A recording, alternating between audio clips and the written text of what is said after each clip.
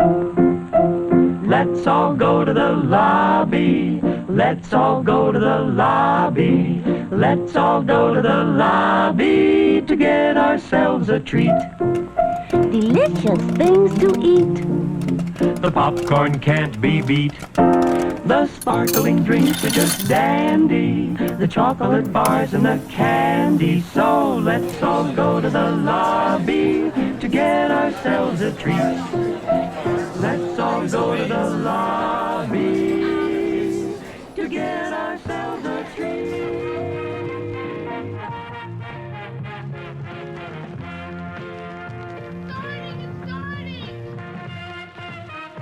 I'm a fan of classic movies.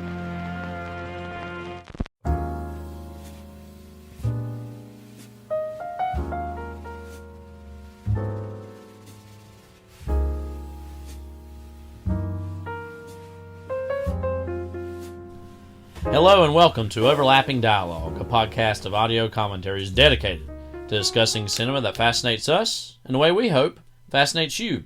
We're your co-hosts, Kyle and Levi Huffman. I'm Kyle. And I'm Levi. And here we are, episode 57, with sexy beasts and where to find them. No, This is your Heinz 57 There we go. episode. You remember in Manchurian Candidate, that one scene where you remember there's like the senator in the movie that's going to get killed, spoiler, I guess, and his wife, and he's kind of like a McCarthy-esque figure, and she's like, you need to come up with how many communists there are in Congress or whatever, and he's like eating a steak, and he looks down and sees there's like Heinz 57, and it literally cuts to the next part where he's like in front of the press, and he's like, there are 57 members of the country, whatever. I just think about that a random amount, but anyway, don't worry, we're not going to spend the whole time talking about the Manchurian Candidate like we did with Scarface last week, so... Yeah, that was warranted, though, I thought, for Scarface, talking about movies. And I thought you were going to say, it was warranted that you brought up the Manchurian Candidate in 1957. Not necessarily, but not opposed to it. But episode 57, try again, babe. We're doing Sexy Beast. We can talk about this a little later. I've always been puzzled by this film's title. Well, and we'll talk about it when the movie starts. I think it literally functions for the title screen. You think it's just that? And then it's like, that's it. Yeah. I honestly think it was just like almost a... well, now, I don't know if that came from the writers, if it came from Glazer. I don't really know what the deal with that is. Wasn't this an original screenplay? Or is it based on something? Yeah, no, the guys wrote it. Yeah. I mean, it got a lot of comparisons to Mammoth at the time, that kind of movie. This is better than anything he's ever made, and we have some thoughts on him we won't air right now, but so I don't know where that title actually came from, other than just I feel like I don't know, we'll talk about that later, because I have maybe some inklings, but I'm still puzzled about that. So we're continuing our 10-film sojourn through crime cinema. Last week, of course, we did Bad Lieutenant, and we're jumping ahead kind of now. This is going to be our only... We jumped in the bath, and now we're getting soaked back filthy. to it. Yeah. This is our only 2000s crime cinema movie. It's like 2000. Yeah, exactly, in 2000. But we're like you said, we're nearly done with that. We're coming to the close of that. But and again, as we've said, we've skipped a lot of certain time periods, especially like the 40s, 50s, yeah, I feel 60s. Like the movie that jumps to mind for me in the 50s is obviously The Killing. Like Asphalt Jungle, some of those noirs. That kind of was dominated by the noir, which often is crime film. Yeah, but I link the gangster film more to the crime film than I do the noir, because a difference, I think we talked about this in the past, but I think the difference for me between the crime film and the noir is the noir often tries to be something bigger and grander. Yeah. And is kind of pretentious in a certain way.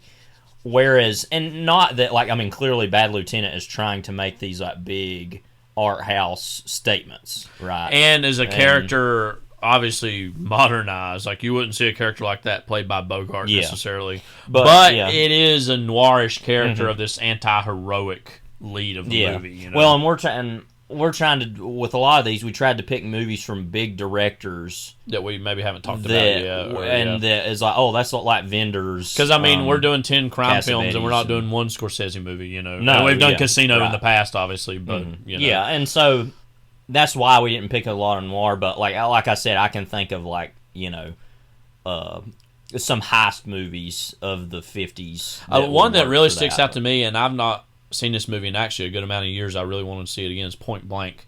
As far as I love in the 60s, Point Blank. Yeah, that would probably be one of the next ones we would do. That's more of that John Wick type, which that obviously was a big inspiration. More of that one-man army kind of movie. Yeah, right.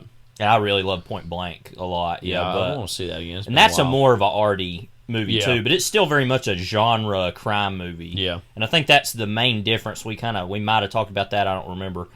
That we made with this is saying we don't really want to do noir because that is more, that's just its own kind of genre of movie anyway. Yeah. And detective stuff, we're not really going for that. We're going for people also like would shoot to people. Yeah, something like Vertigo, obviously, I would say is noir. That's not a crime movie, but it's I mean, not, it technically is, but it's like, not a traditional crime film. You know what I mean? Yeah.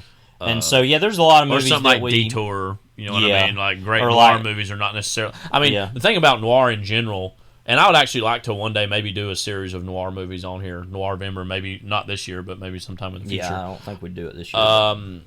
Blend genres and like tries, as you said, to be more because challenging, and sometimes that works, sometimes it doesn't. But I think obviously in the context it appeared in the classic Hollywood development, it was much needed and kind of complicated mainstream narrative films. You know what I mean? Another movie I thought of, I guess, is like The Asphalt Jungle. That's kind of like in between noir and typical genre heist movie, crime movie.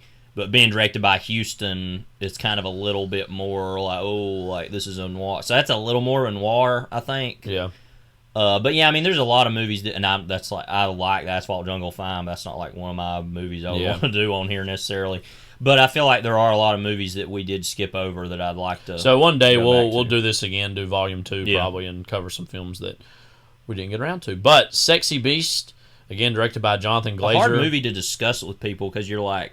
You say the name, you say the title. Somebody in our life recently asked, "Oh, what are you doing soon on there?" and we were like, Bad Lieutenant, and then Sexy Beast, and they were like, okay, yeah,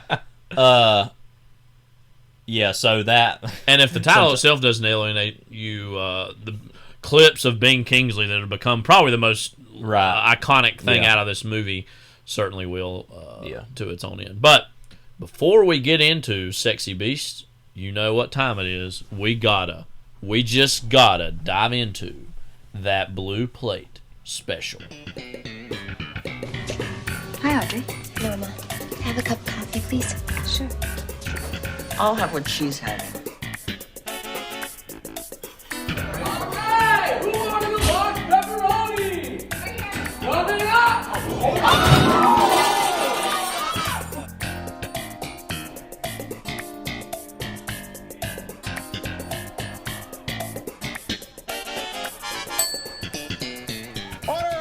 the order is right here, Bert. Wow, special appearance. Yeah. He's gone. Oh no, too bad. We should do more like impressions, almost like episode-long impressions of things at some point, but we'll see.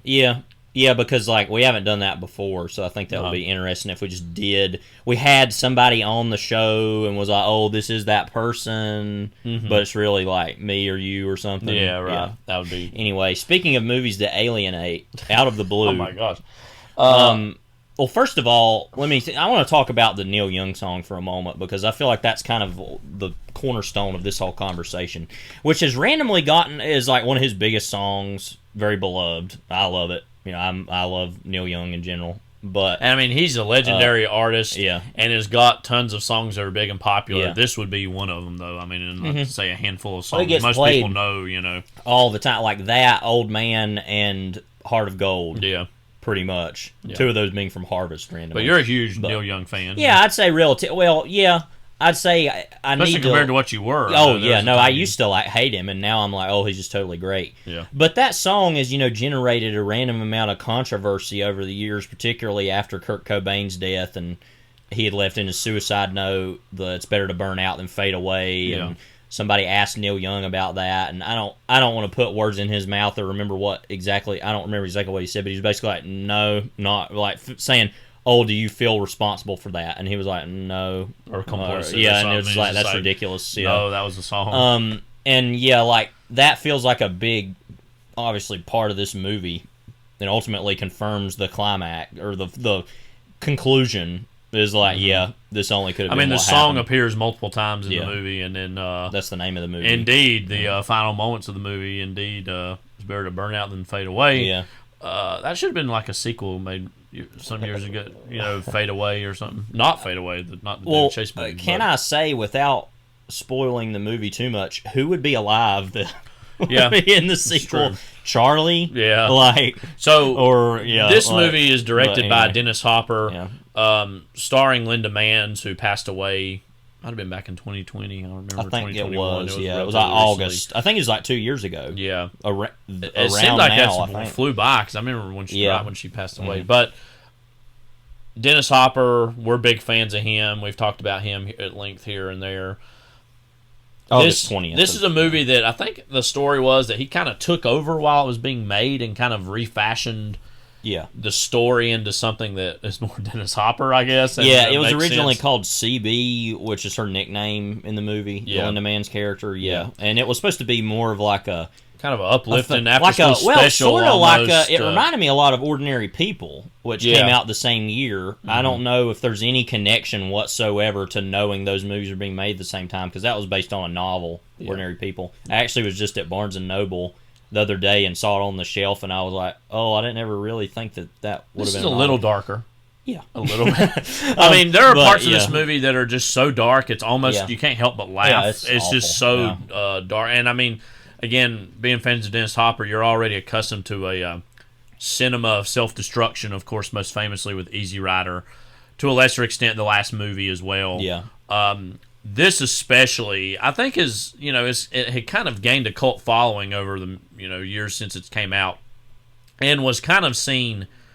I think at the time it didn't get some big release. It was kind of a smaller movie, but was part of his creative comeback that was in the process of happening, where he started to not be as violent and insane, crazy of a drug user, especially.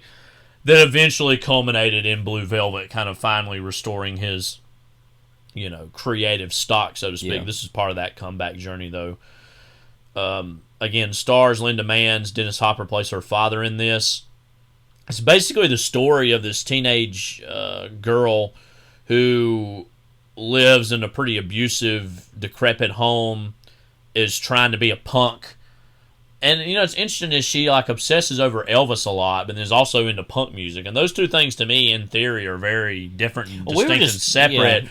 But the way the whole movie frames it actually makes sense in terms of, Elvis was the first punk. We were talking about this. We were talking about this a couple weeks ago, actually, after Elvis book came out. And I was talking about, and I was telling you, when we were saying that, randomly at that time in the 70s, there was the punk rock movement had a lot more interest in the rock and roll or rockabilly 50s rock music, 50s stuff that like 70s, Elvis than they did in like Led Zeppelin, for example, who they saw as like these big kind of operatic, overproduced rock music.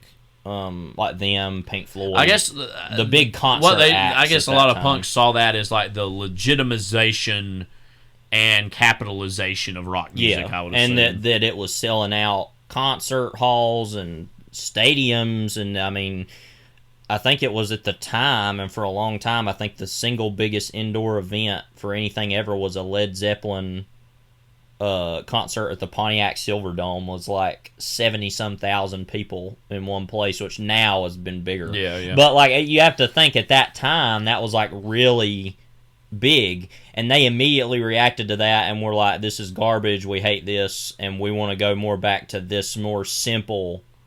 And frankly, it was also because I don't mean to be too dismissive, because I actually do like a random amount of punk music here and there. It's the easiest thing they can play because it's very easy chords, very basic rock. Like if you play rock and roll at its base level, it's just like it is what it is. Not like these very complex guitar solos and these big things. So it makes sense actually, and is interesting to have seen that, especially after Elvis had died around that time. That people were linking those two things together. Also, like this would have been a few years after Elvis's death, so I think there was probably a wave of nostalgia culturally for Elvis, kind of in the late 70s, early 80s, I would imagine. Especially as the 80s went through its own 50s nostalgia, a lot of that, was going to happen. And in general, it makes sense for any art form that starts to be, kind of reach its maximalist place to buck up against that and go in a more minimalist approach. That just makes sense for any. I mean, in many ways, the French New Wave was a reaction to the kind of cinema of quality of France in the 40s and 50s. Well, and it's like if you go and like I watched some of that, the first few episodes of that Danny Boyle show, Pistol, about the Sex Pistols. I stopped watching it just because, frankly, I'm trying to downsize how many TV shows I'm watching, and I'm just like, okay, one or two things. And there was an interesting moment in one of those. I'm pretty sure, I think it was Yes, maybe, that was on TV or some other kind of progressive rock organist thing. Yeah.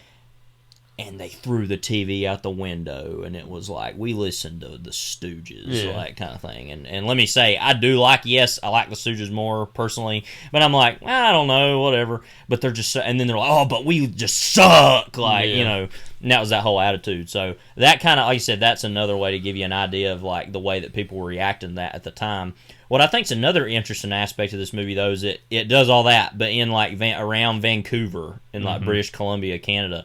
And so there's even a greater feeling of just like everything just sucks and like. And I think one of the most tragic aspects of this, and some people would say this is kind of an uplifting thing about punk, but I see it actually not necessarily to downgrade as an art form, though I'm no fan, but more just of a statement of the character's place in the movie.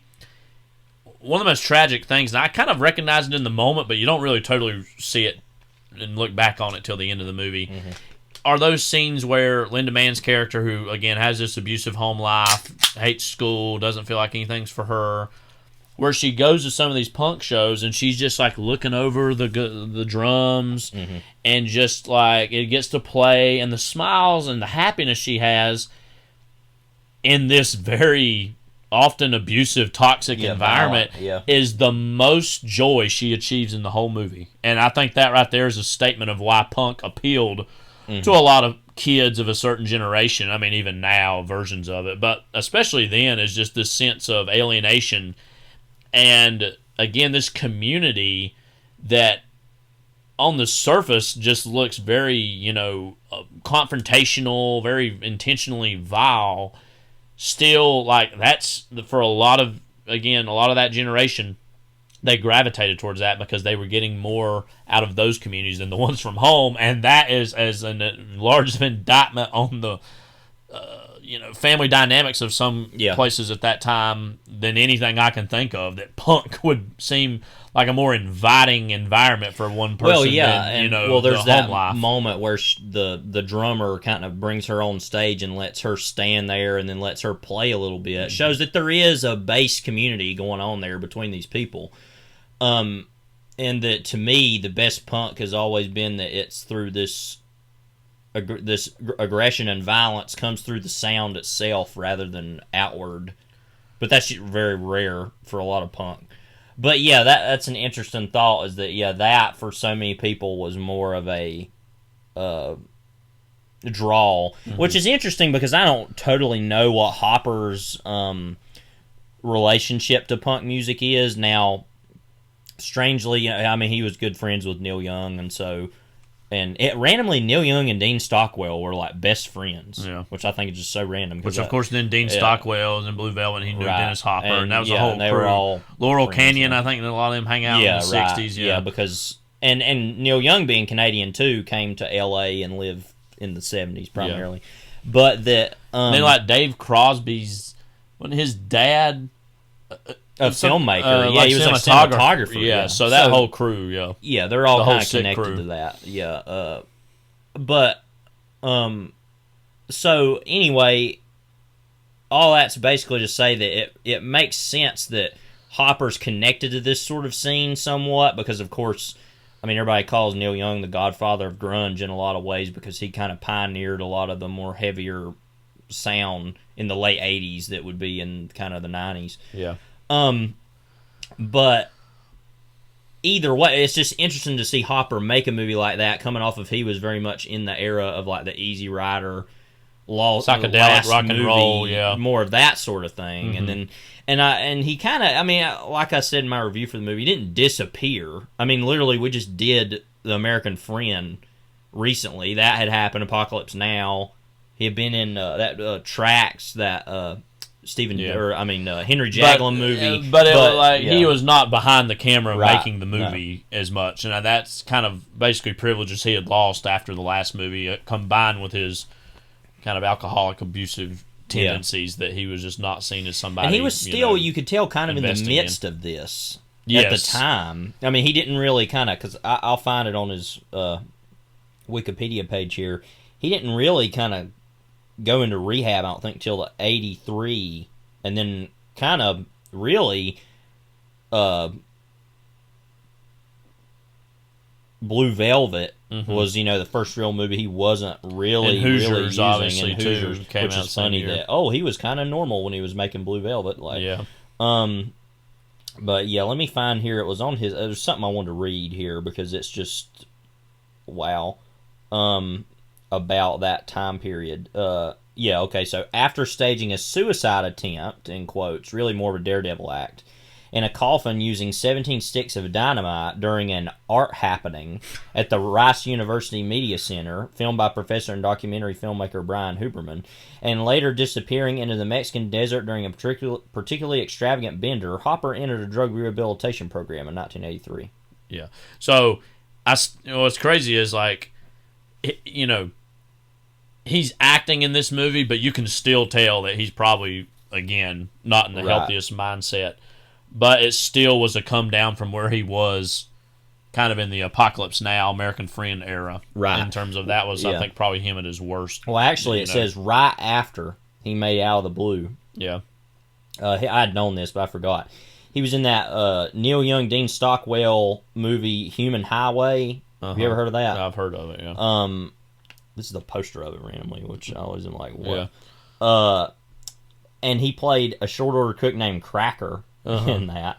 It said the production was reportedly often delayed by his unreliable behavior. I love that's the way they phrased that, unreliable behavior. Peter Biskind in Easy Riders, Raging Bulls, the kind of seminal book about New Hollywood, says that his cocaine intake had reached 3 grams a day, complemented by 30 beers and some marijuana and Cuba Libres. So not great, not in a great spot. And it's crazy, though, that this was him kind of returning behind the camera, even in whatever circumstances prompted that exactly. And the movie is not only open about, I mean, he's playing a fictional character, but he's willing to make himself look like a horrible monster in this, too. And this movie has not only a real point of view, but I'd say a very cogent point of view, that it's like so impressive. And not at all encourageable. It's very formalist in style, but too, I mean, it's very put together and clearly indicting a version of himself, and certainly the circumstances that are destroying this young woman's life. To the extent to which later on, she, spoiler alert, I'll just go ahead and say spoiler here, takes her own life with the conclusion of the movie. Kills her father and then her own mother too, and literally takes some dynamite he gave her and used it to blow up the old truck that, by the way, we didn't mention, the reason he was in jail was basically because he crashed through a school bus and killed basically a good deal of children. And he had been in jail for a few years, and then he's later on even confronted by a father of a child who was murdered and killed. The only funny thing about that scene, I wanted to bring this up, we were kind of laughing about it in the moment, was that That part, he's kind of not taking the whole thing seriously, and then the guy keeps standing there, and he's like, "What are you doing? Who are you? What do you want?" Yeah, very like Dennis Hopper line reading.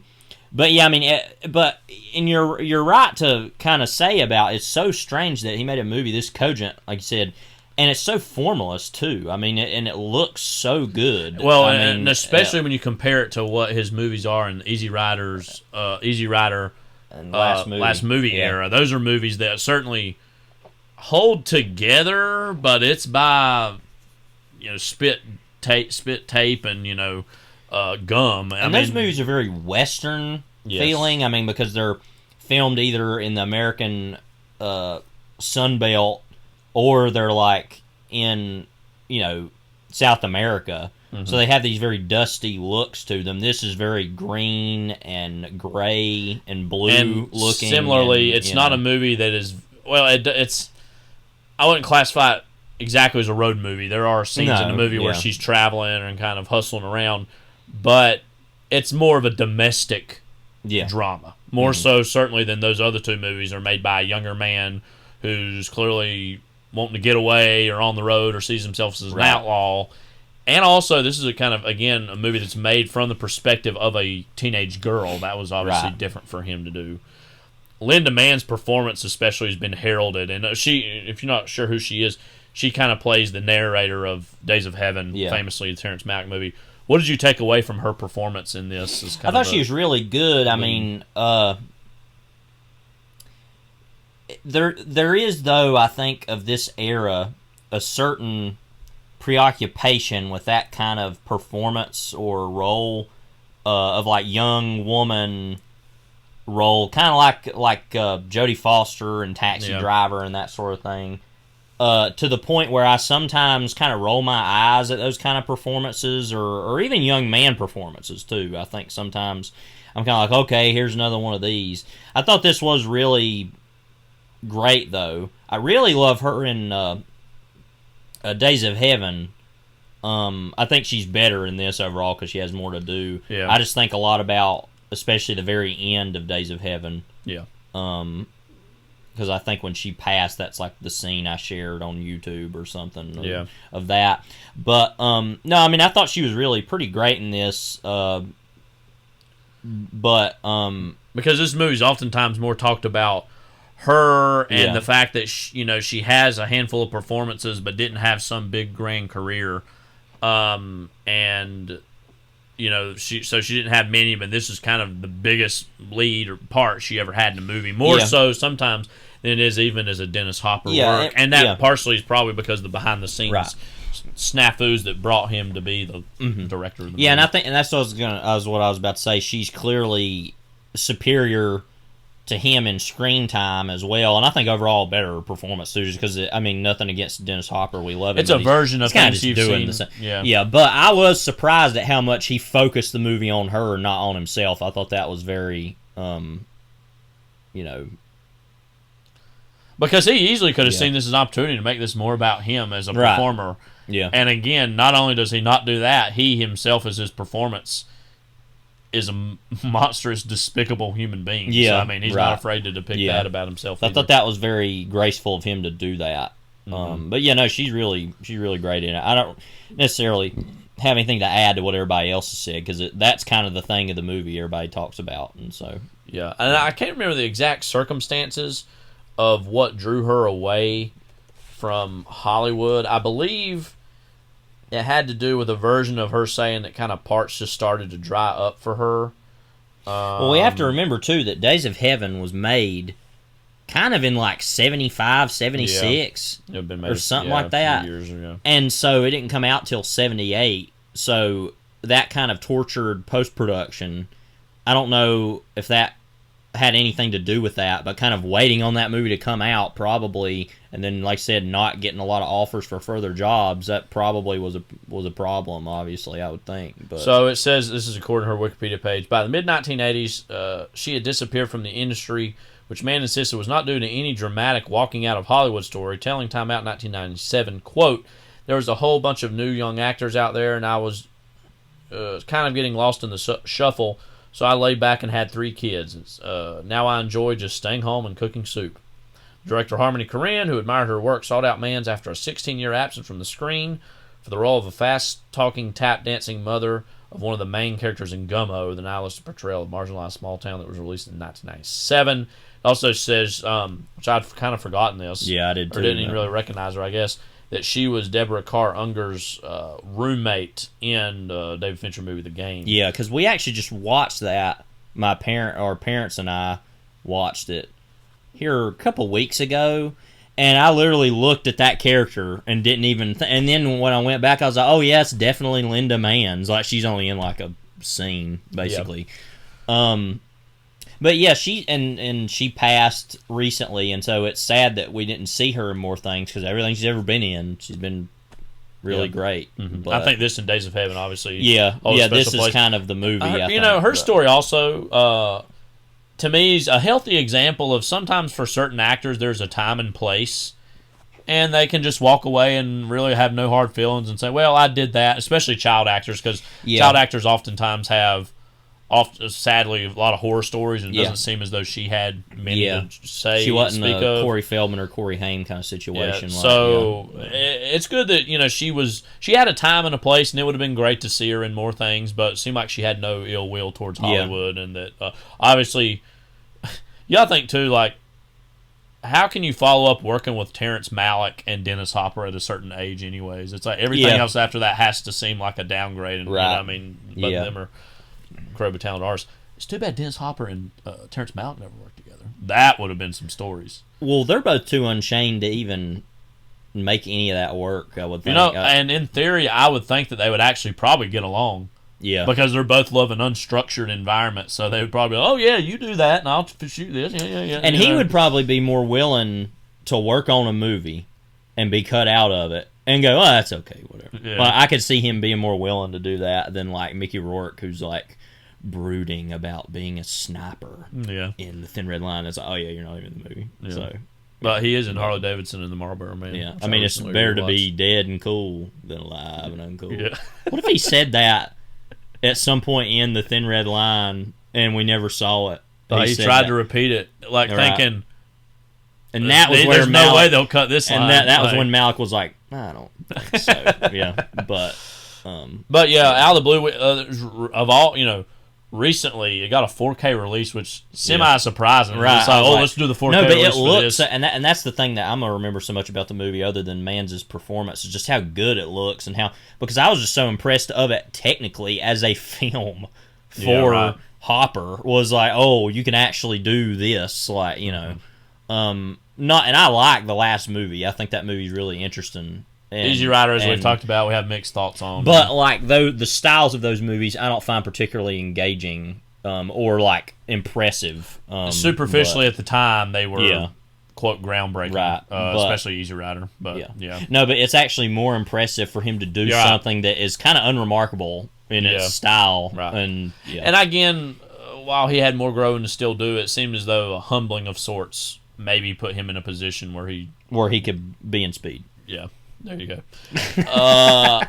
One of his best performances, I must say, is in Speed. Well, we've talked about this before, maybe even on here, but just in general a lot, about his random investment in the football games going on TV, while he's also overseeing a Los Angeles bus to blow up if it goes below 55 like a miles ransom an hour. situation. And one of my favorite things that you and I and my friend Ryan laugh about all the times, where there's a scene he's watching it on TV. He's like, oh yeah, all right, and like drinking Coke out of a glass bottle randomly. It's like the most specific, and he's living in like, it's like almost like the like room over from like in Killer's Kiss, the Kubrick movie with all the weird mannequins. Yeah. It's like, oh, that room again, almost. I don't know. A lot of many questions for you. So this movie for a while I think was not like super hard to come by, but was like kind of hard to come by. Now because of the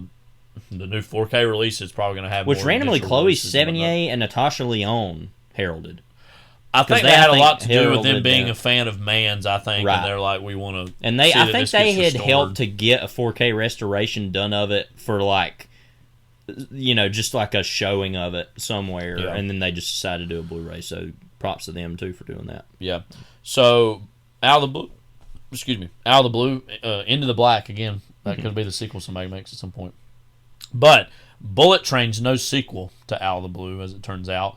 Now, this has been a movie that me and Levi have had a quiet tussling over the last little bit. I don't know in terms if I'd of call you it just that, you've had a lot of mixed feelings about wanting to see it, and I totally understand that, frankly, because it looks like a just totally stupid. There's nothing simple about this job. Stupid action movie.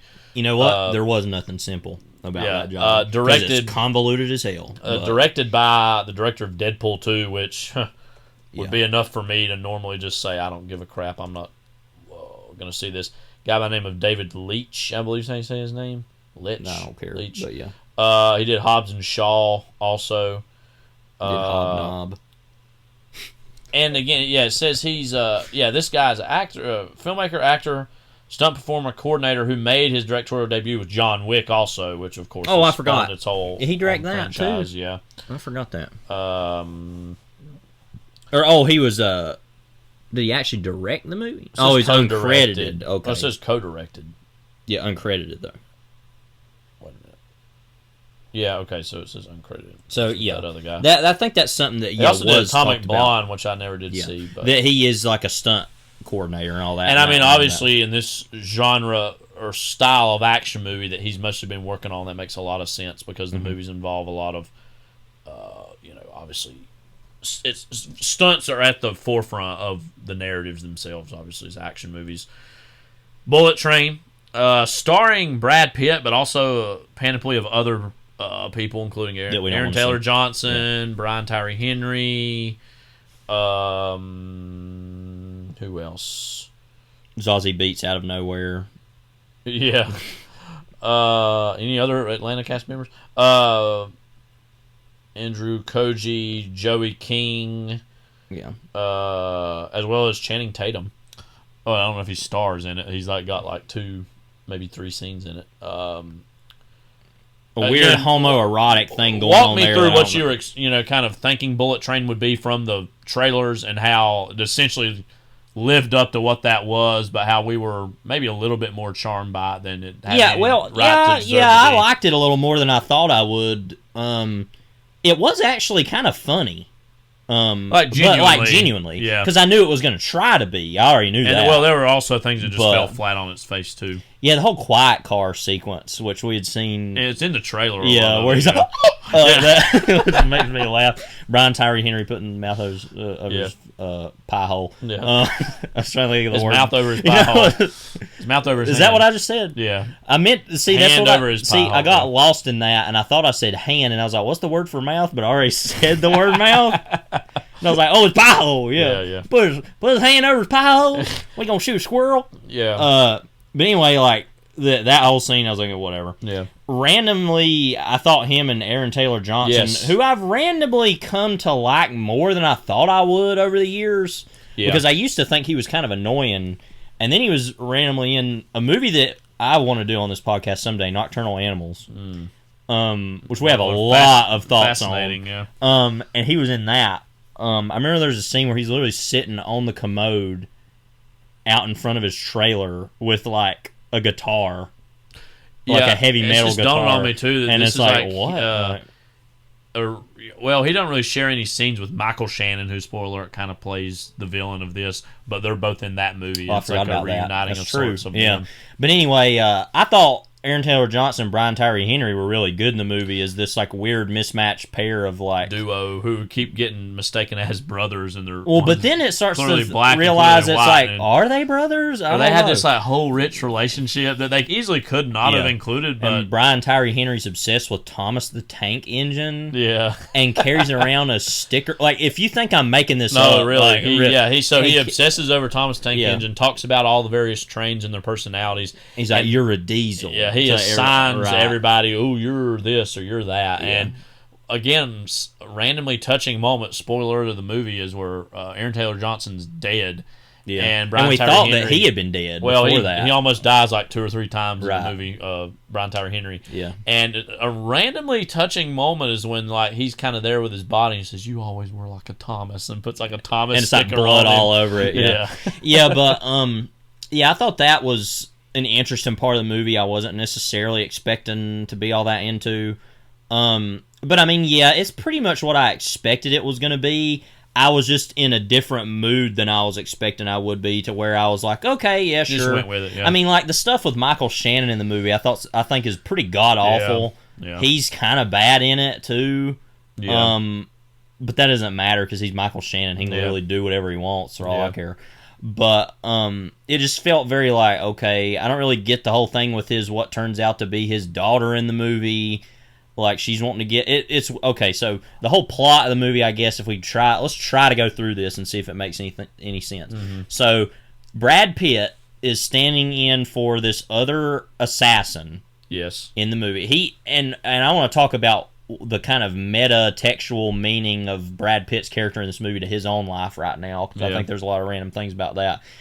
And he's standing there for this other guy named Carver, who, as it turns out, is Ryan Reynolds. Who gets like a shot, basically, cameo. And the whole, you know what I liked about that is the whole movie they're talking about what an a-hole he is. And it's like, yeah, indeed. That was the only reason I accepted that cameo, because I was like, oh, good, they called him that the whole movie. Great.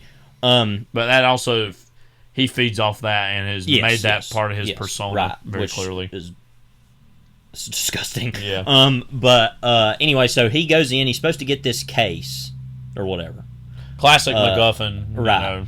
Turns out, eventually, just skip to the end, he was hired by Shannon's character just to be thrown in there because he had originally wanted to kill Carver because he had killed his wife in a car accident that he thought he was going to be in the car. Yeah.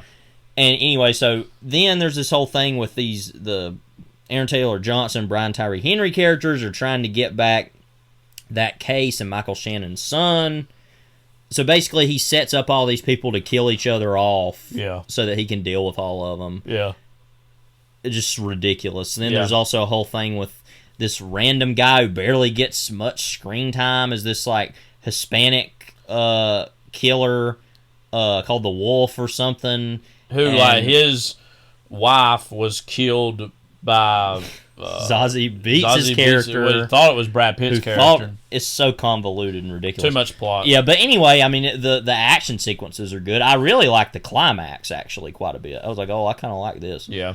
But yeah, I mean, and it was funny enough, though, where I thought it was... To justify itself enough. The thing I want to say about Brad Pitt in the movie, though, and he's in the movie, but honestly, all the other personalities, he kind of just reacts to those more than has his own.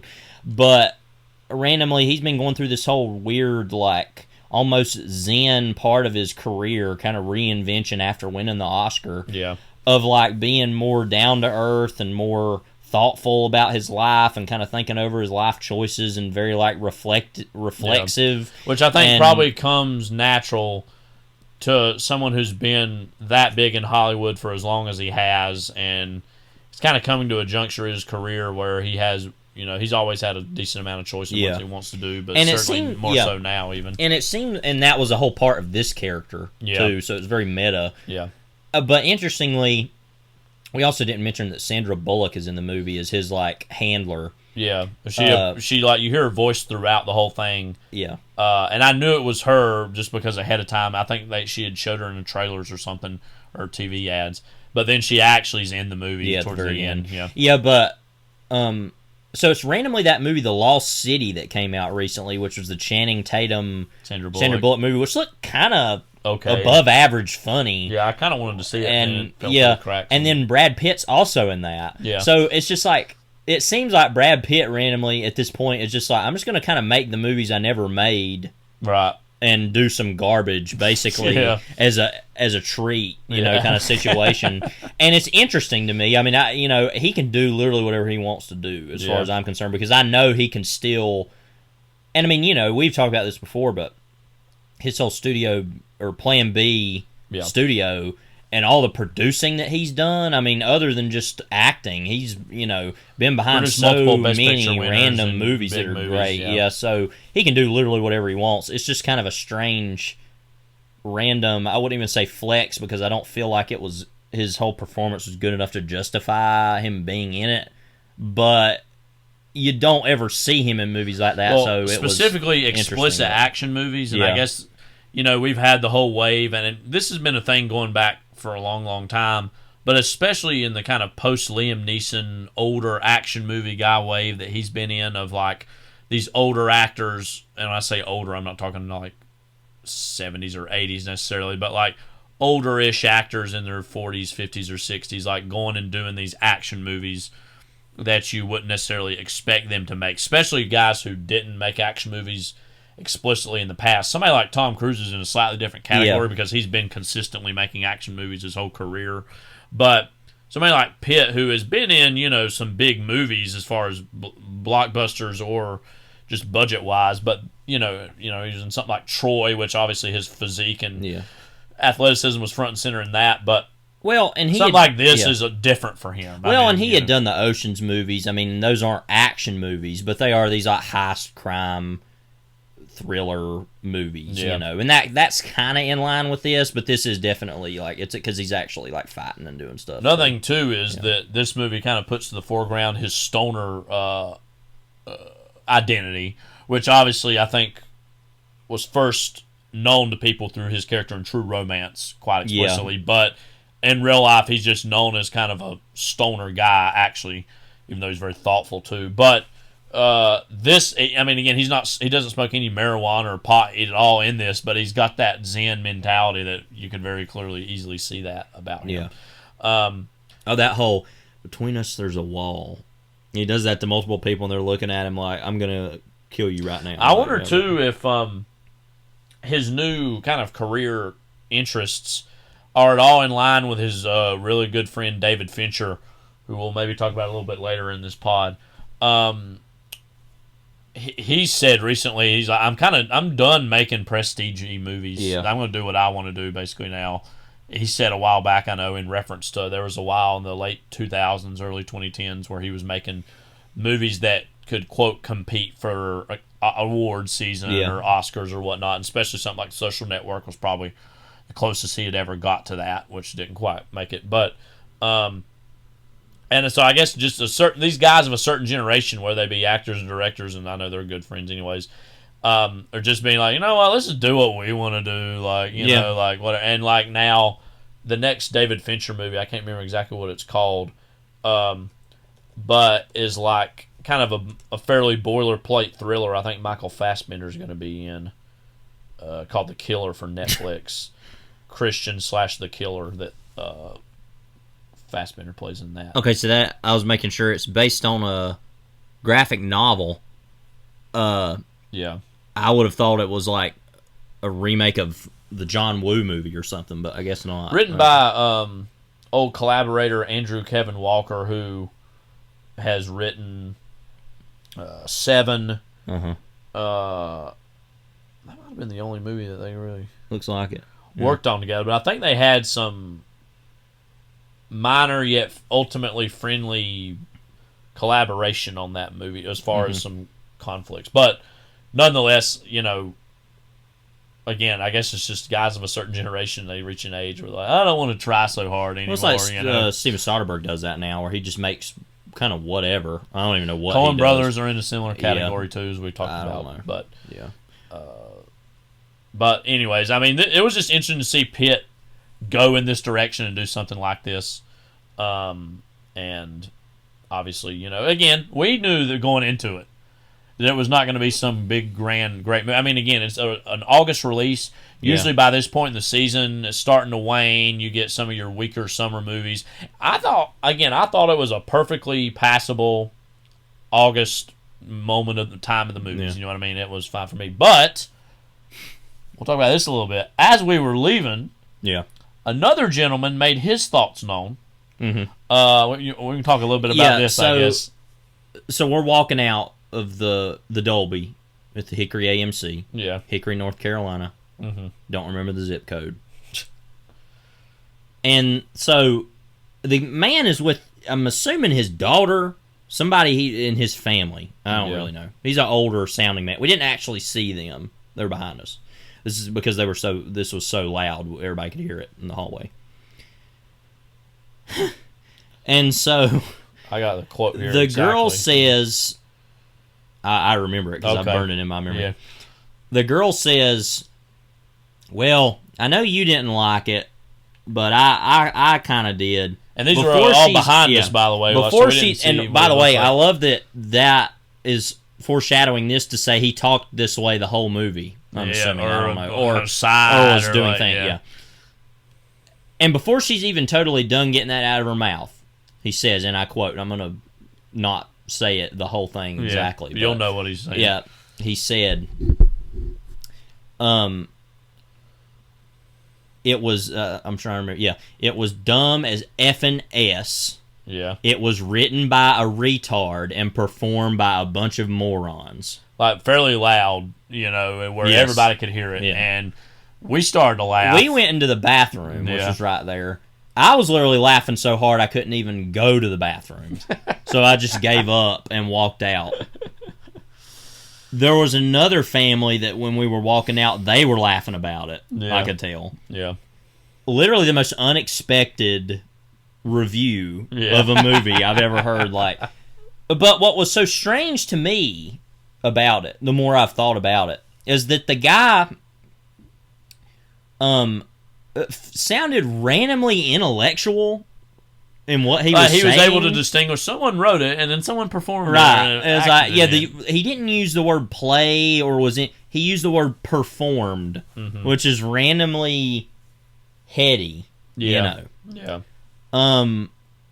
Just one of the funniest things. If you're not dying, we've had a few days to not be dying laughing over this, but if you're not dying laughing right now, just thinking about it, if you were there, you might be dead from laughter at this point. It was literally the funniest thing. And again, like we said, we knew going in that it was just going to be mediocre. I don't know what the guy. Enough, maybe she dragged him to it or something. I don't really know what the situation is there. Yeah, but wow. But a movie that I would be I would say quick to forget about, but there actually are some memorable aspects to this movie while being fairly overall mediocre and forgettable. There are random things. I'll be thinking about that for a while. I'll be thinking about that the rest of my life, though. Like that random comment that was, sparked from a fairly innocuous. And thank God I decided to go see it too. Yeah. Because, I at first was like, I don't want to go see that. But we saw it at 3 o'clock on Thursday. Yeah, it all kind of lined up where I was like, yeah, I'll go do that. Yeah. And I had actually planned on writing a longer review for it if I thought, I even at the point was gonna call it Murder on the Orient Express, the blah, blah, blah, and Bullet Train. Because I was thinking about how another problem with the movie, we were going to talk about it, uses all these, I think a lot of exotica in the movie as far as being look, culture, we've got that, or we've got the Hispanic killer, we've got this killer, and British killer, the British killer, and it's all just very basic and stupid, and not necessarily prejudiced or racist, just kind of dumb and pointless. Yeah. And I was like, I'm going to kind of talk about that, and then that happened. That guy said that, and I was like, that's all that I need to talk about with this movie at this point. So, right. Yeah. So Bullet Train just came out. Feel free to check it out. I think this is a movie, I don't say this about a lot of movies. I would say you could easily wait till it's streaming somewhere or later, but you may miss out from such experiences when you do it all. It's moments like that you really are like, this is why I go to the movies, just hear that reaction from people and And I've got my own little stories over the years of things I've heard in theaters, and this is just going to be good right to the top of the list. I've told the story before, but I went to see Dark Waters, the newer Todd Haynes movie, a couple years ago when that came out. And so that was so strange because it was a really small theater, and it was filled. It was packed. And it was randomly mostly older people. There were some younger people there, but it was mostly older people. And they were so into the movie. Yeah. Randomly, there's a scene in the movie, it's every scene in any movie like that has this where Tim Robbins goes off, and he's like, we need to get these people for doing this. it's over, like, blah, blah, blah. That stops. Everybody just claps. Like, oh, my God. Like, and then the very end of the movie, there was this really weird hackneyed... I wish you had seen that so we could talk about it both together. The very end of that movie shows a kind of random little, like, montage of people that were in the movie that were real people in the actual story of the movie. Yeah. And, like, everybody clapping during that. Really? It was just a really strange experience that I was like, thank God that this stuff still happens, even how cheesy and weird this is, that people are still going to caught see this in this, which is just so random. Just like a random legal thriller that most people have forgotten about already. Like, that I would not have went to see if it had not been for Todd Haynes making it. Right. Like, you know. Yeah. But, anyway. So then again, Bullet Train, wait till it hits home video. Home video, that sounds so ancient now. Or streaming wherever. Or, again, if you want to maybe roll the dice and have such an experience as we had, go check it out at your local theater. Now, this next set of news isn't about a movie exactly in terms of something that's been seen or released. And what started off as one piece of news, and it's interesting to see how this has evolved over several days, has turned into a much wider industry story in many ways. The news that the practically finished and completed Batgirl, which is of course going to be a DC film released by Warner Brothers or HBO Max, has effectively been shelved and is not going to get any such release period. It will neither be theatrically released or streaming anywhere, especially on HBO Max, which, again, this is a $90 million movie.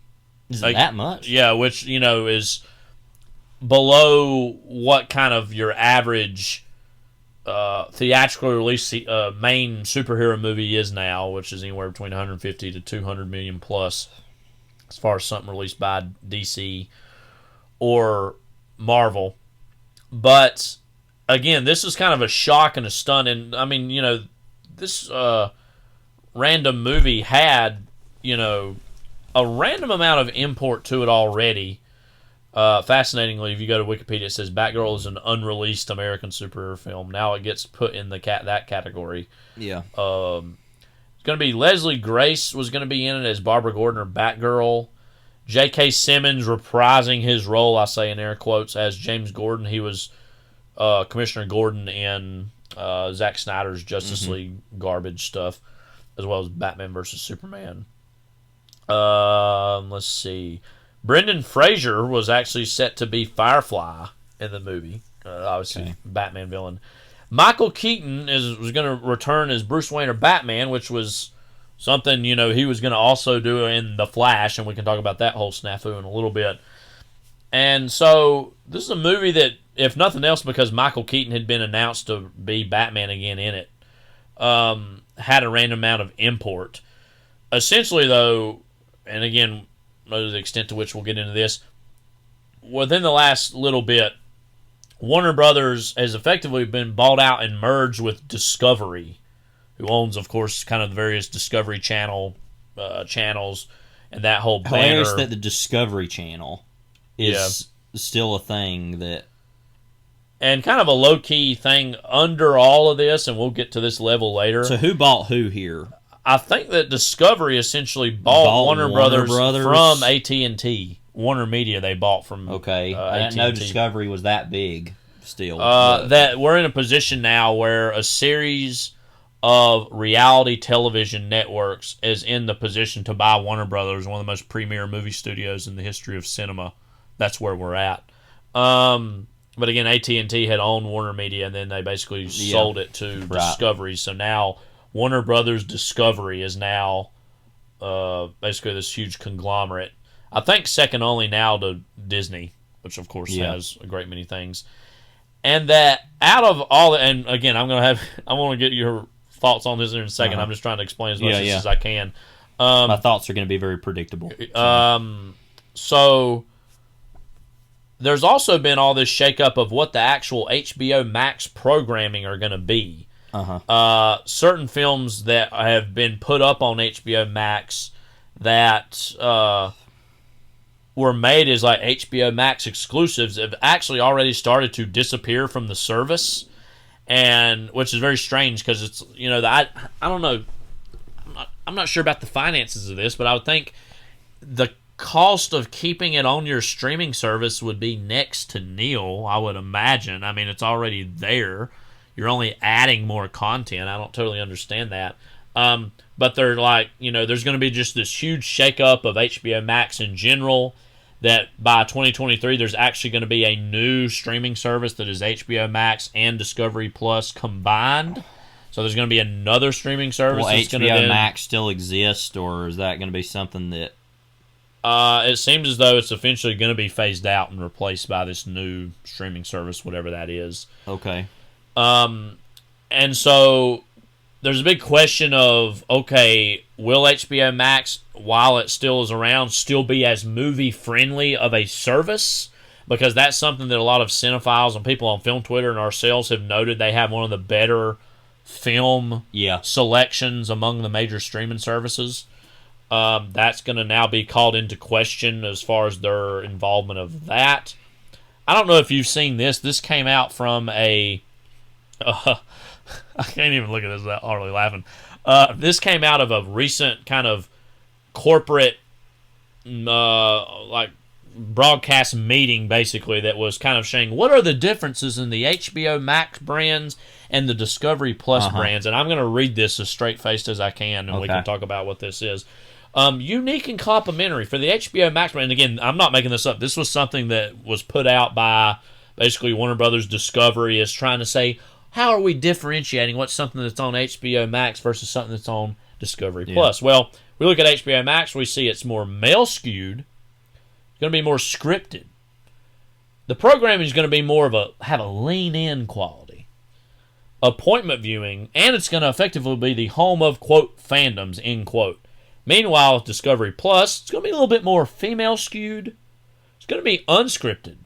But instead of leaning in, with Discovery Plus, you lean back, okay? More comfort viewing sort of things. Home of, quote, genredoms. New word in my book. I've never heard that word before.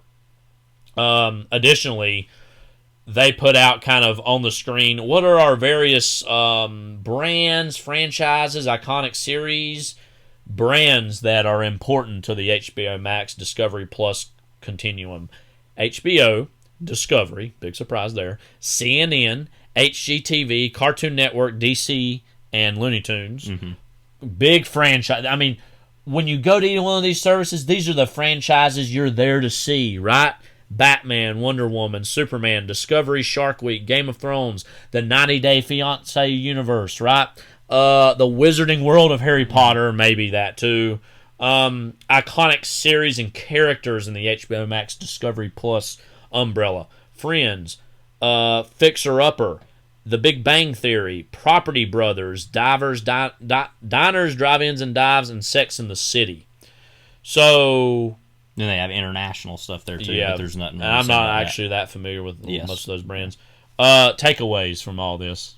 That's a lot to throw at you there. Well, first of all, go back to the other one that had that. Yeah. So now let me just say this is very reminiscent. A few years when there were the Sony leaks, and it basically showed what this corporate ideas of these various things are. This is very reminiscent of that. Should be said.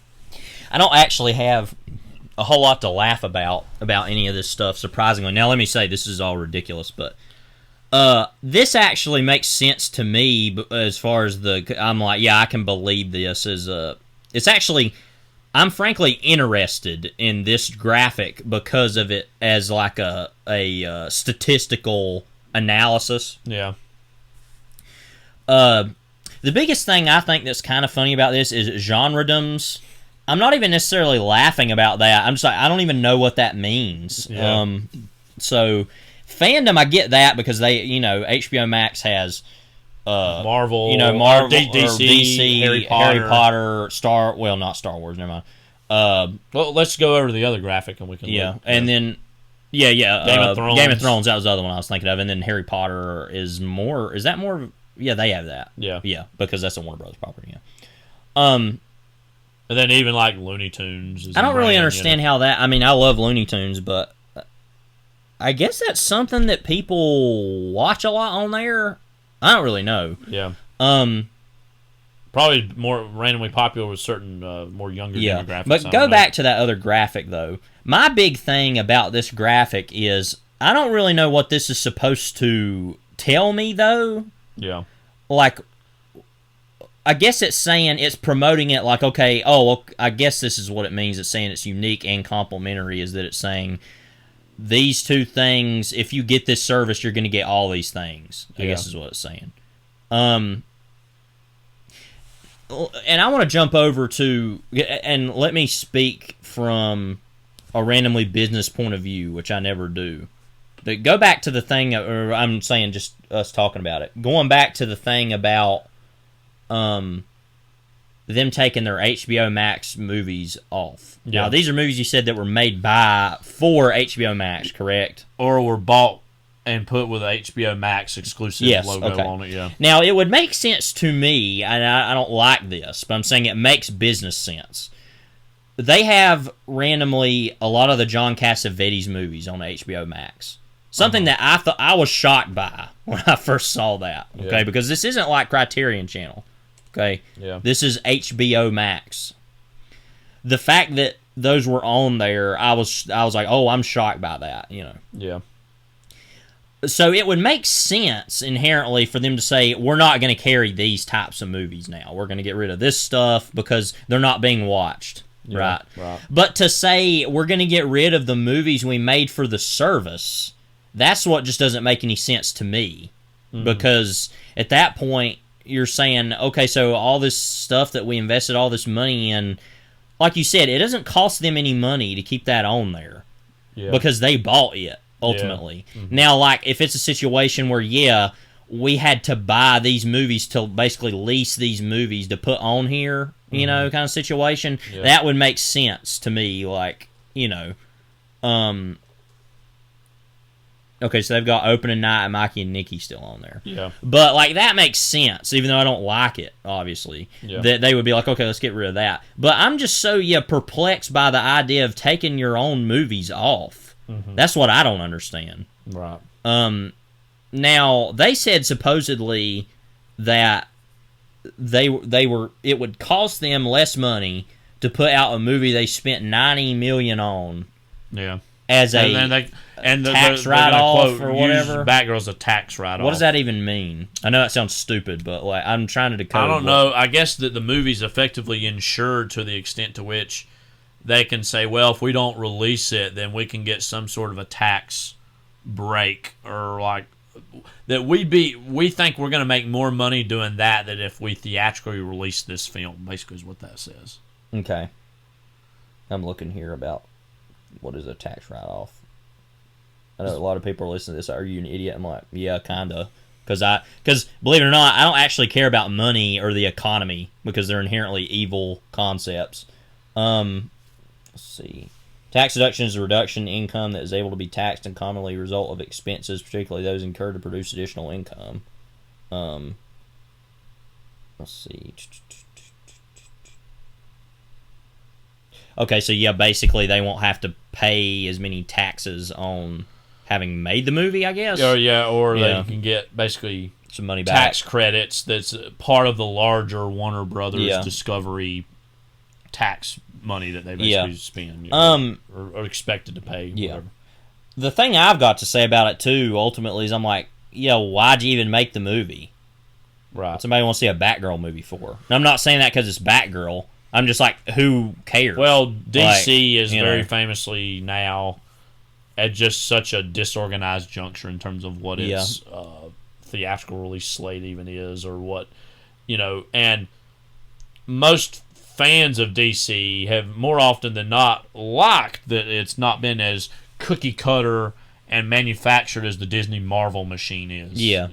Yeah, and so with HBO, what I wonder, because my main draw for still even us having the certain, by the way, we get it for free technically because we get HBO on our cable. HBO yes, we still have cable. Yeah.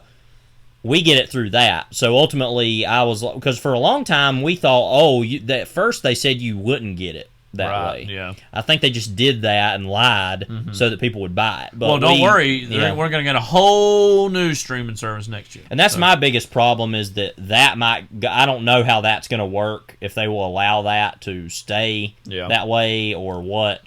Because I know that Discovery Plus, I think, is something you have to pay extra for, even though we have that in our cable too. Yeah. So yeah, I mean, it's just another. I don't actually have as many negative things to say about this because it all speaks for itself how negative it is. Yeah. I mean, what I worry about is just like, what does that mean for HBO properties? Because obviously, I'm not going to really care about movies that were HBO Max movies, right? Because usually those are movies I'm not going to watch anyway. But I'm kind of thinking, what about like HBO shows that are older? Will they get rid of those? Probably not, because they're such a part of the HBO brand.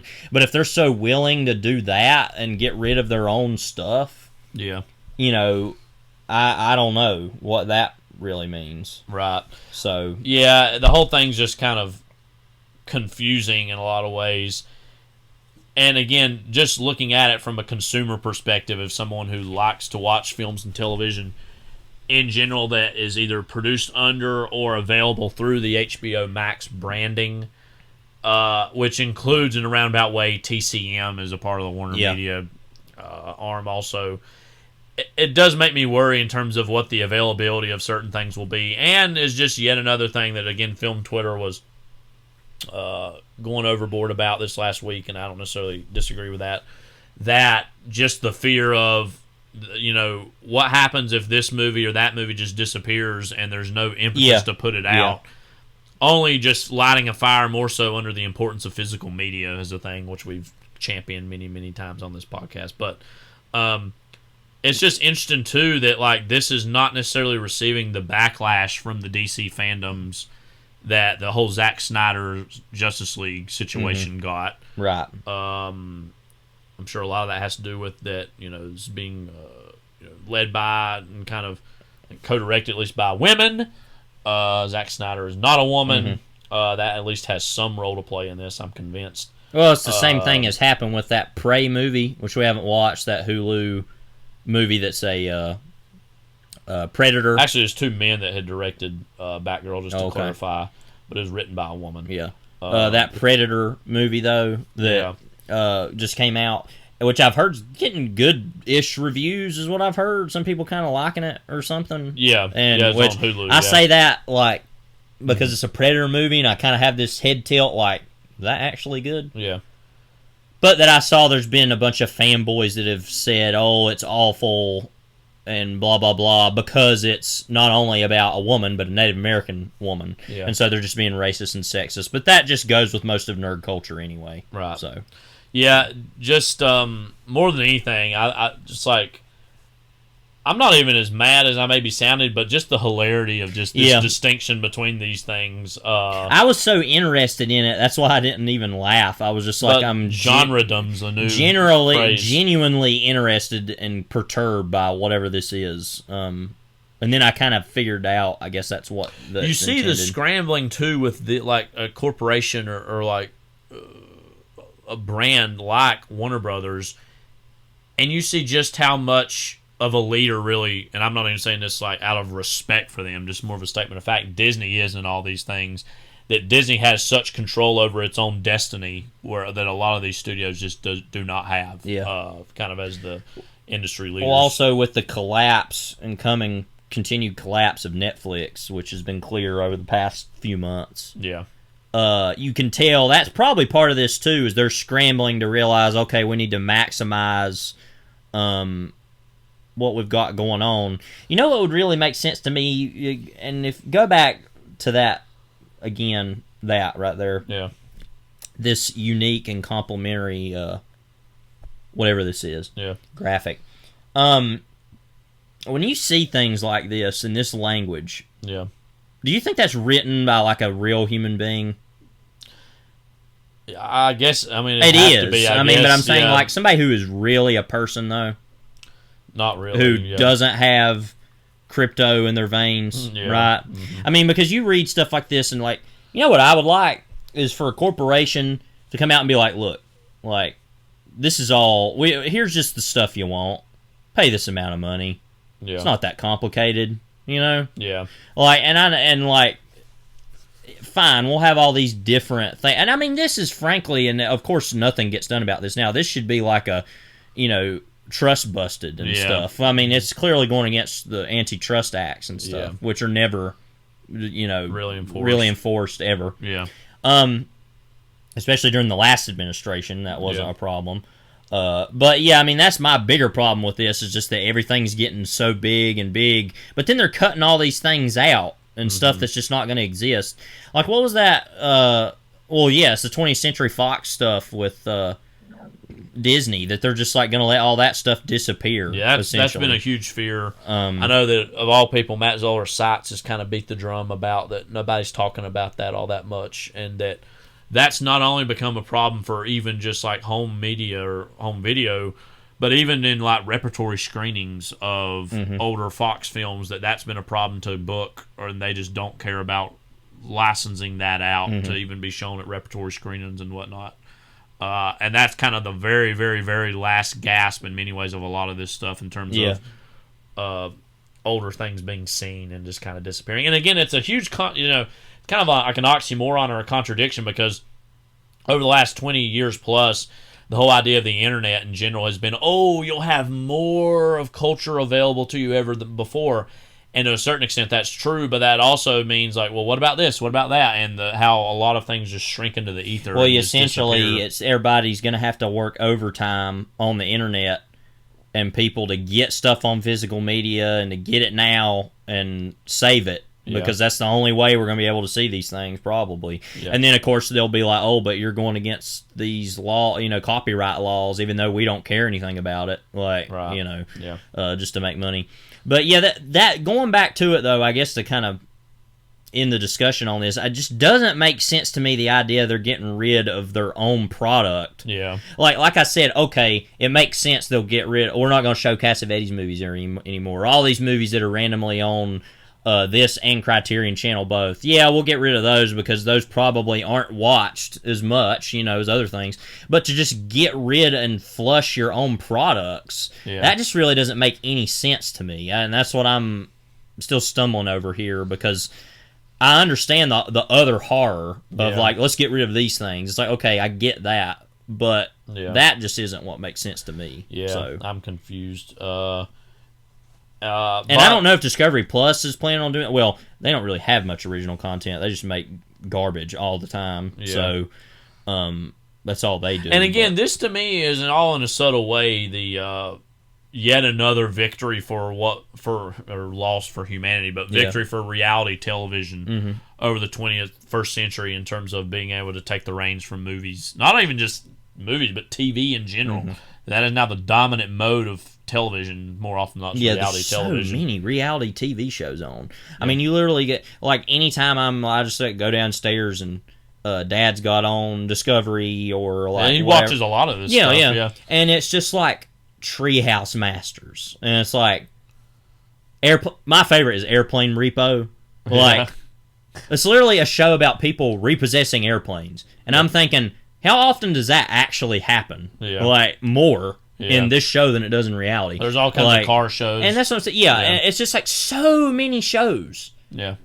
And I'm thinking, who watches this stuff? And then I'm like, I guess everybody does. Because, like, I don't know who, and it's one of those things that's just I guess, of the cinephiles and more, I guess, people who actually care about this stuff are like, that's not anything I want anything to do with at all. And yet that's what most people watch, is that stuff. Right. So even more than, like, it used to be that people would watch because they only had so many channels. Used to be it was like, what was it, that whole slate they had in the 80s and 90s where it was like Perfect Strangers and Family Matters and all that stuff, is like Thank God It's Friday or whatever. Yeah. And they had stuff like that where it was like appointment viewing for like sitcoms. Right. Or you had like NYPD Blue or Hill Street Blues, all these cop shows or dramas or whatever. Like, that made more sense that it was like, okay, these networks put on these big shows, Yeah.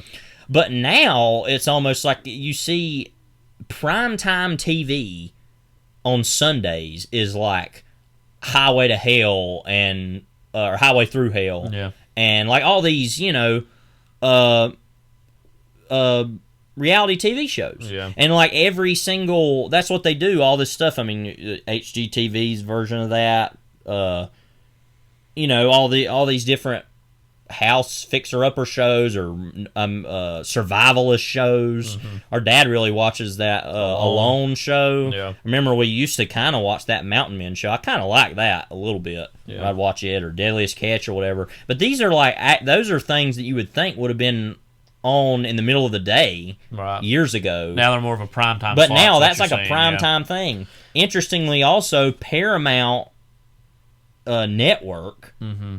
Which is like Paramount, those people that made The Godfather and that show The Offer, which is about that movie The Godfather that everybody forgot about. Which we finally finished, by the way.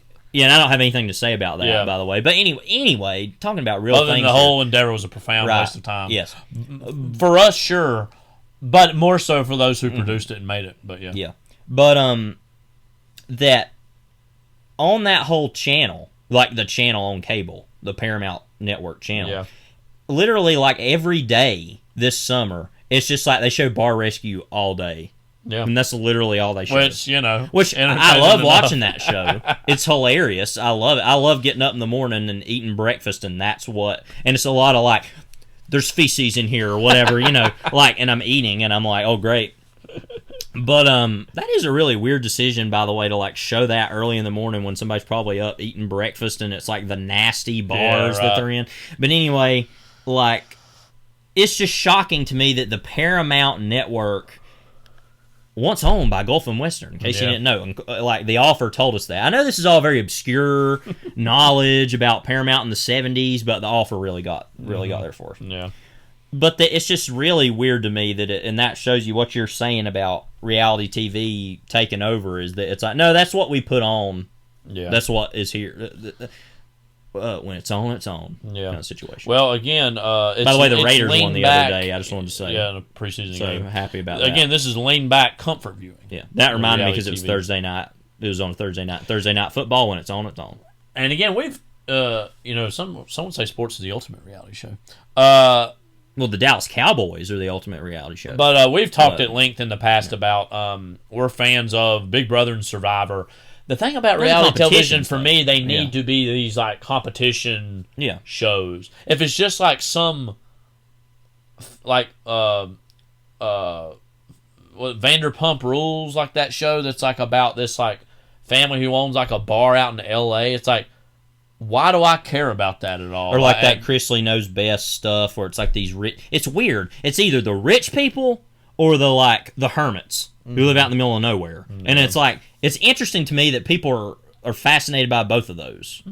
It's not even like an American Family like it was in the 70s with this like they pick a family and they do... It's not even the most basic middle class people, and that show might have even been more upper middle or even lower upper class. I don't know, but it's not even that anymore. It's like these two extremes that just don't really make sense, and it just tells you what the culture is interested in. Oh, this thing and this thing, and so it's not what you are either of the time. Right. So, I'm just glad that genredoms have a home now above all else. Anyways, a movie that I hope ends up on every streaming service. Sexy Beast from 2000. I don't know if it is currently streaming, but apparently it's actually on Hulu right now at this moment. The way that I originally saw it was on Netflix Instant. That's how old that was. Okay. I remember seeing this movie, just to briefly talk about before we go into everything about it. That I remember seeing this movie on Netflix years and years and years ago. It was by myself. I watched it, and I was so just like shaking my head, just like, what is any of this? And I loved it. I really loved it, but I was like, what is any of this? And tried to get it to where you could watch it for years, and then finally I randomly found a DVD of it. It's actually not on Blu-ray, I don't think, anywhere. It's randomly hard to find. I found a DVD of it in like the Outer Banks at like a random DVD. Oh yeah, that was where it was. Yeah. And like I was like, oh wow. This also, I couldn't remember if it was here or at a Big Lots, because Big Lots also has a random selection of things. Sometimes it's harder to find. Believe it or not. But no, it was down there. I'm pretty sure about that. But And we're going to be watching the DVD version, right? Of it, so, but it is on Hulu. For those and this is also a Fox. I think this was a Fox Searchlight release. It's going to be even harder to find everywhere now. Anyway, Sexy Beast is a 2000 British psychological black comedy crime film directed by Jonathan Glazer, his feature film directorial debut. I want to talk in a little bit about how I'm not totally sure if this is a comedy, but anyway, written by Lewis Mellis and David Skinto. Basically, it follows Gary Gal Dove, played by Ray Winstone, who's a retired ex-gangster visited by a violent gangster, played by Ben Kingsley, who demands that he take part in this bank job in London.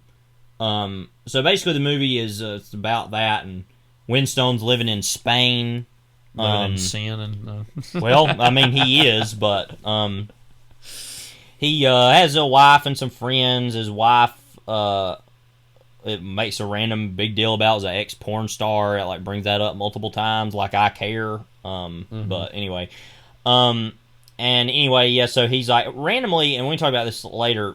Spain randomly had seen a lot of like British crime film stuff with like The Hit was a big movie kind of before this. That's all in Spain too. It's like we said last week. I wonder if Spain for British criminals is like their Miami, basically, or like somewhere they're gonna go, or like they're Cuba or something. I don't know. But anyway, so he's just kind of living there, retired, and gets contacted by an old friend. I put friend in quotes because I'm like, I don't know that they were ever friends, but Ben Kingsley, who's named Don Logan in the movie, and basically he's coming for Ian McShane's character Teddy Bass, who's like a London crime boss there. Basically, he's come up with this whole idea to rob this bank because he knows this guy, that James Fox's character, Harry, who thinks that he and Ian McShane have this sexual relationship, but actually McShane's only interested in him to get into the bank. But basically, he's their inside guy to tell them how to do it. And they really, really want Winstone for the job. One of the only things about the movie that doesn't really make a lot of sense to me is why they are so intent on you will do this job. It's like they could literally get anybody to do this. Supposedly he's like a really good I don't know if he's a safecracker or something, that he used to be good at. That they're like, oh yeah, you need to do this. And so it's basically the whole movie's trying to get him to decide to come do it, and then the last half of the movie is him actually doing it. But to go through the cast, Ray Winstone as Gal, a retired criminal who married Dee Dee and moved to Spain to start a new life. Winstone before this had been in Nail by Mouth, the Gary Oldman movie.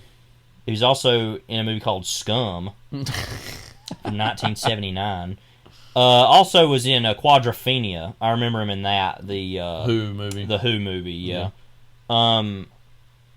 which was kind of like came after Tommy had been made, I guess. And it's not a musical or anything actually, but yeah, and he of course was in this movie. He was in Beowulf randomly. I remember that being really bad. For most famously, I think for a generation of people, he was in The Departed, kind of as Jack Nicholson's main kind of and that's what I've always thought of him in. He was later in Hugo, another Indiana Scorsese Jones, movie. Kingdom of Crystal Skull. That's I think the first movie I saw him in the theater or anything, and I remember in that he's the character who's like constantly switching sides of like, oh, now I'm with this guy. That's randomly probably one of the first movies that had that trope in it that I remember seeing.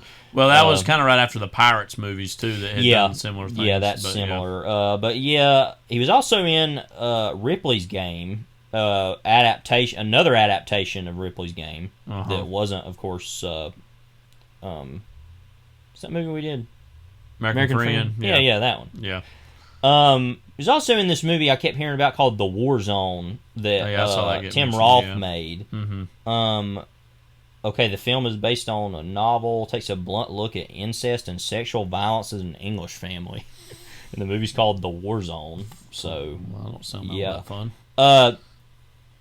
Let's see if there's only one Jimmy Grimble. What's that called? Gold. Wait, go up for a second. There's only one Jimmy Grimble. And he's friggin' Harry. He ain't even Jimmy Grimble. It's like a stupid.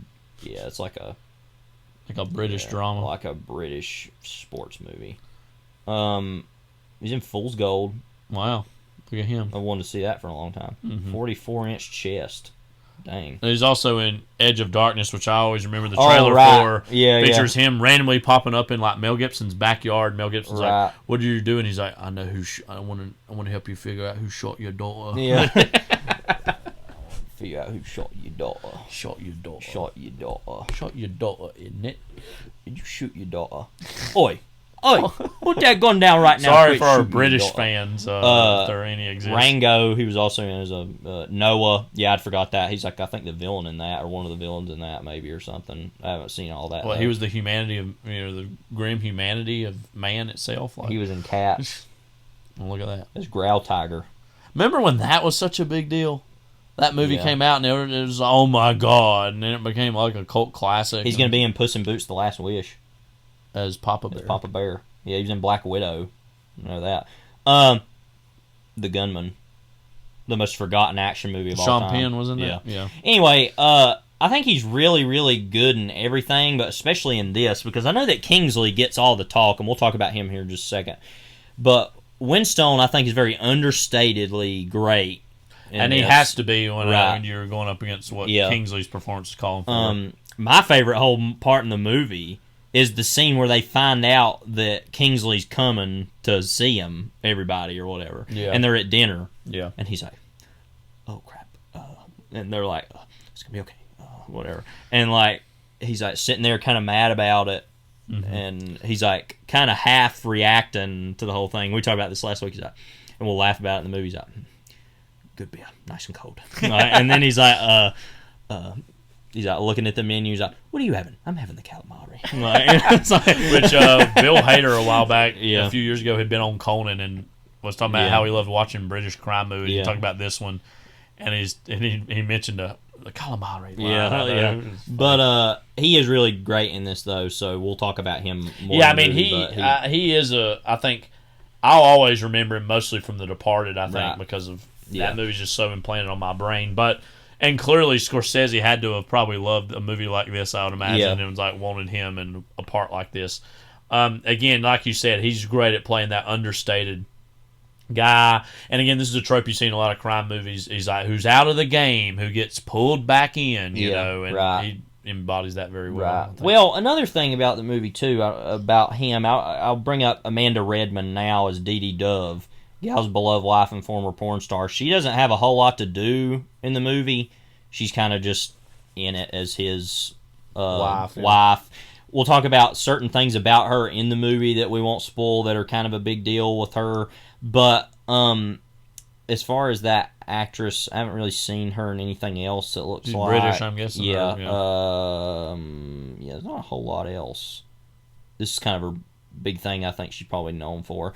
But I feel like the thing that does work, though, especially about Winstone and her in the movie, is there is like a genuine loving relationship between them, which is a little different for this type of movie, because normally it's like, oh, there's this fraught relationship and marriage that's going to fall apart. And this, it seems like they're actually pretty well balanced and figured out. Yeah. And randomly a romantic movie, which is kind of weird for this type of movie. So that's something that's definitely. And also, like, sometimes, oh no, I'm doing just fine, retired, but actually the marriage is in shambles, and the job is a chance to get away from that. That's not what this is. Right, and so that is endearing, I think, about the movie too. Ben Kingsley is Don Logan, a violent sociopath and recruiter for the London underworld. I want to talk first about Kingsley. I don't really know what your opinion on him is definitively. What do you think about Ben Kingsley particularly? I say this as respectfully as I can, I guess. What's the point? What's the big deal with him? Yeah. A lot of it, to me, has to be tied with the fact that he played Gandhi when he did, and that was a huge role that he won all these awards for. It seemed like to me he's almost coasted on that for the last 40 years. Now, has he been good in movies? Sure, he's great in this. He's good in other things, too. He's 78 years old, by the way. I could believe that. That's like actually. randomly... Name us some other things he's been in. Okay, so that was the main thing I want to talk about. Is, of course, he was in Gandhi. He won an award for that. Academy Award, yeah. and he actually is. Let's see, he is English, but English Indian or yes, I think so. So I'm trying to look here about this because, well, it says mother was born in English, East Africa, Indian too. Yeah, he's kind of part English and Indian because I've always wondered. I thought he actually does look kind of Indian looking, but I didn't know he officially was. So yeah, because he actually was born Krishna Pandit Baji. Yeah, so that's not even his real name. But anyway, he had been in Gandhi and then Schindler's List, and he's good in that too, by the way. And you know, and had been a Shakespeare actor and been in a lot of different stuff. But I know this role was a big deal for a lot of people at the time, especially that it was like, oh wow, he's doing this, and obviously this is what people remember about the movie. What do you think about his performance in this movie? Well, again, it's this is probably the first movie I mostly think about with him because well, it's so omnipresent. And it's just like, you know, there are times I wonder if it's just too much. Yeah, but it makes me laugh so much that I'm just like, well, I'm not even going to care. Well, and randomly, the movie, he's only in a section of the movie, actually. But he totally takes over the whole movie. Every frame he's in, it's like, I'm going to look at him, and he's But there's totally a point the in the object. movie where he's not in it, then he's in it, and then he's not in it anymore. Right. And so, although that is a big part of the movie, it almost also becomes Ian McShane's movie, too. And we'll talk about him here in a second. But that's a totally different performance that is maybe in some ways even better than his performance, actually. Yeah, I mean, it's hilarious, and I've seen the clips a billion times and think he's really good. But in general with him, I've just always been kind of perplexed, and I really like him a lot. And he's in an episode of The Sopranos playing himself as someone who's like acts like he's going to give Christopher Scroop the time of day, and he keeps blowing it off, and they kind of very subtly take it to him and kind of, not in a real serious way, but like kind of, you know, he's this kind of cast as this kind of Hollywood jerk who doesn't really care. And there's also a scene that's always made me laugh where they kind of get caught up into talking to him, and they walk up where it's like some Hollywood situation where he's like, you know, you hear, you know, A-list people talk about this all the time, where when you get famous, you just get given all this free stuff. Right, yeah. And like Christopher seeing it is like this huge gold mine of, oh my God, I can get in here and get all this and sell it. And he's just taking it, and he's like, oh yeah, you can take it, I don't care, or whatever. Yeah. And it's just like, that and it's like all this random stuff in there that's like a lot of money. Yeah. And that like the contradiction of you get more famous in Hollywood where you would afford more things, but you just get handed more of all this free stuff, and just like that contradiction's always been. So again, I've always thought Kingsley was fine. I mean, I like him fine enough, but I've just never. And again, I've seen Gandhi once years ago. I should try it again. However, that's a movie that a lot of people point to as Oscar bait 101. Yeah, that a movie that's like fine enough, but then it got praised and lauded. Wasn't it Richard Attenborough that directed that? Yes. And he famously said that he thought the Oscar that year, when he was won Best Director, I believe, should have went to E.T. Yeah. So, you know, and then I think Spielberg really took that to heart, and later on he was cast in Jurassic Park because of that. Go see episode 1 for that. But no, he is good. You know, he's good, but I don't know. He's kind of like somebody, and I've always liked Ben Kingsley more than this person. And I'm not just saying this. For years, I never understood what the big deal was about Kevin Spacey. It was just something that never made any sense to me. I was like, I don't get this person. I don't get why people care. Whatever. And so that was kind of his whole situation was like a weird, like, oh, there was something going on with his whole deal. But no, Ben Kingsley seems like a perfectly fine guy. But yeah, he's not somebody that I think about often. And, sure. Yeah. But I think he is really good in this. I mean, it's one of those situations where how could you not love him in anything he's in? Anyway, so Ian McShane in the movie, though, is kind of the main... He's kind of the main mob boss. Mob boss, who's doing everything. He plays a totally different performance. Now, he's a lot more watchful and observant of what people say, and is more... He's like a snake almost in the movie. He looks kind of like a snake too, so he's kind of. And he's also like withheld from a lot of the movie. I remember him being, anyways. Yeah. Is that he's in more of the last half of it. Yeah. Yeah. Yeah. Of course, Ian McShane. We love Ian McShane. Yeah. In like everything. Yeah. Great in Deadwood. That's probably going to go down as his most memorable character. Yeah. I know. Funny story. I just want to say about him. I've seen him talk about this on talk shows multiple times. That like most people who see him out in public talk about Deadwood or this movie, but he says always there's a certain kind of person that looks at him and points at him and says Hot Rod, because he's like I think he's like Andy Samberg's dad in that movie or whatever. And that just makes me laugh. It's just funny to me. Yeah. So there's a movie. Hang on, I'm looking at this here. So he was randomly in movies in the '60s too. Yeah. He was in a movie called If It's Tuesday, It Must Be Belgium, which is my personal pick for the most 60s title ever. It's one of them. It was in Battle of Britain. Pussycat, I Love You. Yeah, Tam Lin, which we've talked about that before. The Last of Sheila. That's another movie I know a lot of people talk about here and there. But yeah, he was in a lot of random stuff, and then I guess kind of this was a big thing for him. Agent Cody Banks 3 years later. Yeah. Dr. Brinkman. Bollywood Queen. Okay. We Are Marshall. Well, so that's what I'm talking about. So I saw We Are Marshall many years ago, multiple times. It's one of them movies that they put out, and it's like a Hudson Middle School classic where it's like, we need to put on a movie. Here's We Are Marshall, which is a really weird movie to show to children because it's about a plane crash that kills an entire football team. Before we move forward, time out. You are now an employee of Hudson Middle School and a teacher there. Do you feel in the moment when you're showing a certain movie like I'm living up to the middle school movie tradition? I know you don't because I show better movies. Yeah. I did feel that way when I showed Valkyrie. Now that is a very we talked about that a while back. I think. But no. Normally I show movies that are good, and so no, I don't actually feel that way. And actually, this year, and I'm assuming, I think this is random, a lot of logistical stuff that you're not going to care about. We ate our lunch. We had lunch in our rooms last year, and we ate with the kids, and that's how I showed them movies every day. Yeah. And I was like, I'm not going to just show them. Garbage. At first, I did kind of do that, and the main reason was because I only had DVD. I could only show DVDs, and then I honestly just bought a Blu-ray player and was like, all right, let's go. And I mean, I never showed anything that was above PG-13, of course. Right. And even that is technically stretching it because those kids are 13. Some of them were 12. Yeah. Whatever. We made a joke about that where it's like, I can't watch this or whatever, and I was like, oh, what? It's like, who cares? But no, I mean, I never showed. You're showing them the classics, Mask of Zorro. Yeah, I mean, The Mummy. I showed them all kinds of stuff. Yeah, that was good. Some Batman movies, different stuff. Yeah. That was but nothing that was I never showed them anything that was R, obviously. Yeah.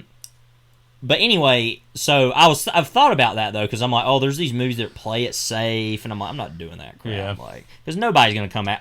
I showed those kids Planet of the Apes, the original Planet of the Apes, and they were like, oh, cool, kind of like this. Oh wow, didn't know anything about the ending, which is weird. Wow, yeah, Yeah.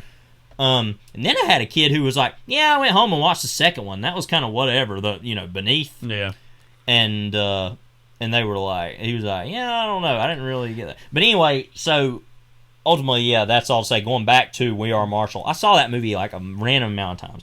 Randomly, that movie's cast is randomly stacked. So good. Yeah. The movie's not really all that good, but okay, so this movie has Matthew McConaughey. That was a little bit before he was really, really a big thing, before The Lincoln Lawyer. Matthew Fox. Most known that was for Lost. When Lost was on, yeah. Anthony Mackie. That was a younger Anthony Mackie. Yeah. I don't remember. I've seen that kid in something else. Arian Alexander Escarpeta. Yeah. David Strathairn. A friend of the pod. Yeah. Ian McShane, of course. Kate Mara. January Jones. That was pre-Mad Men, right? Yeah. Brian Garrity. Yeah. And then Robert Patrick. It's Robert Patrick's Wikipedia picture, by the way. Robert Patrick is the coach that gets killed on the plane at the beginning of the movie. 'Cause I remember watching that. Yeah, it says, and Robert Patrick is ill-fated Marshall head coach Rick Tolley. So, okay. randomly that movie has always held a random amount of like, I always remember a lot about it because it's like the first time I saw a lot of these actors was in that movie. Yeah. And anyway, Javier Theron being in it too. But I remember watching that movie. And I was like, okay, so Ian McShane in the movie is the dad of one of the kids who got killed on the plane. And his character, I think he like is the manager or a pretty big boss man at like a local steel mill. And he's like pretty well off, kind of like one of the big people in the community. He's like kind of a community leader guy. And he's like in all this grief over his son's death and all that stuff. And there's these like scenes of him just like at his workplace where all the and he's just like standing around looking at all of it in his like grief. And it's shot like the Disney sports movie of the 2000s. But it's real serious. Though. Yeah. And I remember watching. There's this really great scene between him and Kate Mara in the movie. Of her, like, I think she was like the girlfriend of that boy or whatever. And like, it's like this whole scene between. And I remember watching that, and I was like, "There's something." Even at that time, I was like, "There's something going on here with this guy and this role." Yeah. I was like, "There's something behind all this that I'm not seeing." Because the rest of the movie is so basic. Like, again, it's Disney sports movie. Yeah, I mean, like even Matthew Fox and Matthew McConaughey being in it, who are like, I like both of them. But it's very just, I mean, Matthew Fox in Alex Cross. Yeah. That's Alex, a performance. What is it? When they tell him his wife got Basically, killed or whatever? We got your wife. Kind of but he say something along the lines of, you're going to want to sit down for this one. Or something. Our Never cousin forget Philip who directed and us this movie. used to laugh about that trailer the whole time. McG directed We Are Marshall. Yeah. Which is hilarious. McG. Joseph McGinty Nickel. McGinty. Joseph Nickel. He directed Charlie Angels. Yeah. Charlie Angels Full Throttle. Terminator Salvation. Terminator Salvation. This Means War. Remember that? Yeah. The Babysitter. The Babysitter Killer Queen. Fast Lane. Life in the Fast Lane. The OC. What the hell is that? I hear people talking about that all the time. It's just like a teen show. Oh, yeah. I can care less. All right. Anyway. That very famously in the very first episode, somebody got punched in the mouth and the person who did it said, "Welcome to the OC, B." That's that show. Thing. Okay. Yeah, Orange County. Okay. Yeah. Orange County. Anyway, so I always knew Ian McShane is like, wait a minute, there's something going on with this guy. And then he randomly played Blackbeard. That was one of the first things I saw him in. The fourth in. Pirates movie. Which is a pretty forgettable, nothing movie. But then this, I saw him in, and I was like, what is this? You saw this before you would have seen Deadwood, right? Yeah, and then since then, since this movie, ultimately, I've always loved Ian McShane. And then Deadwood was honestly just a confirmation for me. That wasn't like anything he is, without hyperbole, one of the most iconic TV characters ever with that show. I mean, so Ian McShane isn't in this, and I know we spent more time talking about We Are Marshall than we did his performance in the movie. I mean, but like, he's. I remember him just being kind of. This isn't even kind of pejorative, but just great classic. Yeah. British mob boss, basically, in this, Okay, and then James Fox as Harry, a banker who shows Bass the vault. James Fox is one of the weirdest presences for somebody who is so just like British man. Yeah. Like, I mean, he's literally in, one of the things I always remember him in the most is The Remains of the Day. He's Lord Darlington in that. Oh, yeah, right. And he's just very upper crust British man. I mean, he was in like all these like British movies. A hilarious title, King Rat. Mm-hmm. Just wow. The Servant, Thoroughly Modern Millie, randomly in Performance. The Nicholas Roeg, Donald Camel movie about that has Mick Jagger in it. Mm-hmm. So like. He isn't in the movie a whole lot, doesn't have a whole lot to do. Yeah. But James Fox just always does remain one of the weirdest random actors to me. I just am kind of like, what is his deal? One of my favorite moments in the movie, though, is the scene where him and Ian McShane first meet and they're at an orgy or whatever. That's a whole weird scene. Yeah. And, like, Ian McShane's just, like, laying on this, like, couch and he, like, turns around and looks at James Fox and he's like, what are you doing? And he's like, I'm staring at the back of your head. Yeah. And he's like, stare at the back of your own effing head. So, like, he was part of that moment, ultimately. Right. And all I'll say is his final scene in the movie, we're going to have a lot to talk about certain bodily functions that I'm like, what? Yeah. It's like randomly more profuse than it needs to be. And we'll probably talk about that here in a little bit, actually, when we talk about the movie Surrealism. Yeah. But last person I want to bring up is Kevin Kendall, an actor this guy's face looks like leather, I remember. Yeah, he randomly died right after this movie was made. Yeah. Of cancer. The only other movie I'm seeing here was in Doctor Who stuff. Main thing I'm aware of is in that movie Eureka, that Nicholas Roeg movie with Gene Hackman, Rutger Hauer, Mickey Rourke, Joe Pesci, yeah, that we want to see randomly. Yeah. But yeah, so he's an interesting. Somebody described him in one of the reviews. Him and his wife, played by Julianne White, Jackie, in the movie, who used to be with Logan randomly, and he like can't let that go. That's like a whole thing in the movie. Is he's like obsessed with her whole character or whatever. Yeah. Anyway, they look. Somebody described them as looking like lizards. Yeah. In the movie, which is interesting because you get the sense that they have probably lived in Spain for a long time. They, like you said, they look like leather. They look like people who have laid out in the sun for way too long and have just lived the good life for way too long. And they are totally like unable to deal with anything in the movie that happens. Like, because even, Winstone and his wife are scared by the situation, but they at least are like, okay, we're not as far removed from this lifestyle as these people are. Yeah, and I wonder too if that like, couple was included to be a reflection of what they could be, should they choose to be here. And they don't really have much of a relationship as a married couple either. Right. And you get the sense by the end that no, they won't really be those people, or if they are, at least they won't be this of these people who have to be involved with this criminal element. Yeah. But yeah, they're an interesting part of the movie that I feel like I'll have a lot to say about when we watch it. But other than that, the movie doesn't actually have that many other people in it. Alvaro Monge as Enrique, who's a Spanish boy that helps Gal around the house. There's not a whole lot to that character other than this kind of paternal aspect with Winstone and him. That's kind of another part of the movie that wouldn't be in most other crime movies, is their relationship, and we can kind of talk about that later. But one thing I want to say about this movie that I think springboards us in talking about the movie and Glazer more specifically is that I think on paper, you look at what the screenplay and the story is, I could very easily see this as a stage play. Yeah. I could actually, on paper, see, this could be actually a good stage play. You could imagine that Kingsley performance on stage, you know what I mean? Yeah. And the reverberations of that. But what I think Glazer brings to this whole thing is this sense of cinema and the cinematic nature of the movie and the flourishes of surrealism that would not be captured on stage. Right. And so I think, and you look at kind of most of the dozens of movies that Glazer's made, but look at the other two Glazer movies, and I think on paper they seem like there's something that could be very conventionally done in a certain way, but what he brings to them is this sense of unconventionality to, and I'd say this is his most conventional film out of the three, and the most clearly genre-oriented of the three films.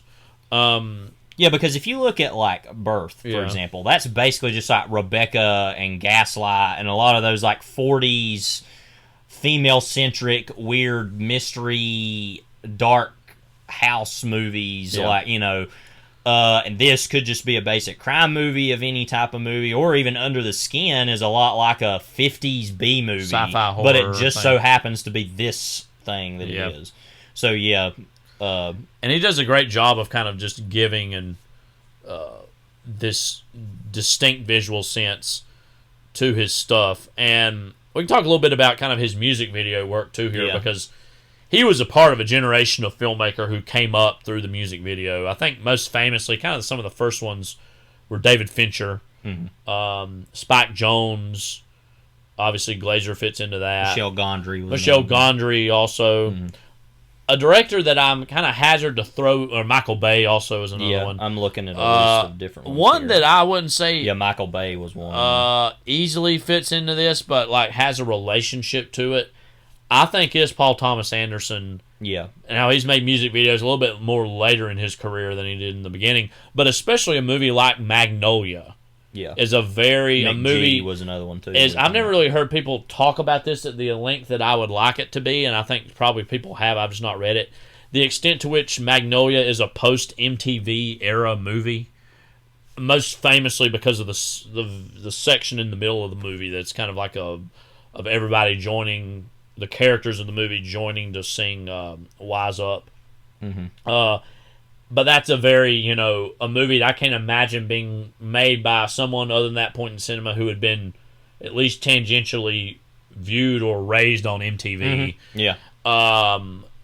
And so that was a whole generation of filmmaker who came up about this. And I think most of these directors have moved beyond that being a part of their identity. Or resume. I mean, David Fincher, that's not necessarily one of the first things people mention with him anymore. Well, one of the first movies he made was that Rick Springfield concert movie. Nobody usually thinks of him as much. Now, somebody like Spike Jonze is in a slightly other category because he just done a lot of work with the Beastie Boys, his various work on Jackass. I mean, he just has a history of being known as that. And also, he's actually not made all that many movies either. Right. Now, a little bit more so than Glazer, but actually not a great many as you would think as far as what his influence is. I guess, what about this generation of filmmaker in general, but especially Glazer, stands out as kind of what was new and hip, especially in the 90s and 2000s for you, and how they stand out? Well, randomly, this kind of comes off of, at the beginning of the decade, you had Goodfellas, which was and these other movies that Scorsese had made up at that point, at Mean Streets and other stuff, where these movies where the soundtrack was such a big part of that. Jonathan Demme is another person I think of that. But the use of music in movies had become so, sacrosanct in a way by that point that it was interesting to see, and also the explosion of MTV, that they kind of had to fill time on MTV, so they had to make all these music videos. And, they make music videos now. Usually what's weird about music videos is they make, like, 2 or 3 per album. But it used to be... And we're talking about somebody of moderate to above average success. But it used to be that they would make, with Peter Gabriel albums, they made, 5 or 6 music videos. It felt like... I mean, there were some... And that was the height of that. Yeah, moment. They would make a lot of music videos. And so... that was common around that time in the 90s, how many music videos would be made. Well, even with also... Melancholy and the Infinite Sadness, that album being as long as it is, there are more music videos of that than you would randomly think there would be. There's not a ton, but there's quite a few. But that usually went with a single status of that, of however many singles the album put out. But but I think you're getting on to something there where somebody like Glazer or Spike Jonze are remembered so much for being that. Also, not only because they've made so few movies, but also because their music videos were so expressive and so big that they still remain memorable in that way. And you would come up with a collection, and I think he's made more than this, but we watched a selection of Glazer's music video work. And most of the best music videos, period, are ones that obviously work as their own little short films that also have the music. The song. And there are actually even good videos of that. There are. But the ones that usually really stick with you are ones that have a little short film aspect to them. His Karma Police video, which is his most famous one, I think, was really kind of I don't know if I've heard that song a bunch of times, but I don't know if I'd actually seen that video. I really loved. I was like, oh wow, and this has a series of ideas in it and visuals that really stand out and should have been clear evidence that this person is capable of making something that's more feature length. You also brought up his Nick Cave and the Bad Seeds video for what was that song? Into My Arms. Into My Arms, which was also made for the Boatman's Call, which is kind of one of his big albums of the 90s. Yeah, and I had seen that music video a lot. And that's one of my favorite music videos ever. I really love, and I love that song. I literally did not know till yesterday that he directed it, and I was like, "That's why I love this so much, is because it was him." And then I'm trying to think I did like that one from Blur. That kind of had a slight. There were some moments that made me think there were some allusions to Clockwork Orange. Yeah, I was thinking that. It reminded me of, what was the name of that song? I'm forgetting it now, but I'm wanting to say you're unbelievable. You're unbelievable. But I can't remember now. Let me hang on. I'm looking here. The Universal. That's what it was. Okay. The Unbelievable. Then we also watched the ones he made for Massive Attack, who I'm not really a fan of. Karma Coma and Live With Me. Yeah. But which were interesting. The Karma Coma one was particularly like, what? But yeah, I really loved all those music. And as I said, he made even more that I plan on watching soon. I just haven't watched. And again, yet, we mentioned Karma Police. There was another Radiohead when he did Street Spirit Fade Out, which is like maybe my favorite Radiohead song. I thought that was a pretty good music video visually, but conceptually it's pretty basic. But I thought visually it was maybe the best out of all of them. What is it about one or two of these music video directors that's like their decisions of how they're going to shoot Tom York in general? Right. I just like he's just such a distinct looking person that it's just like you've seen the fake object of fascination almost like of these videos, which is have you seen that? There's that one music video for some song on I think it's No Surprises maybe, where he was like filming the music video. It's him inside of like a fishbowl. No Surprises, and like what a pain that was to shoot because he kept almost like practically drowning or whatever, and it's just like, what the hell are you doing? And like I said, that's another weird way to think about, how are we going to shoot Tom York? Let's do it inside a fishbowl and let him drown, like that freak, like is what it's basically saying. So I think that all goes to show that Fincher obviously has his own style that is very much its own thing. Jones as well. I feel like Glazer is the most out of any of these that really fits, especially this movie, Sexy Beast. There's a lot of parts of that feel like a music video and certain things of like, wow, this is a pretty weird visual idea that would not normally be in a movie like this. Yeah. But just so happened to be. So I think, and we can kind of... well, do you have any more you want to say about Glazer? Because I just love Glazer. I can talk about Glazer forever on this.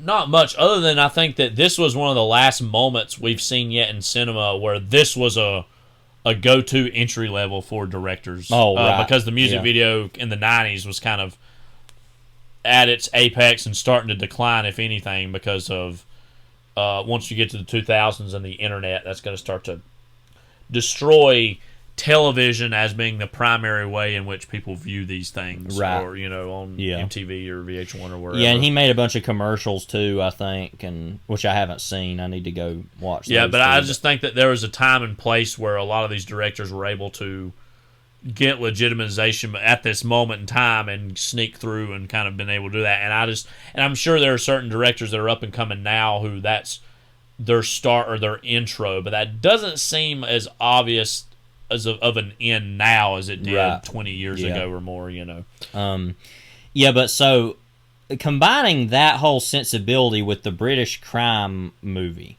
is very. It's one of the movies. One of the reasons this movie is so memorable because it doesn't make for an obvious match. I don't think, but I think that disparity or that distinctiveness does give it this kind of very memorable quality to it. Because I want to list some British crime movies. Of course, the ones that pop into my mind first are like The Long Good Friday, which we talked about that here a while back. That was a big movie that we finally saw and we quite liked. Stuff like there's like Get Carter, Pulp. We've seen that's also a movie kind of set. Well, no, that was in Malta, I think, but it was kind of like had this whole kind of Spanish type flavor to it. A lot of these are newer movies I'm seeing here, but they still make so many of these. Guy Ritchie kind of coming about in the 90s was a big... a lot of people labeled him as the British Tarantino when he was coming about in the 90s. And The Hit, of course, we already brought up. Then there were those Pusher movies, which I know were made by... Nicholas Winding Refn, but I think were kind of shot in England or kind of were English-centric. But there's so many of these movies, and Michael Caine was in a lot of them, of course, years and years ago. And what are your thoughts on that whole sensibility in general? And, you know, one thing that I do notice in a lot of these movies is that, at least when it's compared to how the American Mafia is presented on screen, there's not as obvious of an organizational structure to these crime films, while also the interesting aspect, though, is the British, like, you know, class is almost more important to them than it is even us, which is saying a lot. But I think a lot of these movies, though, I was thinking, too, they have a certain irony or wit, if not necessarily to their dialogue, which is there mostly to their plots or their narratives. I think of The Long Good Fridays being one of those movies, too. Yeah.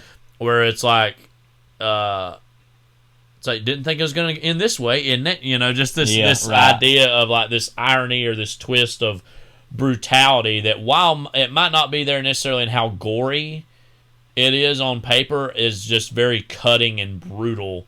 Yeah. In the results, you know what I mean? Compared and I feel like with a lot of American crime movies that we've talked about, there's like this, if not rise and fall, this like justice aspect of they get what they deserve. Yeah. And that's not always as present in the British sensibility, I don't think, with these as much as American sensibility. Another one I forgot about was The Limey. Although that was made in America, that's very much basing itself on a lot of these movies and being a Terrence Stamp movie as well. But yeah, I think you're right about that. It's just kind of this different kind of witty sensibility about itself that is definitely different. But yeah, I feel like combining those sensibilities is something that has definitely made this remain, because that is such a big part of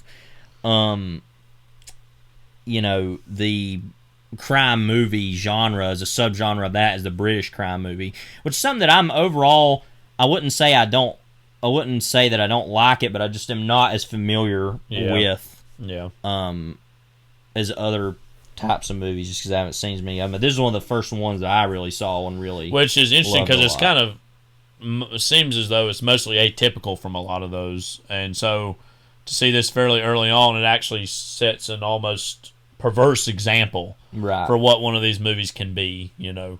And again, I think too that it's like, when I think of British crime movies, I think of a lot of guys, especially in like, you know, kind of black dapper suits. Yeah. And that's not at all really what the vibe of this is. Right. And it's like, a lot flashier and gaudier and nastier in a lot of ways, How for you, does this fit into Glazer's other three films in general? All of his movies kind of have that. Or three total films. Yeah, all of his movies have that sensibility, I think, of that kind of music video sensibility in a sense. Not that they don't clearly have a, narrative, but he has a very clear visual imagination. Yeah. And stylistically, that all of his movies are pretty different from each other, but they all still retain that sort of style. And I think that Birth is his most normal movie, in quotes, because it's not as much of that. It's more interested in these weird narrative aspects. That seems like the film of the three that would be the most labored over writing wise. I feel like it's more literary kind of movie. Yeah, and then Under the Skin, I feel like is still his biggest. I know that was a big film festival movie and was very acclaimed. That's definitely been his most seen, I would have to think. Yeah, and so that movie was a big deal. And so I love all his movies. This is still my favorite though, I think, just because it just is so propulsive from the very beginning, and is a very lean movie. It's only like 88 minutes, and so we'll be done with it pretty quick when we get to it. But I guess I want to talk about, we kind of talked about the surrealism of the movie. We'll talk more about that as the movie goes along, but there's the sections in the movie that are that have the basically Donnie Darko bunny in it, basically. I remember when I first saw this, I was like, what is this? What role does this have at all? Yeah. And then that's one of those aspects, I think, like you said, that like feels ripped out of a music video that doesn't have to make any literal sense in that, but naturally being put in a film, something that's more long form, you gotta your mind can't help but think, but what's the significance of this in Right. relation to the plot or what all of it means? Do you kind of, for one, have any interpretation of Well, that? I think it's pretty basic of just these are these fears and anxieties that he has. Now, part of the whole thing, I think, is inherently the whole movie is about all these, like, the desert and these kind of wastelands and these, like, critters that run around out there and, like that there's some inherent implication of him becoming that type of thing, or that there's this dormant kind of killer in him himself. Of course, there's the whole... I don't want to talk a whole lot about it. We'll talk about it. The very end of the movie is one of the weirdest endings of any movie I've ever seen. Yeah. But that... I don't... But, you know, randomly, I love this movie so much and find that to be so weird that I don't feel like it has to mean anything, and that I still love it, and I'm just like, yeah, whatever that is. And it's not in the movie enough where it demands you ask that, but it's in the movie enough to make you continue to ask it, though. It's like, it's weird because you're like wondering, what is this? Why is this? But it just kind of shrugs and just like, whatever. Where his other movies don't even do that, I don't think, because something like Under the Skin just speaks for itself of why it's kind of weird. And then Birth is just so weird narratively, but there's nothing in that movie I remember that's on this level of like weird visuals. Not explicitly, you know? no. And so the perversity of that movie is more based around the situation, right? Than it is like and visuals so, or it's and that all is revealed to be something that's a spoiler about that movie that is not supernatural. Yeah. And that makes you even think even weirder about the movie because you're like, if it were supernatural, it almost would have made even more sense. Right. But it's like, no, this is even weirder than that. Yeah. I want to talk quickly about the profanity in the movie because that's such a big part of it. I was randomly looking at a list of one of my randomly most visited Wikipedia pages is a list of movies that most frequently use the F word. Yeah. And randomly, this is not on that list. That's frankly very surprising. And I guess because it's relatively short, so that might... Yeah, but I think it should be. Bit. I have found that there are certain movies that don't make it on this list just because people forget to put it on here, almost. Okay. I'm going to try to look again here, but... yeah, it's not on here. Yeah. So, I want to go to the actual...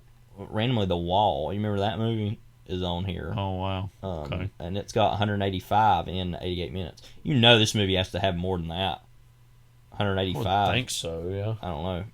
But anyway, there's a movie called Goon. Yeah. Love that title. But anyway, there's a section here on production.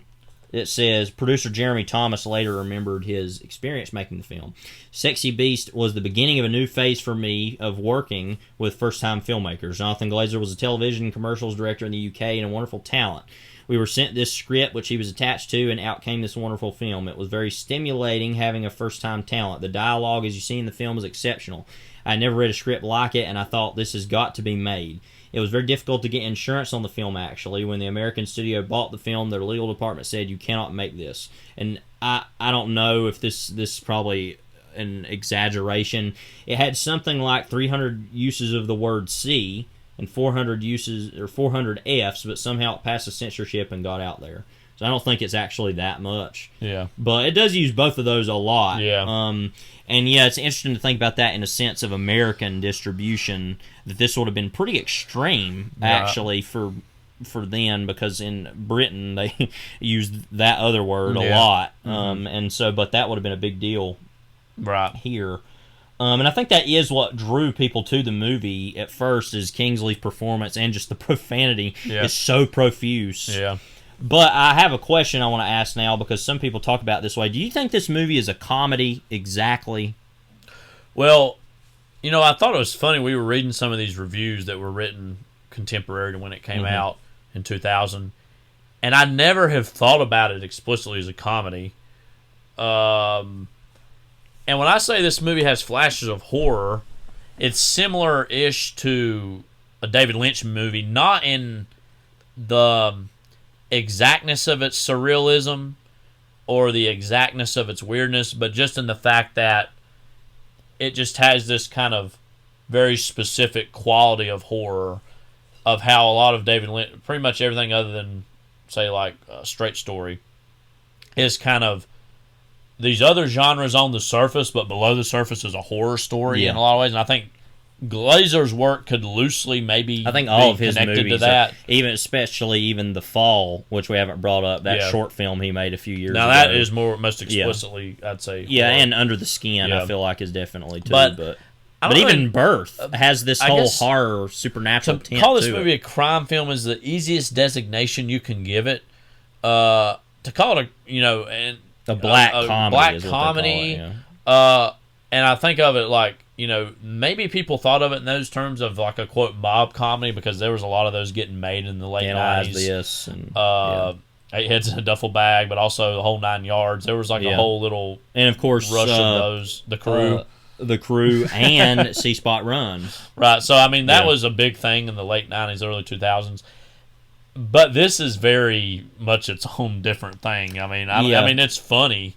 No, I mean it's wouldn't one of the call it a funniest movies comedy I've ever either, seen. You know, and like that, it's kind of like people compared it to David Mamet. It's kind of like Glengarry Glen Ross, where it's like it's not a comedy exactly, but it is very funny. Yeah. But yeah, I don't think it's a comedy because I think that all the implications of the movie are far too dire and too serious to be explicitly a comedy. Yeah. But it is very. I mean, I get it how it's kind of that, but I don't know. Like I said, there's a lot of horror.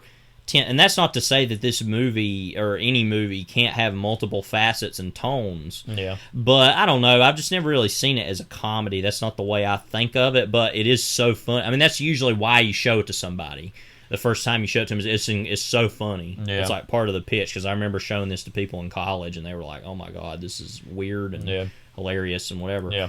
But I've never seen it very much as a comedy, but I think that speaks to the movie is that people kind of don't exactly know what to call it. And I would say Birth and Under the Skin are not remotely comedies. No, they are not comedic at all. Birth has some moments we laugh at that involve Danny Houston. Yes. But no, there's even like Under the Skin, for being a movie as weird as it is, I don't really think any of that movie is even for me. I don't think any of that movie is funny. Really, it's very grim and serious. Yeah, so I don't really think it's funny, but this movie is. Yeah. Like I said, whether it's a comedy exactly, I don't really know, but I mean, we'll be laughing a lot during it, but you know.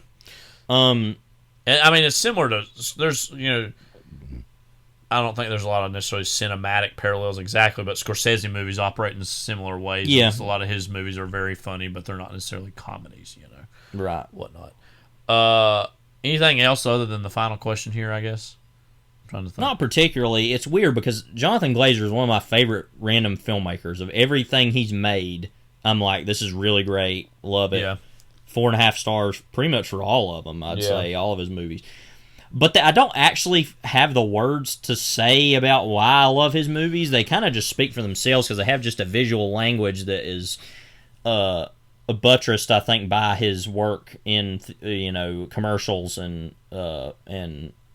music videos, and also just the fact that he doesn't put out a bunch of movies, and so that makes each of them a special kind of weirdness. And frankly, thematically, there's not a whole lot of connecting tissue between the two, which I think makes them great to watch, but sometimes hard to talk about as a collective being. Right. And while we're doing this, I think this movie is not only just because we love it, but also as a representation of the British crime film, which is such a big part of the genre. But we wanted to pick something of that was more, different than those. Yeah, this is different, all right. Yeah, so and the best. So you're going to hear the trailer for Sexy Beast, and then we're going to dive right into the movie.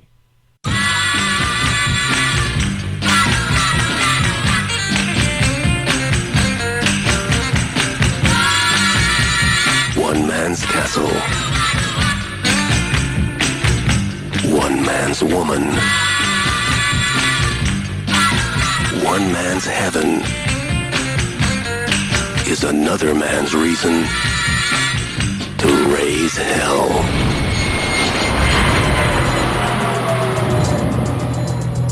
Meet Don Logan. Cigarette. What? This?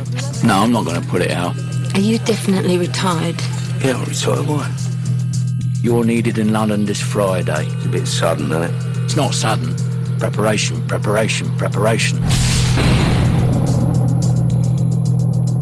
Just say my name for me. When I think of all the birds you could have had and you had to pick a dirty Dee. I love her with all my heart.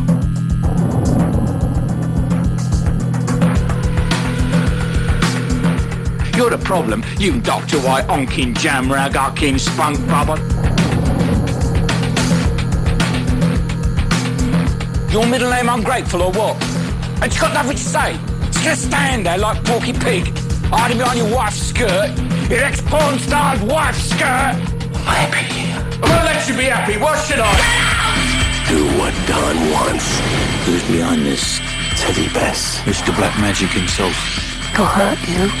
Do what Don says. Are you saying no? No. What are you saying? I'm just gonna have to turn this opportunity down. No, you're just gonna have to turn this opportunity yes.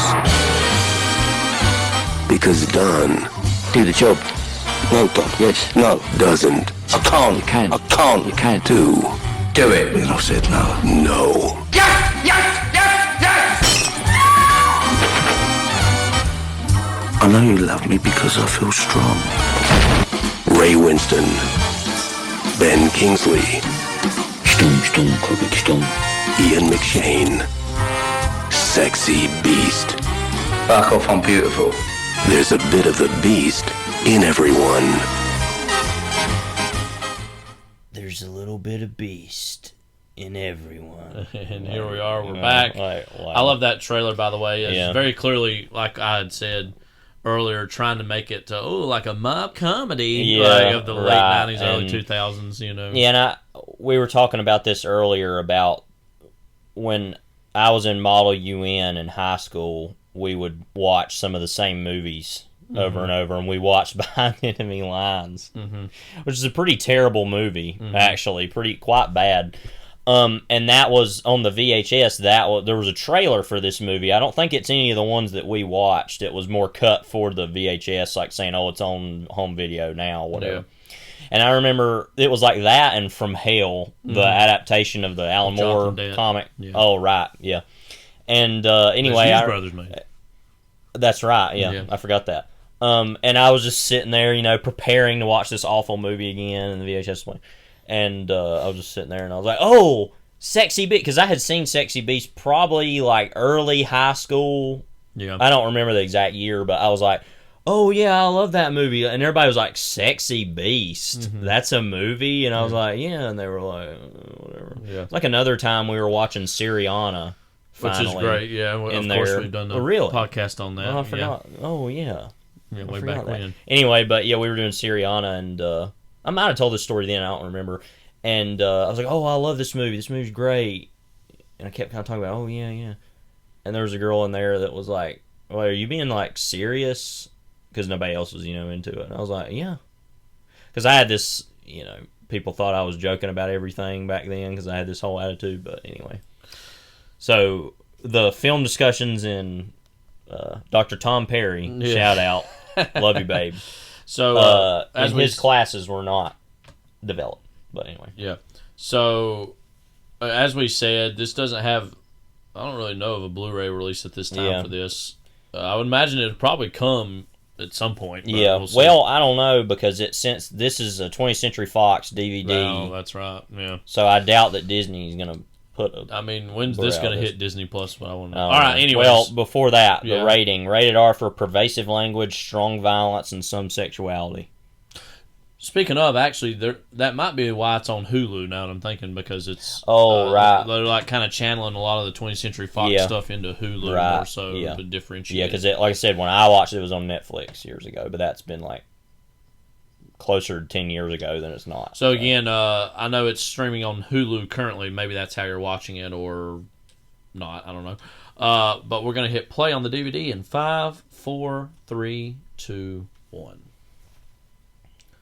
But it's like we said, just the title is, I think, probably alienating for people. And just like, what is that? And if that's not alienating enough, then watching the movie for certain people would be like, because what? I also conversationally, you mentioned this earlier, had said to some people, we're going to do Sexy Beast on the pod, and like this kind of instant, like, what is that? Like, and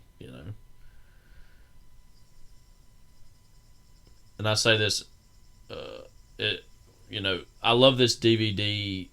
You can still see some of the film grain. Well, I think I kind of like that about. No, I it do. personally, I do too. Like, oh yeah, man, British accent. It said bloody. Yeah, but that's what I was saying earlier about this movie is that it doesn't really look like any particular time period because it looks like it's like the 80s the way it's shot and the titles and everything. Well, the look of the architecture in the movie and some of the fashion does remind me of a lot of like magazine ads from the 90s and 2000s, and so it does tie it to that moment of what quote ultra modern look like. Yeah, Ray Winstone just has a really great, I think, kind of underrated voice. Mm-hmm. Yeah, of course, when the song Alvaro Money, when the song starts here in a minute, it's very much like this is like a music video, the opening of the movie almost. But Fandabadozy-tastic. That could have been the working title, It would make as much sense as Sexy Beast. I mean. But the song Peaches. Like, okay.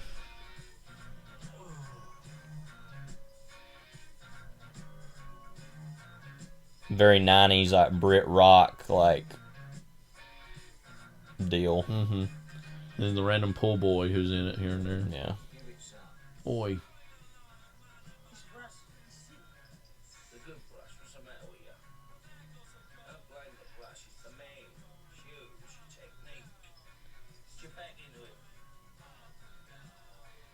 That whole singing style basically reminds me a lot of,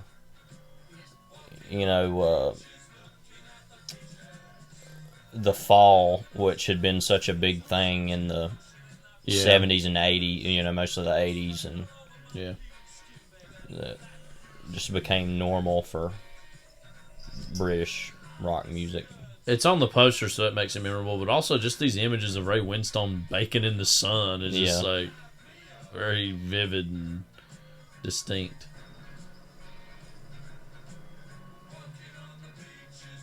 Jonathan Glazer did another one of the music videos we didn't watch, which probably should have, for that band Uncle that did the soundtrack or some of the music for this. That wasn't source music, I guess.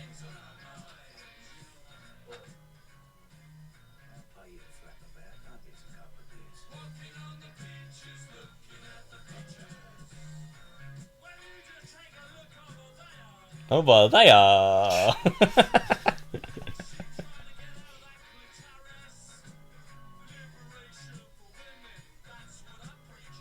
Great. Like, wow. What even are these lyrics? Like, so, again, this was written by two screenwriters. The moment. I forgot about that, yeah. So that's the title, I mean. Louis Melis and Dave's Skinktoe. Skintoe, I think.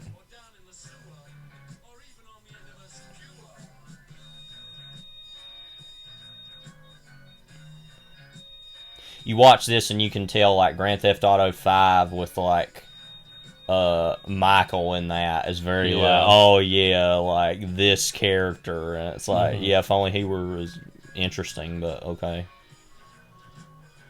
Now, pretty much every review I saw talked about this whole moment about the boulder, and that's one of those touches that to me feels like it could have been in a music video. Yeah, this all feels like a music video, but something about that kind of, and I love how CG this looks. Yeah. But that the version of that is such an obvious metaphor for what the movie is that it's almost kind of annoying to talk about. Yeah. Especially it comes right at the opening of the movie. Right. It's just immediately setting a tone and planting a flag.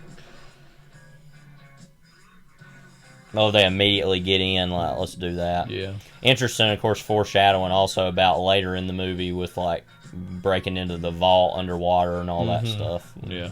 Never really thought about that until now.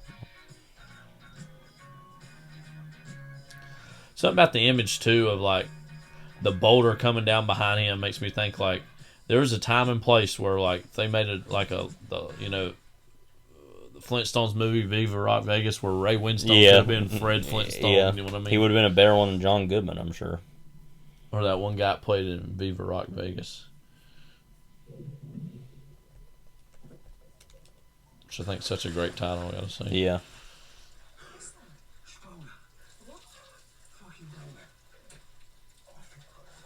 Mark Addy. Got the Benz era. Serious?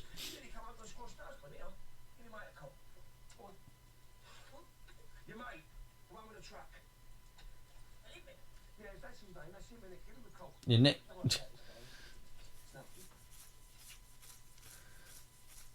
They had a long kiss, it seems like. Yeah. And change clothes. Mm-hmm. Sometimes they say his name sounds like girl, but British. Like, yeah. In British.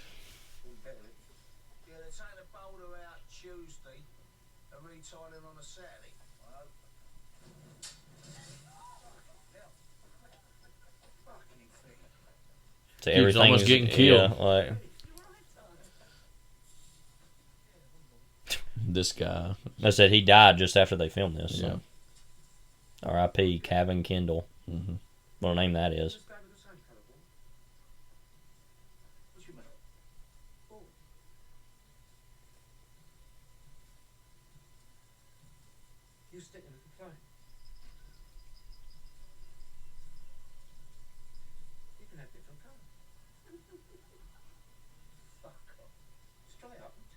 I love this character's always like coming up with these weird schemes and ideas. Like, yeah, why would you want a tangerine color? It's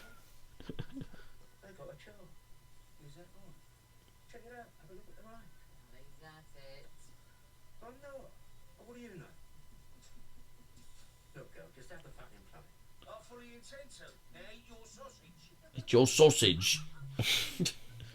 Okay.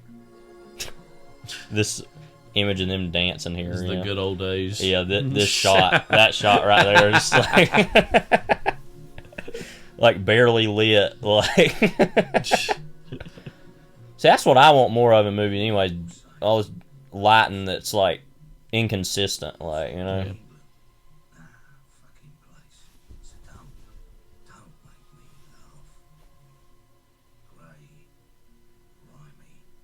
Sweet. That's another thing too, is a lot of those British crime movies have that kind of dapper dab look to them because they take place in Britain mostly, right. Obviously, and that is a kind of just a temperamental aesthetic difference in this. Mm-hmm.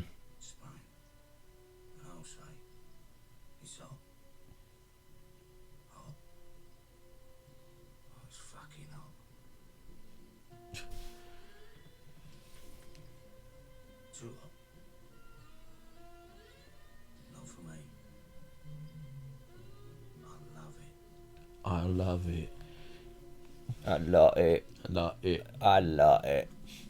This shot's always been memorable to me. Like, they're underwater, but they're like up in the air. Yeah. Like,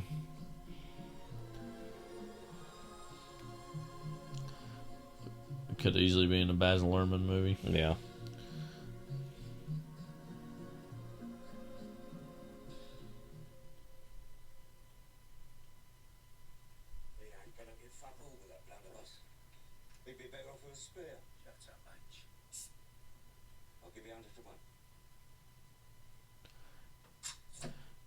And this landscape looks a lot like, you know, spaghetti westerns, Right. Which were, a lot of those were shot.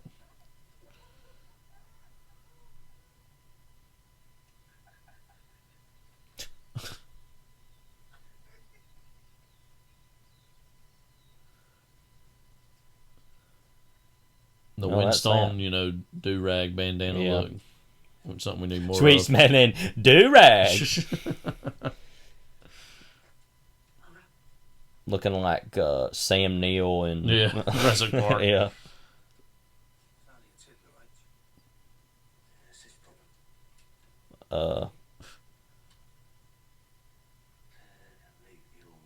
this moment.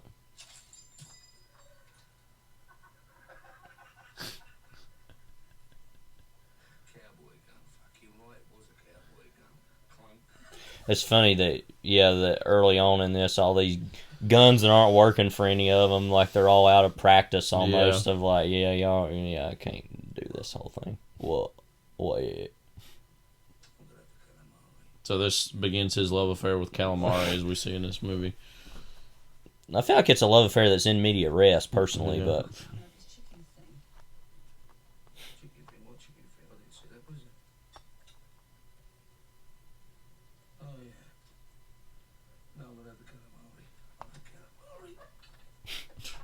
Okay, great. You just do that. What? I'm Lee Marvin. What's that even mean? Like, I'm Lee Marvin.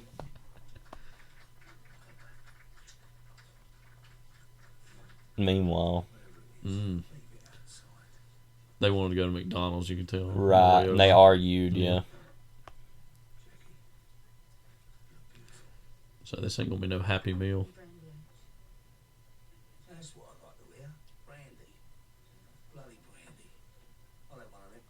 Yeah.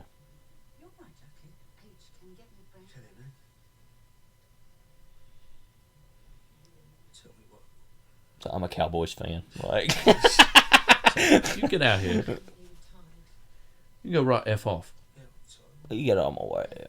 Or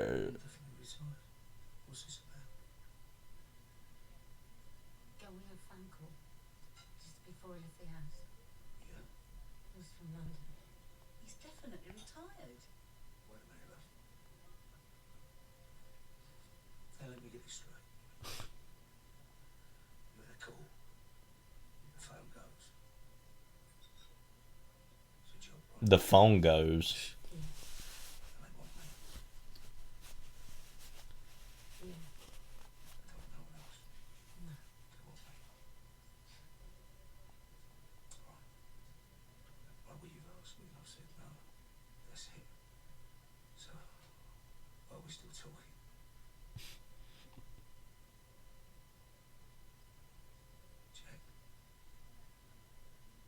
It was Don Logan. Like immediately. So before we meet him, it's already like, oh my god, Don Logan.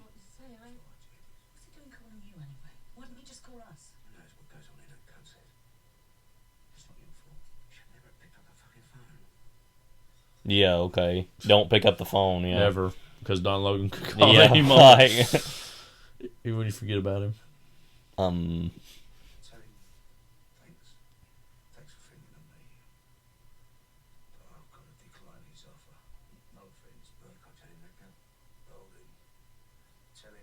It never really goes into what this other guy's background was exactly, does it? Yeah, no, but it's implied knows who these people are. It's implied he also was a criminal of some sort. But.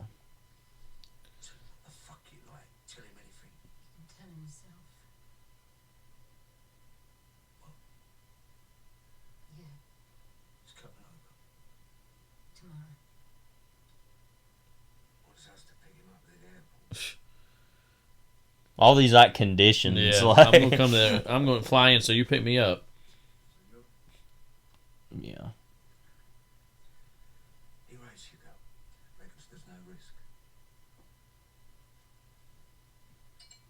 Meanwhile, the big moment.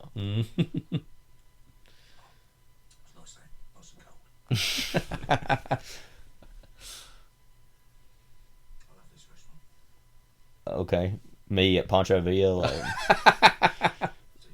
or like the local McDonald's, like. Yeah.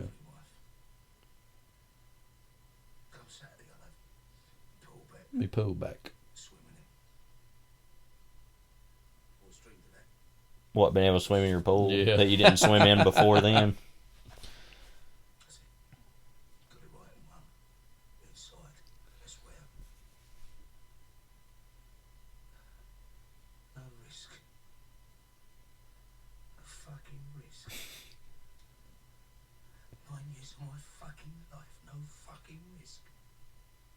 He's been chill the whole movie pretty much, Yeah. and now you can tell he's clearly like he's getting well, under skin. You know.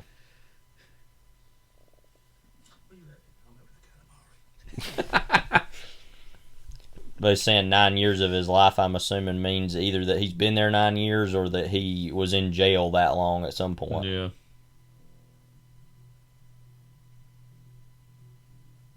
I Meanwhile, wonder if he's still having calamari in his, imagination. that's what it looks like. That or like shrimp. I can't really tell what it is.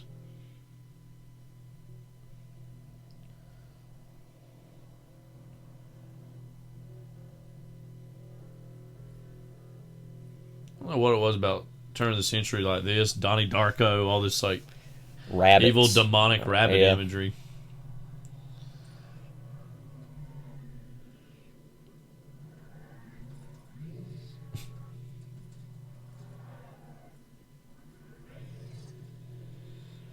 It's not one of those touches I think we mentioned earlier. It feels like it could have been in a music video. Yeah. Yeah, like we were saying, there's like enough of it where it's really weird, but then not enough of it where it means a whole lot. Yeah, right. It's just like kind of the perfect amount. 'Cause Yeah. it, like puzzles you.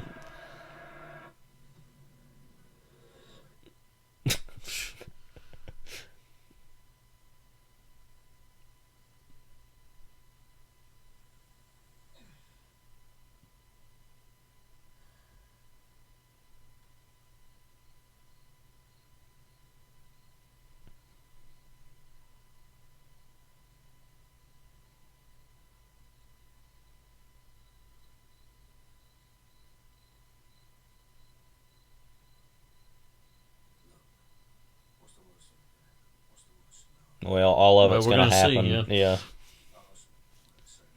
Well, I'm gonna say this. Everything that happens isn't probably the absolute worst No, scenario, actually, it all kind of but works out. But it's not great either. No. You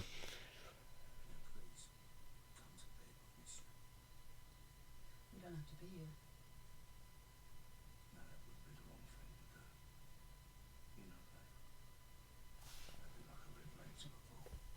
A red rag. Red rag. Red rag.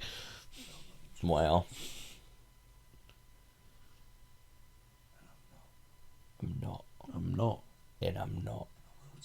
I will not do it. Not gonna do it. Come here, give us a hug. Wow. That always makes me laugh when somebody says "give us blank" and it's like saying the singular though. It's like Yeah. you're the only one there. Famously in Jaws, like "give us a kiss," you know. Yeah.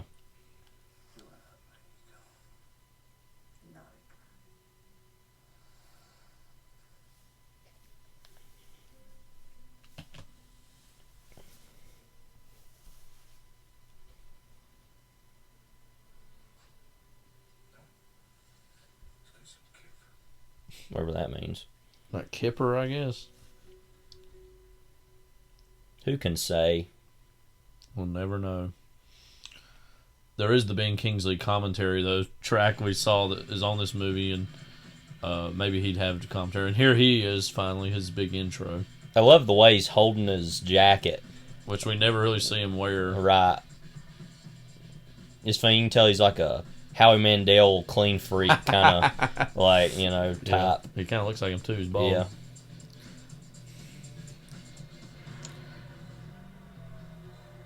That's what we need to see now is Ben Kingsley portraying Howie Mandel in like the Deal or No Deal era of his life. Right. It's kind of this could be called Deal or No Deal, actually.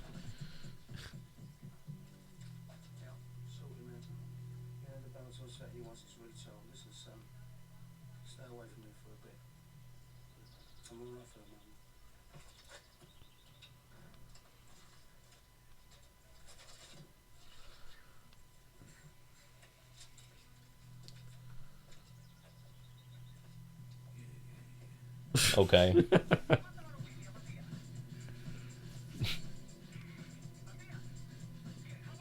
Love how long he takes to look. Mm-hmm. Like,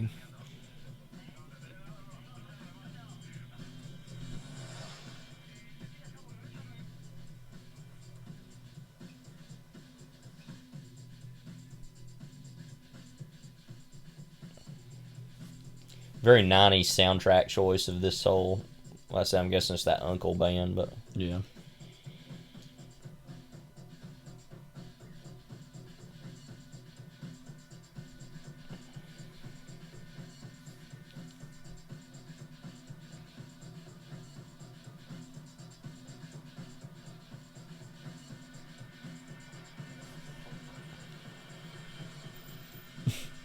We're so happy to see him. Yeah.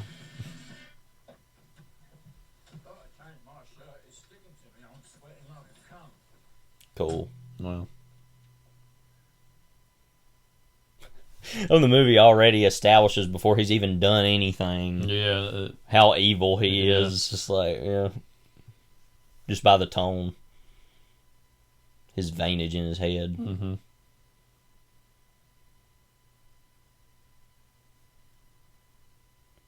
Well. How's your brother doing? Malky, he's alright, I suppose. He's Malky, and he don't know, you'd have to ask him. Cool. We need to spin off on Malky. I think that's like Jeremy Strong.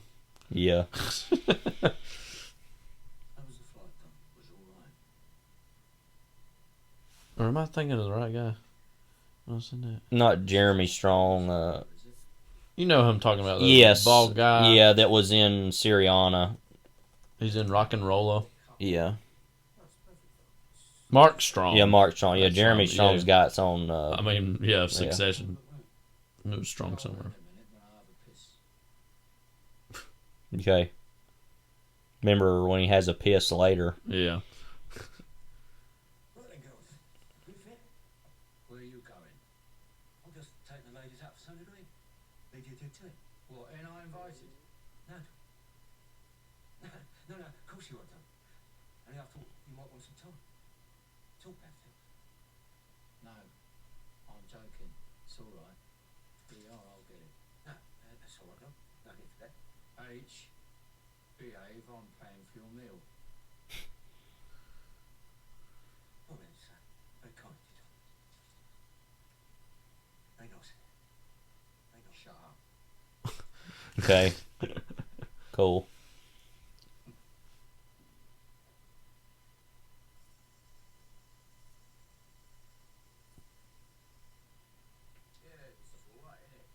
In it. What's that? It's a bow, isn't it? Accident. Yeah. This boulder came over down here. Just missed me. Smashing the tile, look. You happy here? Yeah, very. Cool. Well, we're gonna upset that. Coolio. Coolio for you, not for me. Has to be Coolio for me.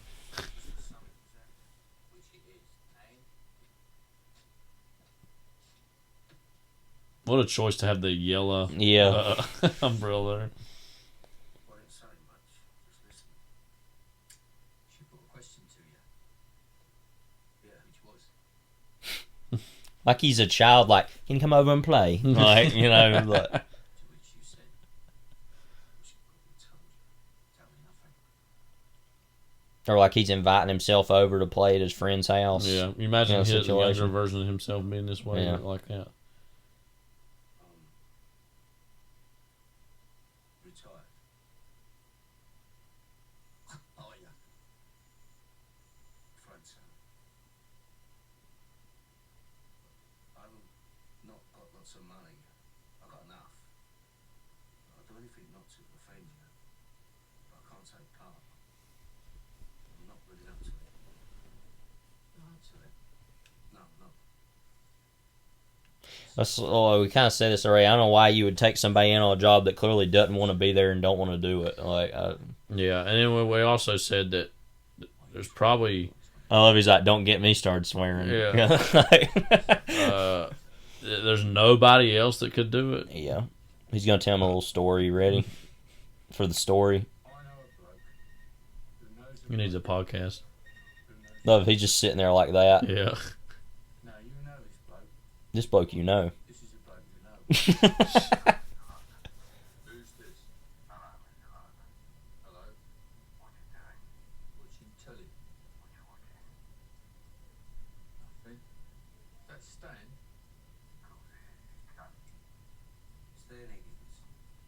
me to put a team together. 8 men. Strong. I ain't afraid to graft. It's gonna take all night. Good boys. Gotta be good boys. Reliable. Positive attitude. It's very important. So we can't have a bad morale, Yeah. So why is he working? Who's behind this, Stan? Who do you think? Who do you think, girl? I don't know. Bill Clinton? I don't know. Just trying to get the Clinton Foundation off on the right foot. It's funny because this is a very 90s, 2000s montage sequence, but it still to me feels very original for some reason. I guess it's just because of. Well, it's like kind of almost a Russian nesting doll, right. Almost little stories and different places it's going, and meanwhile, yeah.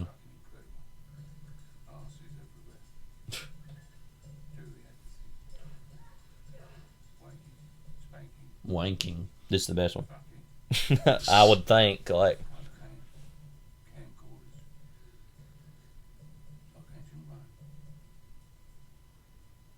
you feeling, Teddy?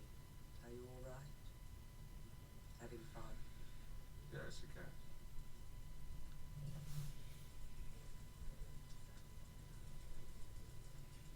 What you staring at?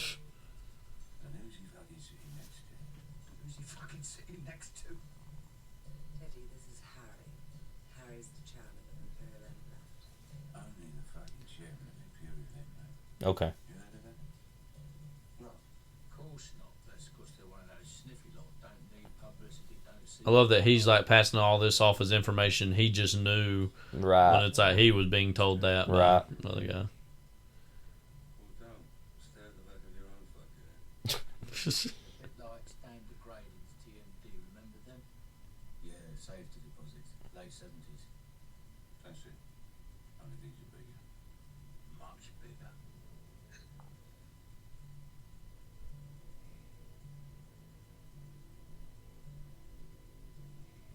Men or women?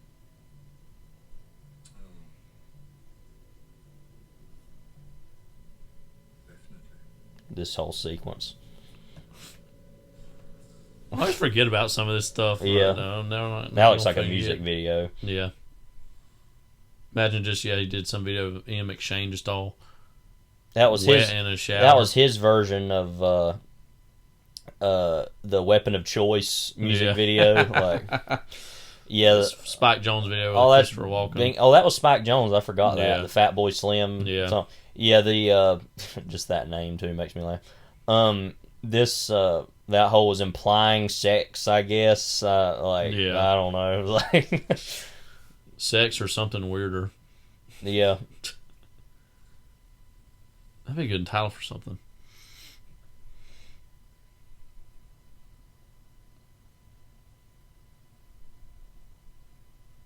So there's something about James Fox that just unnerves me. I don't Yeah. really know what it is.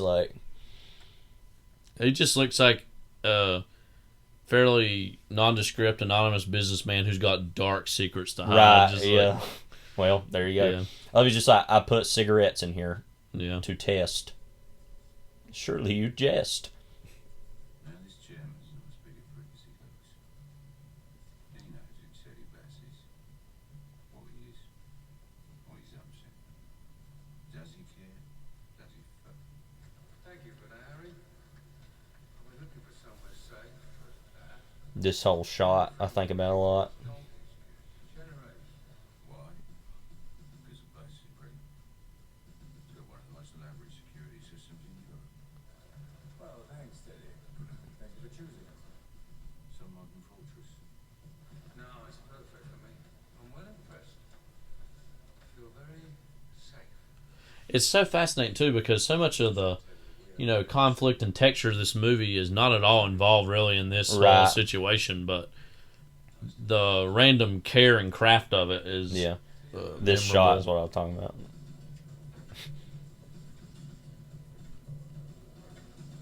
But yeah. That walk. I wish I looked like that. I'll tell you what, Stan. That is fucking impressive, that place. I'll say that. Fucking for and now it's like 20 years older. Like, mm-hmm.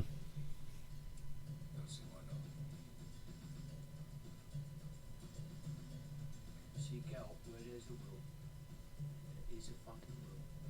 There's a way. this. And there is a fucking way. There's always a fucking way. Like, okay, we get it. Sutton. No, it's very far from Sutton. Teddy's been working on this for 5 months. Dan almost that. I've been in on it for 2. It's not Sutton. Preparation. H. As far as the actual concerned, it's a piece of piss. A monkey could do it. That's what A piece of piss. Just one piece, though. the Grosvenor. Name's Roundtree. Like Smarties, like Shaft. If they give you a call, just over here, see some friends, social visit, family, that sort of thing.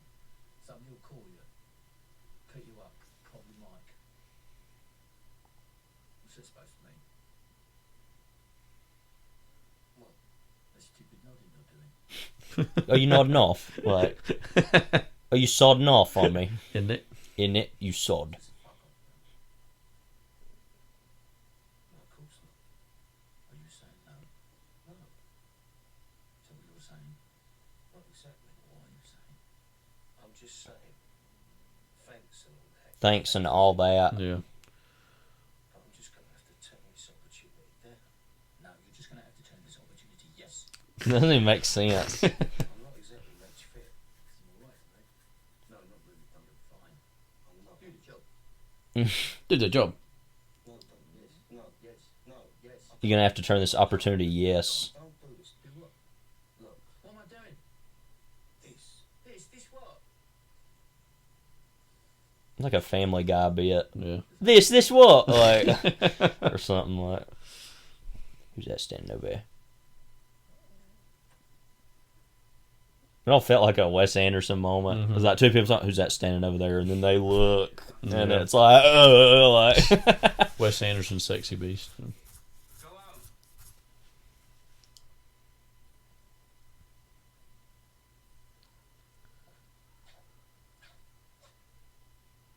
think his newest movie's already coming out this year.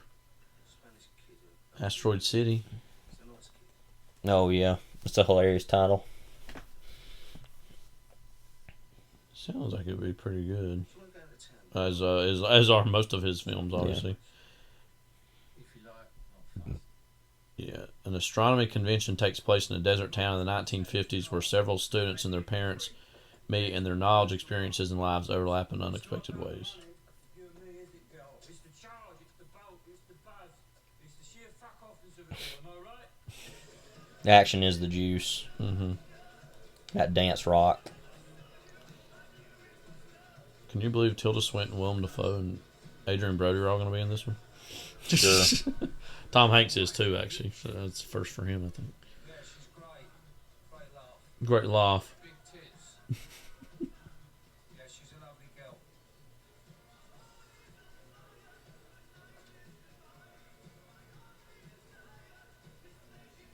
Listen, girl, I've missed my plane. I'm staying the night. Is that alright with you? Yeah, sure. Yeah, he clearly missed his plane. It's none of my business, though. Yeah, I know. I'm just telling you. Oh, I know, but I want you to know. Oh, yeah. Dirty cow. Yeah. Ace knows fuck all about it. What's she do with him, lanky Uncle Piss? Fucking Philip. Yeah. Cool. He loves her, Don. Tempted to tell him. During what we was doing, she tried to stick her finger up my bum. I almost hit the roof, you can imagine. What do you make of that, girl? What do you make of a woman who want to do that? This is a Clean very freak era. I mean, this is a very Ralph thing to say Yeah. because he liked weird stuff and then said, "Oh, you believe what right. she wanted me to do?" Like as a way to cover his tracks preemptively if she ever said anything. Right. Gonna, pimp you out, bitch. Yeah. What's that, Don? Your word. Imagine him and Polly Walnuts hanging out. Don Logan and Polly Yeah. Walnuts. Well, I'm not repeating it. Okay, cool. That's an easy way to get out Yeah. of talking about it. How far is the seat? Didn't get an answer on that. Talk to me, girl.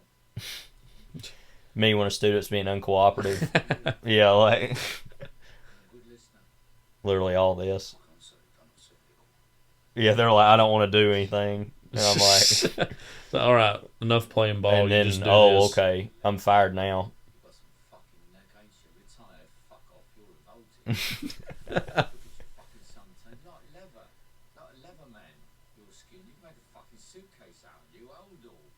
What? Fat bastard. You look like fucking Idi Amin, you know what I mean? Yeah, you know what I mean? You're ashamed of yourself. Who do you think you are? You're the castle. Top of the wall.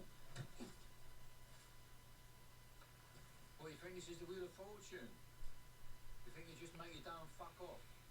Leave the table. Thanks, Don. See you, Don, off to Sunny Spade now, Don. Fuck off, Don. Not on your pool like a fat blob laughing at me. Do you think I'm gonna have that? You really think I'm gonna have that, you ponce? Alright, make it easy for you. God, you're fucking trying. Are you gonna do the job? It's not a difficult question. Yes or no? Say it. No. Yes. Fuck off, wanker, you're doing it. I was like, answer it. And he's like, no. He's like, yeah. Like, and it's literally like a child. Yeah. Stands out crystal clear. You haven't asked about anybody. Everyone's always asking after you. How's Gal? Heard from him? No, not for a while. It's all right. Leaves me wondering, have I done something to upset him? Must have. I'll ask him. Have I done something to upset you? Just your whole existence. You're born in Britain. You're not a fucking Spaniard. Don't kid yourself. You look like a laughing stock.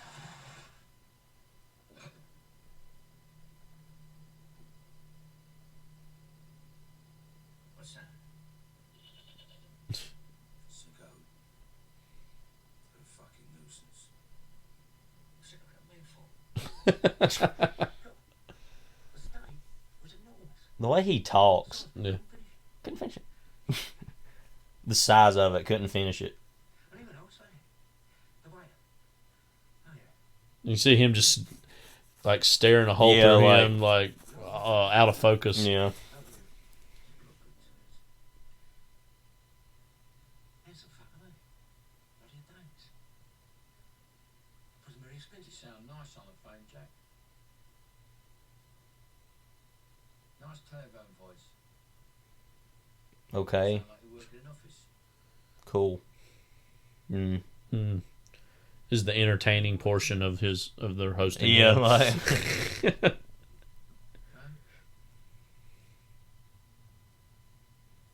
Nice telephone voice. cool. I've worked in an office. Wow, but that was a Really? hoot. Yeah. Does that surprise you? You were 17. This. Got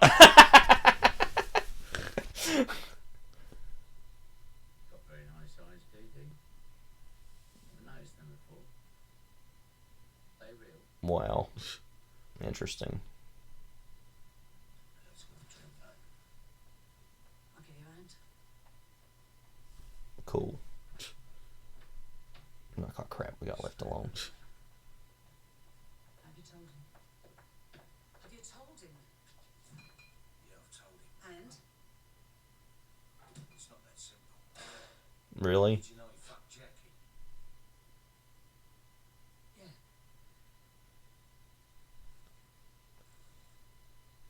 Like, I just want to say, like, I don't think that's the biggest Yeah. piece of information that's important here, but okay.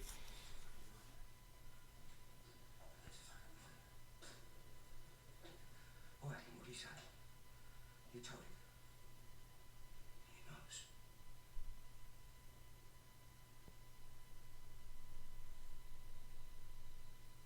So, y'all get cow and chicken over here? Cow and chicken.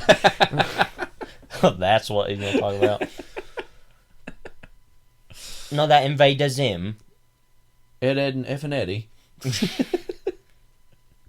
Real monster. F all real monsters. Idiot C. Well, No, it's almost like he's a toxic presence that no one wants to be around. I wonder if that makes him feel sad, though, inside. Knowing that he wreaks violence upon every interaction. And they're all just standing in there, too, is what I love. They're not even doing anything.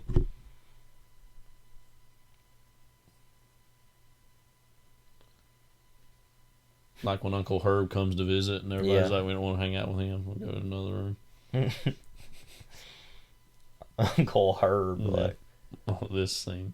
Yeah, I love also, that they just never even, like, talk to him or anything. They were just like, yeah, we're going to go in here and go to bed. Like a dog marking its territory or something. I love he looked like, oh, they might come in, like, got that all over his pants, you know.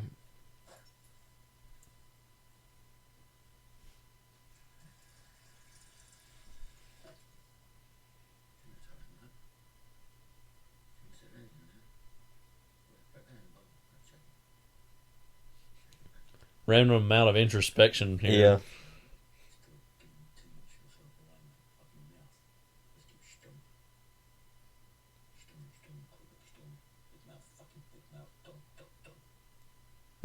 It's his, that could have easily not been in the movie, but I love that it's like, even he has like a crisis of confidence. Right, and he's like, well, he's not really that bad of a guy. Like talking himself up, like, oh man, I'm going too far. Like, I need to slow down.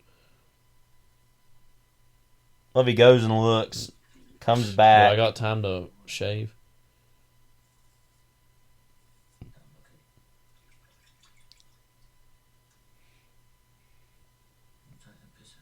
Me shaving this morning. It's all the same stuff you said. Yeah.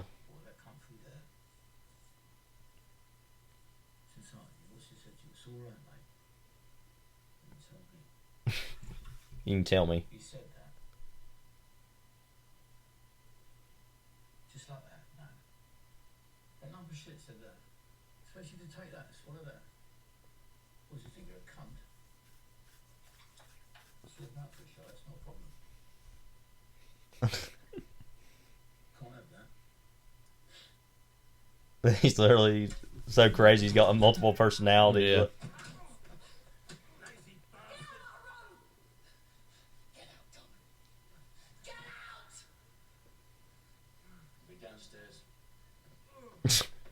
Like, I expect you.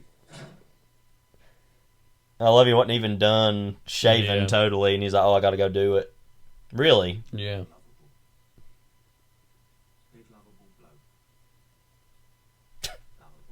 Total crap. Potty boy.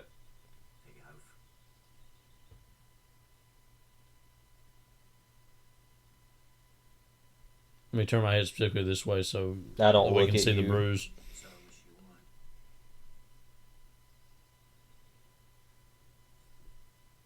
No.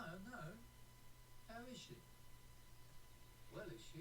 She looks it. Still looking after herself. Carla obviously agrees with her. Still going for a laugh. Still going for a laugh. Honestly. When I think of all the birds you could have had, you had to pick her. Girl dove. Girl fucking dove. Dove the love. Glamorous girl. Big girl. Gorgeous. Used to have a great body. Great physique. Handsome. Birds loved you. Couldn't get enough. And you wind up with that. Dirty Dee Dee.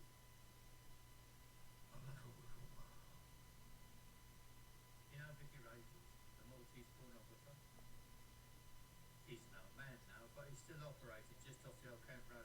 He tells me Dee Dee's still got a fan club. They meet up first Tuesday of every month. But when's he Organized. Yeah, they're in big demand nowadays. Those old Super 16, she's very popular. Oh yeah, very popular. You've seen them.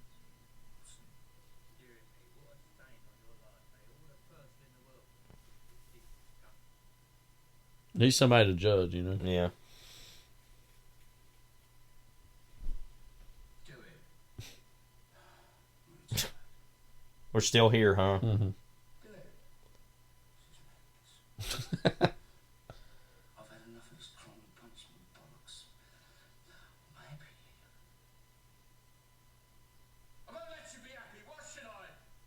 Because that would be a normal thing to do. Because I'm not happy, so you gotta be miserable too. Yes, Grosvenor. No, you show me up.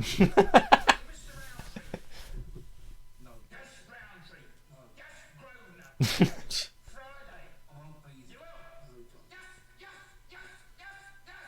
like a dog barking. Yeah. He looks like a dog in this. Stop killing yourselves. But for no reason. It's not just because of me. He's like, oh, you've done it now. What do you say? It's not just because of me. What are you talking about? You didn't become it. Just because of me. I find this astonishing. You're amazing. This is astounding. Repeat. Let's be honest. Repeat. This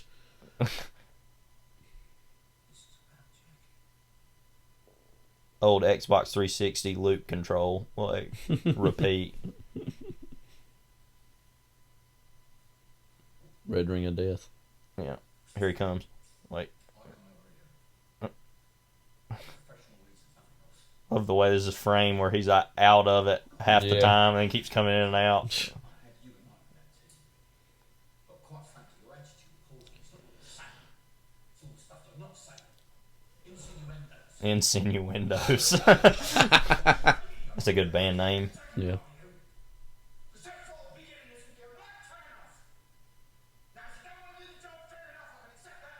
Right, but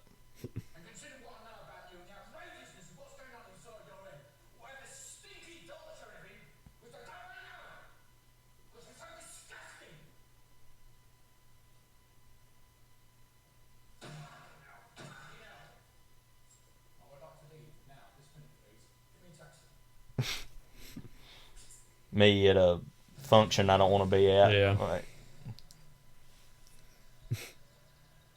Just looking straight ahead. Just yeah. He's done with it. Mm-hmm. I'm fed up. I'm fed up. Oh, good. Glad somebody is. Vertigo shot there. Like, his world is just rocked. He just can't take it. Like, mm-hmm. Look at all the people he's had to kill, and he's just like, oh, yeah, that's what I'm worried about. Yeah. Big moment coming up. Sir, I'm afraid you can't smoke. What do you want? Your cigarette. You have to put it out. What do you want? Cigarette. What? This? No, I'm not going to put it out. You must. Why's that? If you don't, we can't take off. Well, that's your problem, isn't it? It's your move. No, I'm not going to put it out. You're just going to have to wait till I've finished it. As simple as that. It's your move. Why don't you just put the cigarette out? What's that, Sancho? Do you want me to cut your hands off, use it as an ashtray? Yeah, I'll put it out, provided you're prepared to let me stub it out on your eyeball. I'll put it out. Agreeable? Those out. Let me be racist, and then Yeah. Okay, yeah. Cool. Here come the gay brigade, look. Wow. Hey, look, hey. Yeah, actually, that would be preferable too.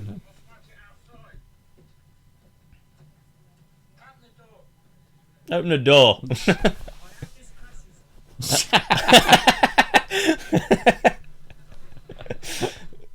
I'd make sure That's that probably was, that thought was overall. known. That's probably overall my favorite scene. It's just funny too because he's not interacting with the kind of the main. Right, characters, it's just all him these in the normal wild. people. Yeah, like this scene too. The first thing he says here. Very serious, Mr. Logan. You're right, sir. It's very serious. I've been here for 5 hours. No, it's like, no. I run the show here. Have you ever been sexually assaulted? Yeah, that's what I said. Yes, mate. Put my bag up in the cupboard. Next thing you know, off your hands on me. Was it Sancho? Or My front bottom. I gone all cold.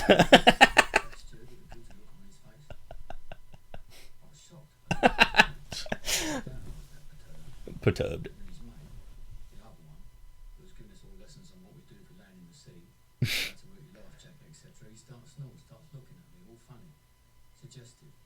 Now, I don't know whether they wanted me for a twos up or something. I don't know how they work. Twos up. I don't know how they work it.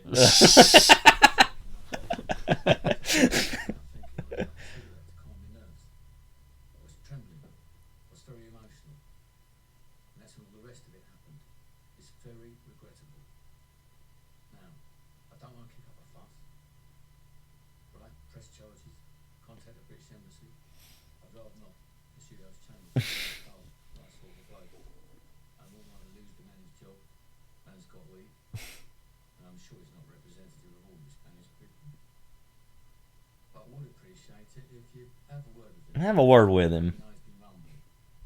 Rumbled. Love that somehow worked. Like.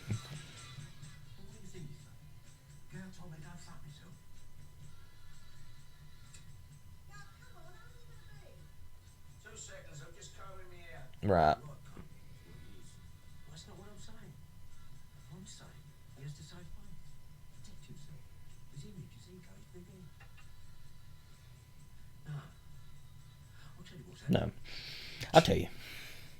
He's gone back and he said, I've decided what to go. He's fighting fat, he's brought a ton of weight, he looks fucking terrible. Michelin man. Back off, I'm beautiful. Michelin man. Put yourself in his perspective, the way he sees things.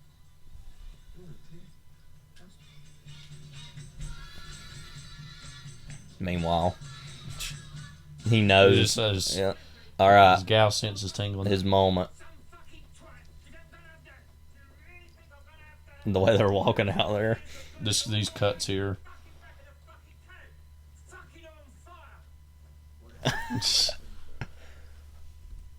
fucking happened? I'll tell you what fucking happened. You tell me, gal. You tell me what fucking happened. Give me a fucking knock back, you fat fucking cunt. Problem with the plane, huh? Is that? What did you fucking say, cunt? What? Fucking problem? No, mate, no. No fucking problem with the plane, cunt. Fucking plane was fine. Fucking plane was alright. Fucking plane was perfect. It's you. Yeah, clearly. Here we go. You fucking Dr. White, onking jam rag, arcing spunk bubble, I'm telling you, you keep looking at me, I'm gonna put you in the fucking ground. How he's like barely moving when he talks. Yeah, the deliberateness of that's very disturbing. No, they cut to him.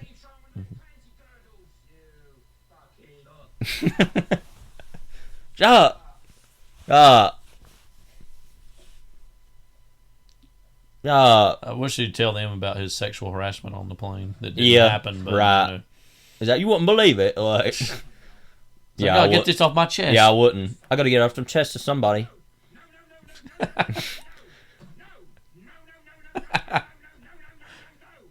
His finger.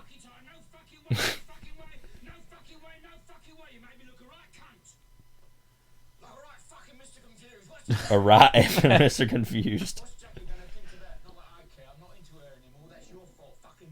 Yeah, what? Is your middle name Ungrateful or what?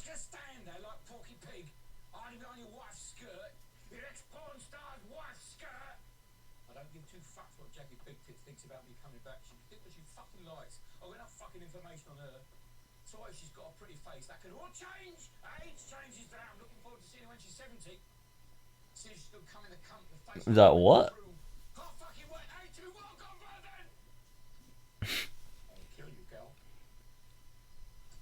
Meanwhile. Yeah.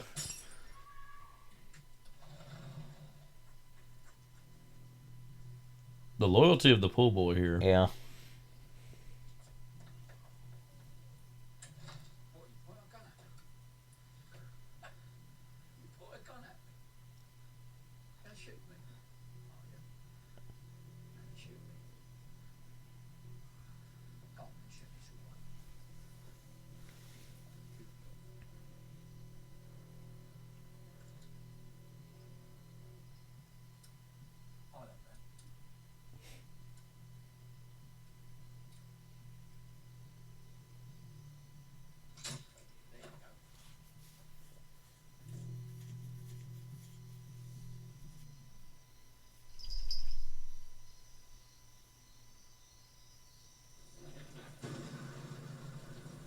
Instant, just like, all right, let's move along, and I'll come back to that. But yes, Grosvenor.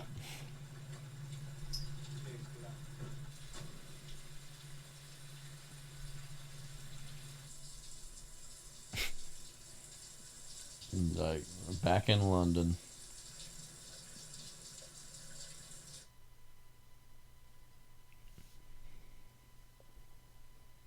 Oh, this is the ideal male image. And that's who Ray Stevens wrote about with the song "Are You Naked?" I mean, we've not talked much about Ray Stevens on here. I don't really have anything to say, but either.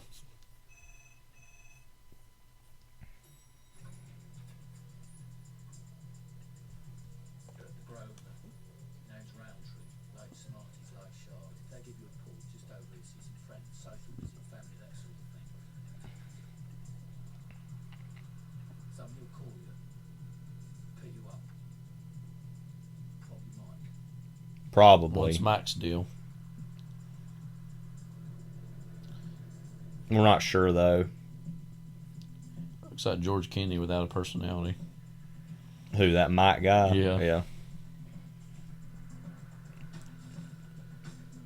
I have to duck under the plastic. You know something's going down when you got to do that. Yeah. You know.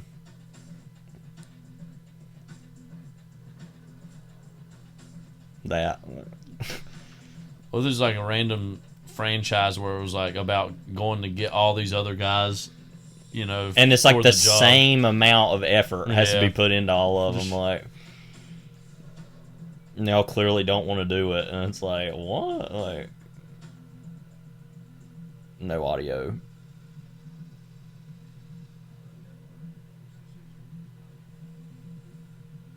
Oh, as that conversation becomes faintly audible, indistinct. Who's this with the indistinct? You saying I'm making a stink? Is that what you're saying? Saying I'm going indistinct. My Indaloo.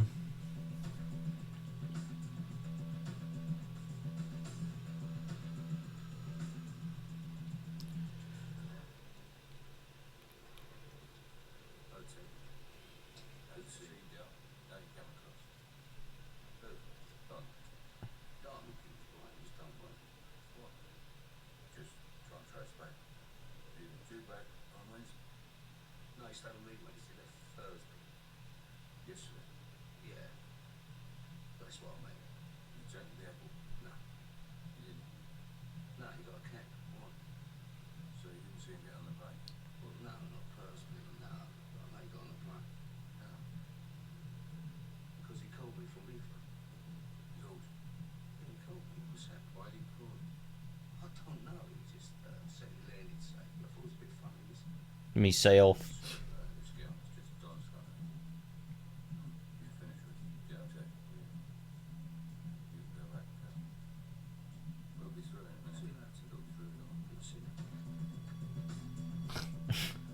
This. Like a music video.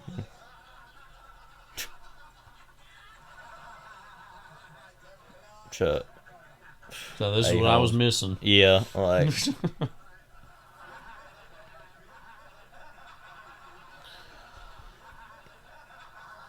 Yeah, that guy does look like George Kennedy.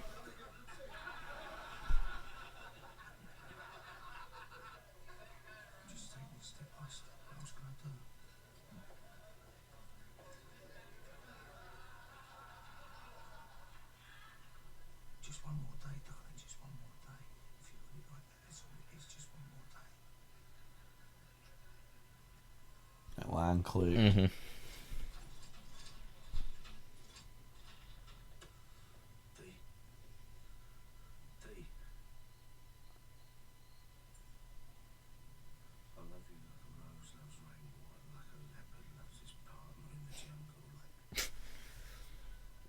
Like that song, Jungle Love. It's driving me mad. It's driving me crazy, D. Driving me bloody Steve, mad. Steve Winwood. Not Steve. Steve Miller, not Winwood, excuse me. Like, you know, putting my mouth over my pie hole kind of situation. That happens. Steve Miller Band. You find a stigma la band. What's going on with you?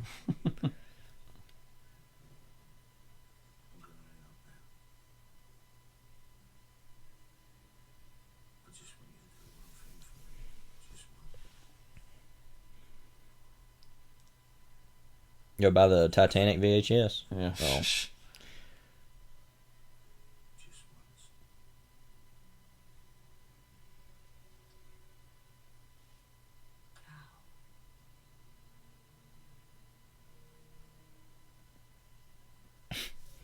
Cool.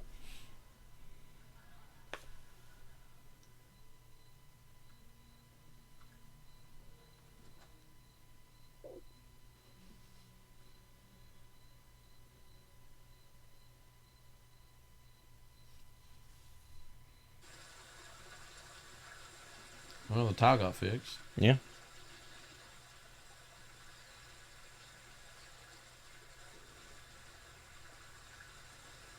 A pretty big pool. Yeah. As far as the depth. Mm-hmm.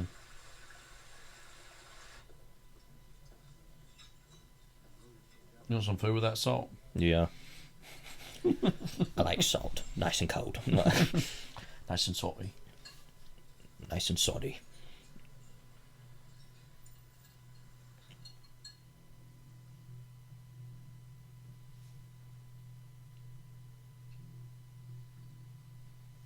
See, now what really would have been interesting is if they would have showed him coming in like the rabbit, like out of the car, yeah, even, right. And done that. And and then everybody's just walking around Yeah. like, no big deal.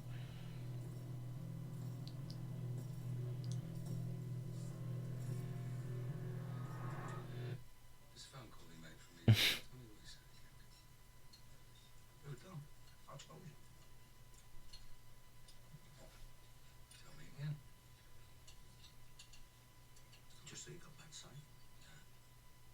He didn't do that. Actually, I mean, he didn't do it. You did. No. He didn't. Cool. For me, for I'm the one who got the call. If you know something different, then tell me. Look, I'm not here. I don't know what you're trying to get at now. Don't come and see me. Offer me a job. I said yes, please. Then he comes. Next thing he phones me from Heathrow. Says, see you Friday night. That's how he left me. They didn't phone you from Heathrow? Oh, he didn't fucking phone me from Heathrow, but he phoned me.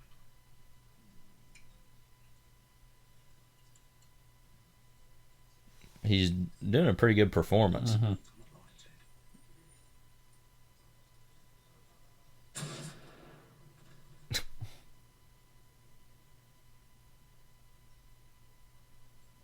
Ted. His reaction. The Kingsley.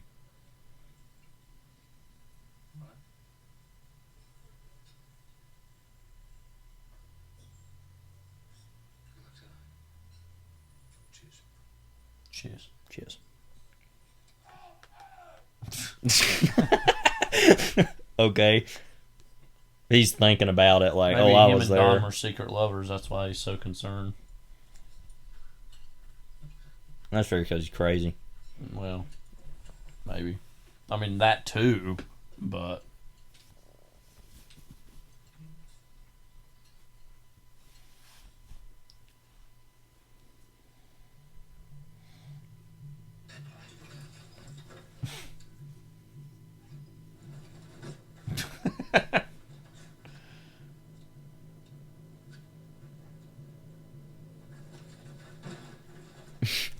Now you gotta put it on. All right, let's do it. Come on. Come Yeah. on now.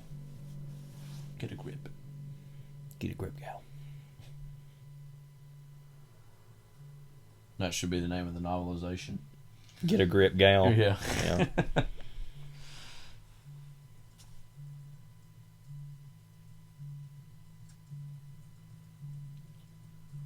The little click. Yeah. Clicking sound. The turn signal. There we go again. Yep. The better version, even. Because we get this moment. Seek out where there's a will, and there is a fucking will.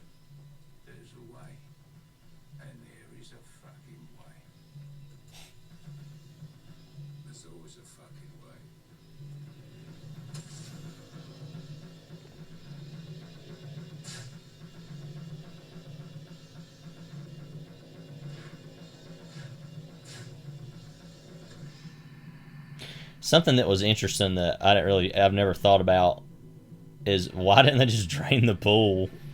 Yeah. You know, somebody talk about that in one of their reviews. Because it needed to be cool, that's why. It needs to be nice and cold. Right.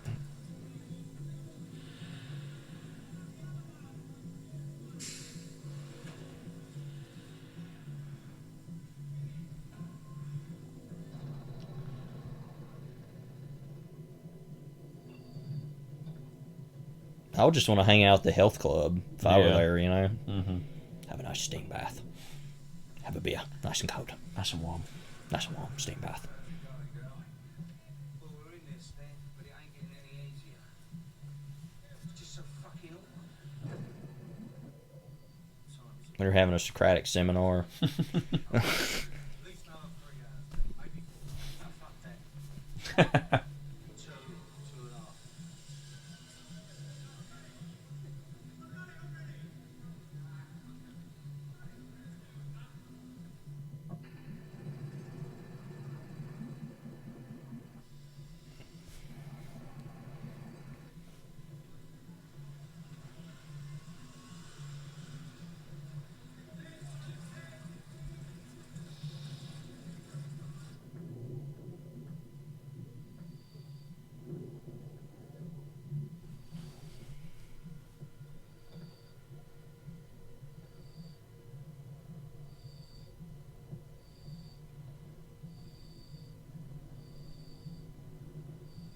You know, it was too bad we didn't see a crossover between this and the Oceans franchise and like have like the Night Fox match with Don Logan. You know, it was like.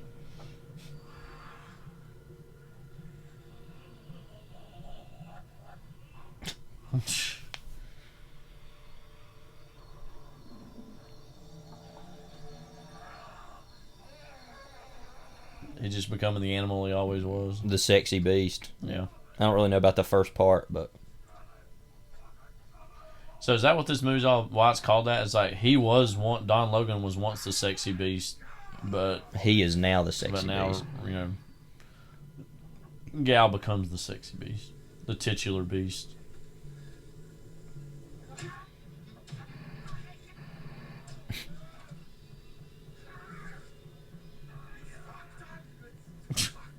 What? Oh, talking to her, okay. Yeah. Gotta bring that up in his final moments on Earth.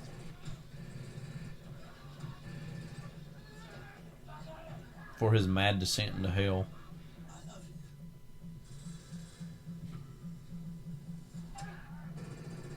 And she's like, alright, I'll show you what I think.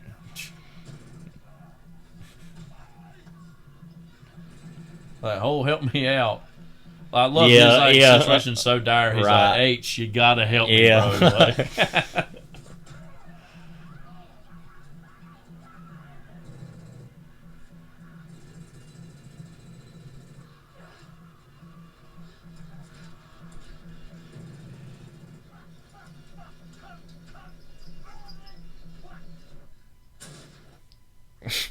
wow. As bad as it gets right there. Mm-hmm.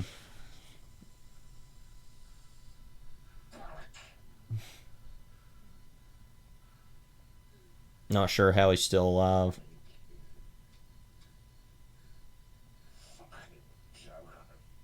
Mm-hmm.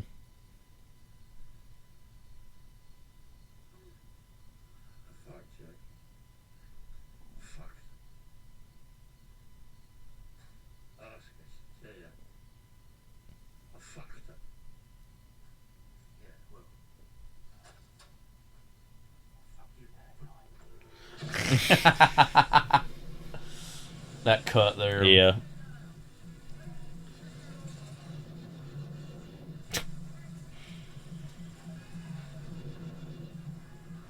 Like, could you imagine like your death blows to H? You know, yeah. Just like no, he's like, I'm going in. This is my time to doing shine. some wet work.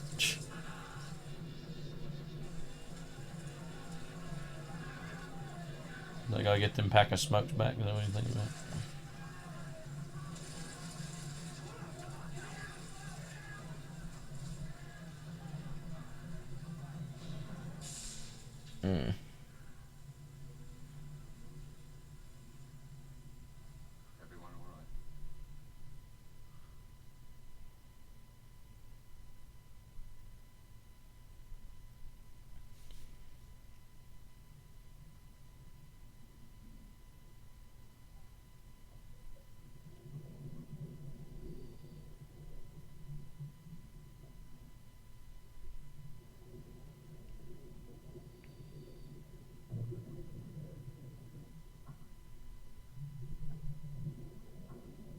What can they even get at this point? Yeah, I was just thinking how much of the money would be ruined. They're looking mainly, I guess, for the jewels and stuff. Yeah. Certain safety deposit boxes.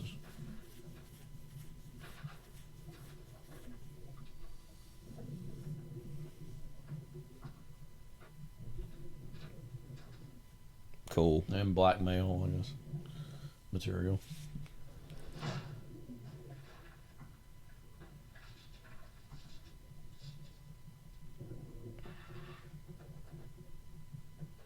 What? I don't even know what to say about that. I don't either.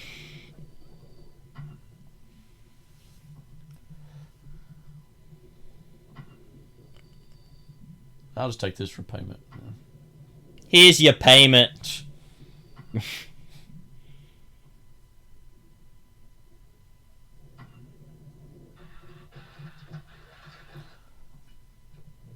This.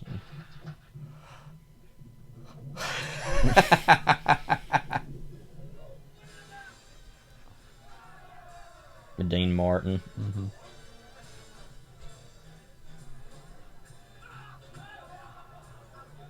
All these guys, like, Real please. Guys. It's like, 'cause you would think he would be one of those guys, but at this point, he's like, I don't want anything to Now do he's with a any of wife this. guy. Yeah. Wise guy turned wife guy. The cool guy. Oh my god, I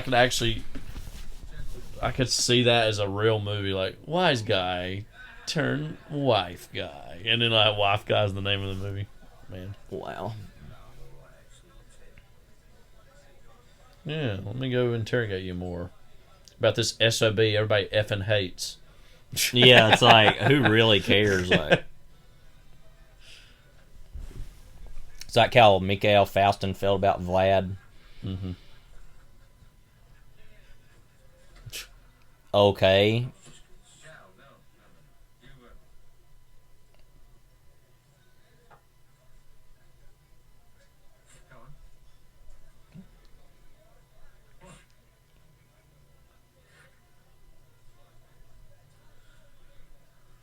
Congratulations.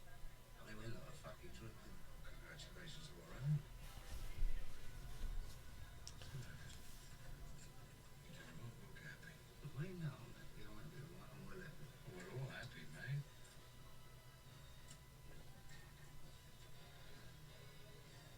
What's with the bag? You shooting off. You mean no? Well, yeah. Got a plane to catch, haven't we?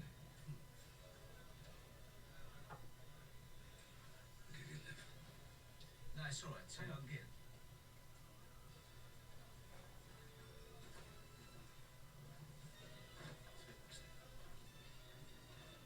Maybe never again. Hopefully not. Maybe in Sexy Beast 2, this beast still sexing. Like Sexy Beast 2, The Search for More Money. I mean, I was curious what the box office on this is. Let's see. I think it was alright. Yeah, probably respectable, isn't it? They get a lot of showings of it in. It's only an hour and a half. It had a $4.3 million budget, made $10.2 million. That ain't too bad, I guess. For a movie that is inherently a little more art house, for a crime movie especially.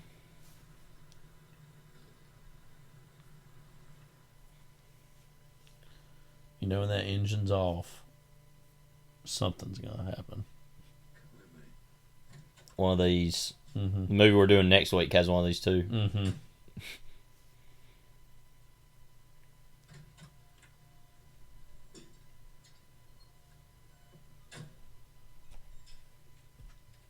That's a interesting thing that always takes me out of the movie immediately, though. Yeah. Like, it's weird.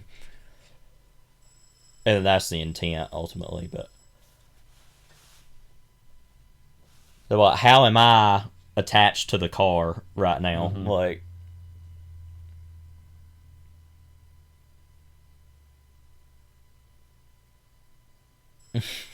Like, oh no, I will be met. Like, I will be entertained. Who is it? It's Teddy. It's Teddy Bear. I am Teddy Bear, also known as Babby. B-A-B-B-Y. I know, I'm sorry. I need your help, Harry. Something's happened.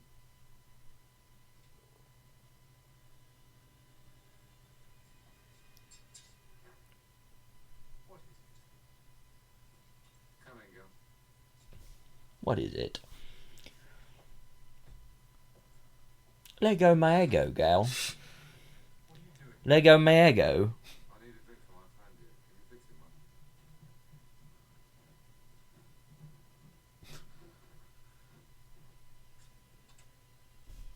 So what are you having, Joe?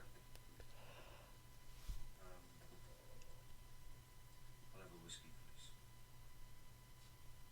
Cheers. He's looking at him like... It's like something will happen. That I guarantee you.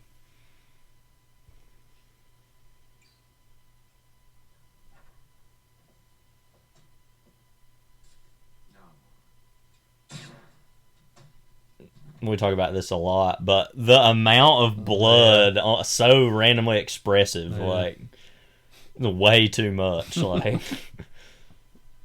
Well, yeah, we talk about that a random amount, about like the blood on the cabinet in this, like, and you still see it. You never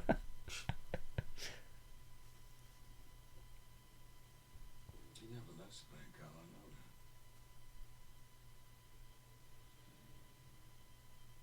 You never got on a plane. Well, actually, he did get on a plane. Yeah. Go off again. Yeah. And there's no record of him getting another flight.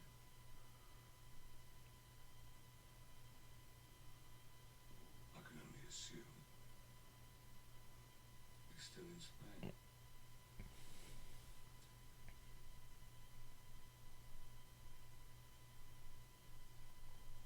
Well, I'm not into this anymore. What does that mean? What the hell does that mean?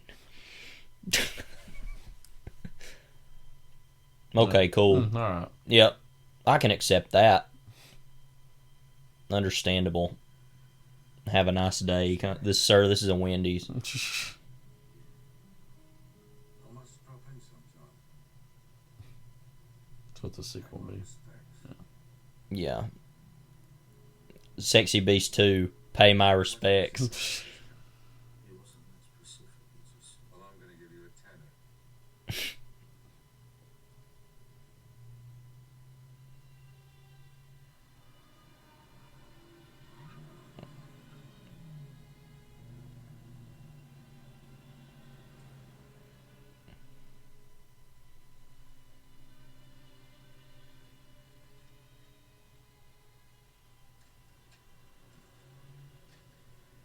I got 20s. You got change.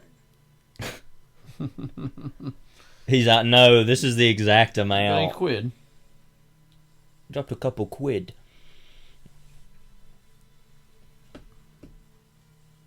There's something we were watching the other day. Oh, it was Bullet Train. Or it said something. I was like, oh, something quid. And then they literally said that. Yeah. Like,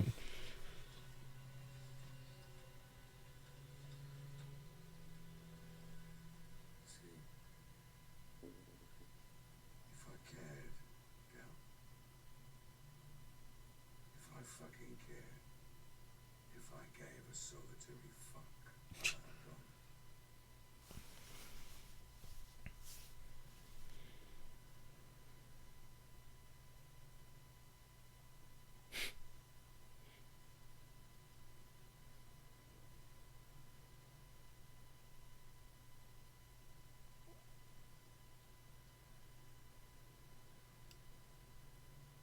Get out of the fucking car. So it's like we kind of said, is like, yeah, you know what? If Don goes missing or whatever, Yeah. we're not all gonna cry. Good thing nobody really cares about him and his well-being. Yeah, that's a nice little bonus, a nice little treat, you know. Yeah.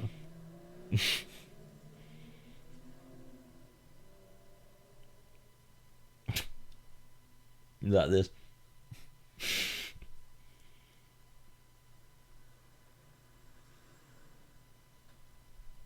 Meanwhile, it's like 5:30. Mm-hmm.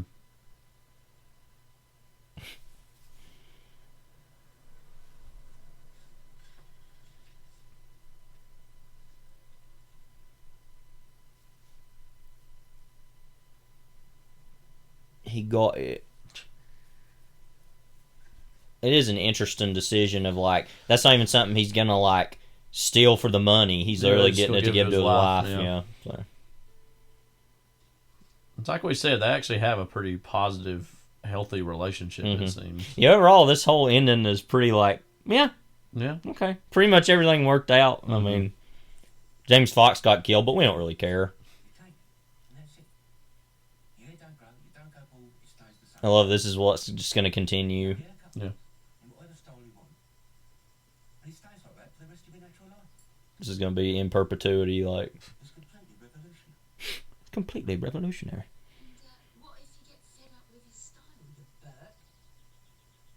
He's part of the family now. Yeah. He stepped up. He was loyal. Yeah. He's reversible.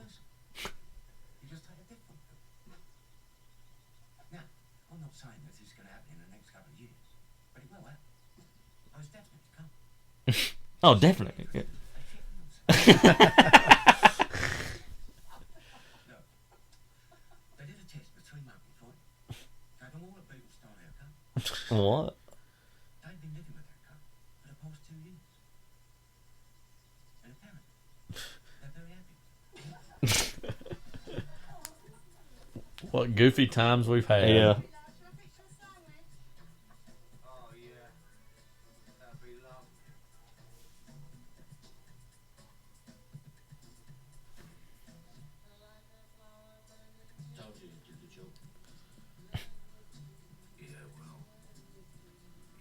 So he's going to have these conversations the rest of his life.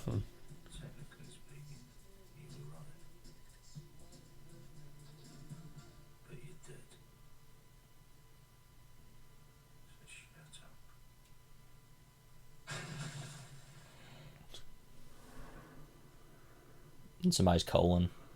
It's like it's that deep down. Yeah.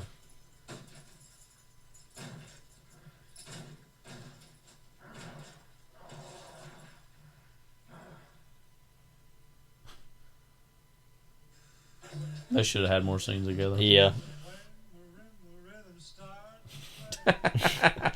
What a perplexing. Yeah, I think about that all the time. Of just like you said, why didn't they have more scenes together?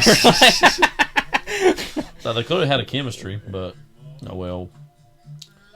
Goodbye, sweet cabin. R.I.P. It's definitely coming. Any thoughts? No, just that very offbeat, entertaining movie. Again, I don't necessarily know if it's a comedy. Wouldn't classify as one, but it is a lot of a wit and a irony about itself. It's pretty funny. But I think this is probably technically my favorite Glazer movie. Yeah. I'd really like to see Birth a lot more because I just think conceptually that's my hypothetically would be my favorite if I saw it more, but I need to. I think obviously his most impressive is Under the Skin. Yeah, on the technical level, that's his most accomplished film to this point, I think. But this is also just such a delightful, brief, gets in, gets out. Knows exactly what it is. Kind of crime movie, even though we're still perplexed over what it is, but audiences are. But that's Sexy Beast from 2000. Still holds up. I think still pretty great. And our sojourn through crime cinema goes on. So, Mr. Probst, what have we got next week? Stay tuned for scenes from our next episode. Do I have to explain this twice? What do you think the guys on the street think? I got no idea. They think Trapman. He did it before, and now he did it again, and all he got was beat off. You didn't really do anything. It's his responsibility. He did it before, and now it happened again. So he's responsible for what guys think. On the street, it's Trapman. Nothing but Trapman. Look, there's no two ways about it, counselor. Trapman's got to be hit. He made a mistake. Oh, wait a minute. I get it. I see what you mean. The public angle and all. Okay. Okay. Okay. If they agree with you, assuming that, can you hit Trapman? Sure. And what about this squirrel fella? Because he seems like the leading candidate to me. Probably not any Mickey for that one. Mickey? New York Mickey? Why can't you handle? Because Squirrel knows me. Didn't I say that already? He needed something done once. Dylan couldn't do it, so I did it, so he knows me. He's gonna figure if he's waiting on someone, he's waiting on me or Dylan. So what? You ever killed anyone? No. You can get touchy-feely. Touchy-feely? Emotional, not fun. A lot of fuss. They cry, they plead, they beg, they piss themselves, they call for their mothers. It gets embarrassing. I like to kill them softly. From a distance. Not close enough for feelings. Don't like feelings. Don't want to think about them. We need Mickey. What's the problem? Mickey's expensive. Not at the moment. You get him for 10? 15. You do it for 15? 15, asshole. I think in this economy, a quick 15 for 2 days' work would sound pretty good to Mickey. We'll sell him a party. Fly in, whack a guy, fly out. Quick 15. Fly coach. And that clip you just heard was from Killing Them Softly from 2012, starring, of course, Brad Pitt and a whole host of others that we'll be delightfully talking about next week. Directed by Andrew Dominic, who I think is kind of, is different, but he's in a similar-ish class to Glazer in the fact that he hasn't made a whole lot of movies.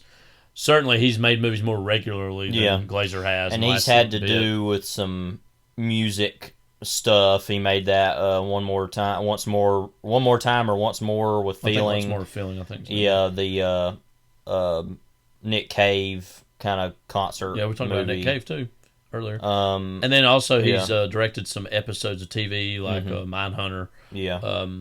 As well. So he's a very exciting director. I mean, we've talked, I think, very briefly on this show about the Marilyn Monroe biopic that he's been working on making forever. Yeah, and we'll talk about that when it's out and everything. Blonde, which is, of course, going to be on Netflix, so we'll be talking about him yet again. But Killing Them Softly, I don't know how to say it, is probably collectively one of our favorite movies. I mean, it's something we quote from a lot, and it's hard to believe the movie's 10 years old now. I remember when it first came out, and we can talk about this more next time. I remember it came out at Cannes in 2012, and hearing the buzz about it, and it was pretty divisive when it first came out in terms of people like, oh, this is good. Like, and I think I guess that was his first movie since Assassination of Jesse James by the coward Robert Ford, which, wasn't the biggest hit when it came out, but was critically adored and critically loved and has only grown in reputation since. But I know when Killing Them Softly came out, it was kind of divisive. A lot of people saying, oh, it's not very subtle, it's very on the nose, but then other people really responding to it. We're big fans of it, though, and, outside of just its political context, which is very important to the movie, it delivers just one of the juiciest watchable Brad Pitt roles we've ever had, which is saying something. Got a great cast of who's of people you've seen pop up in other things, kind of playing oftentimes only in a handful of scenes, but still popping up. What for you about Killing Them Softly makes it kind of a consummate, more recent contemporary crime film? Well, first of all, it's just so watchable. And it was, of course, and I'll talk about this some next time, based on Cogan's Trade, the George V. Higgins novel that he wrote. Which we, previously on this pod did, Friends of Eddie Coyle, which was a book he had written. And it's a very similar movie in that sense, and we kind of talked about that when we watched it, and we'll talk about it again, that the whole Dylan character may or may not be that same character, so the fact that Peter Boyle and Sam Shepard played maybe the same person, I find fascinating, but what I think, though, works about it that people don't like, other than the fact of it being right on the nose, very much like his... I mean, it's one of the closest adaptations of a book I've ever seen, as far as the dialogue is straight out of the book. And pretty much exactly the same. There are minor changes that I'll talk about, but that Dominic was interested in taking the movie and making it about the housing crisis in the late 2000s. And the movie is set in the book, and I'm assuming in the movie too, in Boston. But it was filmed in New Orleans. In post-Katrina New Orleans. Right, and so the movie feels like it could be anywhere, just this sense of moral and economic and infrastructural desolation that America was in at that point and was still kind of in 2012. I'll be interested to talk about the political implications of the movie. I think are interesting coming from an Australian that I'm not totally sure if all of the statements are accurate or track very well, but I still find... But what I find so fascinating about the movie, though, and why it's so great, is not only that it is an adaptation of a book that's pretty good, but I feel like it actually upstages the book by making it about very specific modern things that were not... The book didn't really have any socio-political aspect whatsoever, other than basic aspects of capitalism and the way the economy works, but this tells it in a more direct way, that in a more thematic sense that I think is more worthy of the material than the material was itself. So, and just the fact that it's just such a weird movie, all these weird choices, nothing on the level of this movie, but more stylistic choices than literal. I can specifically think of the opening credits is just very... I remember when I first saw it, me and our cousin Philip went to go see it down in Wilmington, and we kind of looked at each other and were laughing like, is this going on right now? Like when we first see it, and again, it's just so compulsively watchable. I mean, there's a lot of great performances and scenes in the movie. In particular, I really love a lot of the James Gandolfini stuff. He's essentially doing like his Tony Soprano voice, but a very different kind of character in a lot of ways, and I don't think he quite got enough credit for that. That was one of his last big performances he gave as well, was in that movie. And of course, him and Brad Pitt shared like a scene or so together in True Romance, if you remember. Yeah, that's true. Some years before, so I'm sure he remembered him. One of the all-time deaths in any movie, by the way, is Gandolfini in True Romance. Just the violence of that is just so bad. But yeah, he's really great in this. I mean, I love everybody in it. I really love Scoot McNairy, who's somebody who's kind of been around for a while, and probably to most people is sadly known now as being in Batman Superman Dawn of Justice, which is just an awful movie. He had like a very exciting moment in the 2010s where it seemed like he was going to be a bigger actor. He's in still Gone Girl been in things. Some other stuff. I mean, he was on *Halt and Catch Fire*, kind of one of the lead characters in that. But that is a really great showcase for him, as well as Ben Mendelsohn. That was around the time he was blowing up, and then the next movie we do after that, he also has a role in a performance where he's also sweaty. And then Ray Liotta in the movie too, and we can kind of talk about him while we're watching it. I think maybe wins the movie for me in certain ways. I think his performance is just so genuine. Well, you have a really specific impression of him in that movie. Where like and we'll talk about it when it happens in the movie and everything, but that part where they're robbing the card game and he's like, stop this, and he's like holding his hand out, like that'll probably be my pick on Instagram for anybody who wants to go find it. He's like,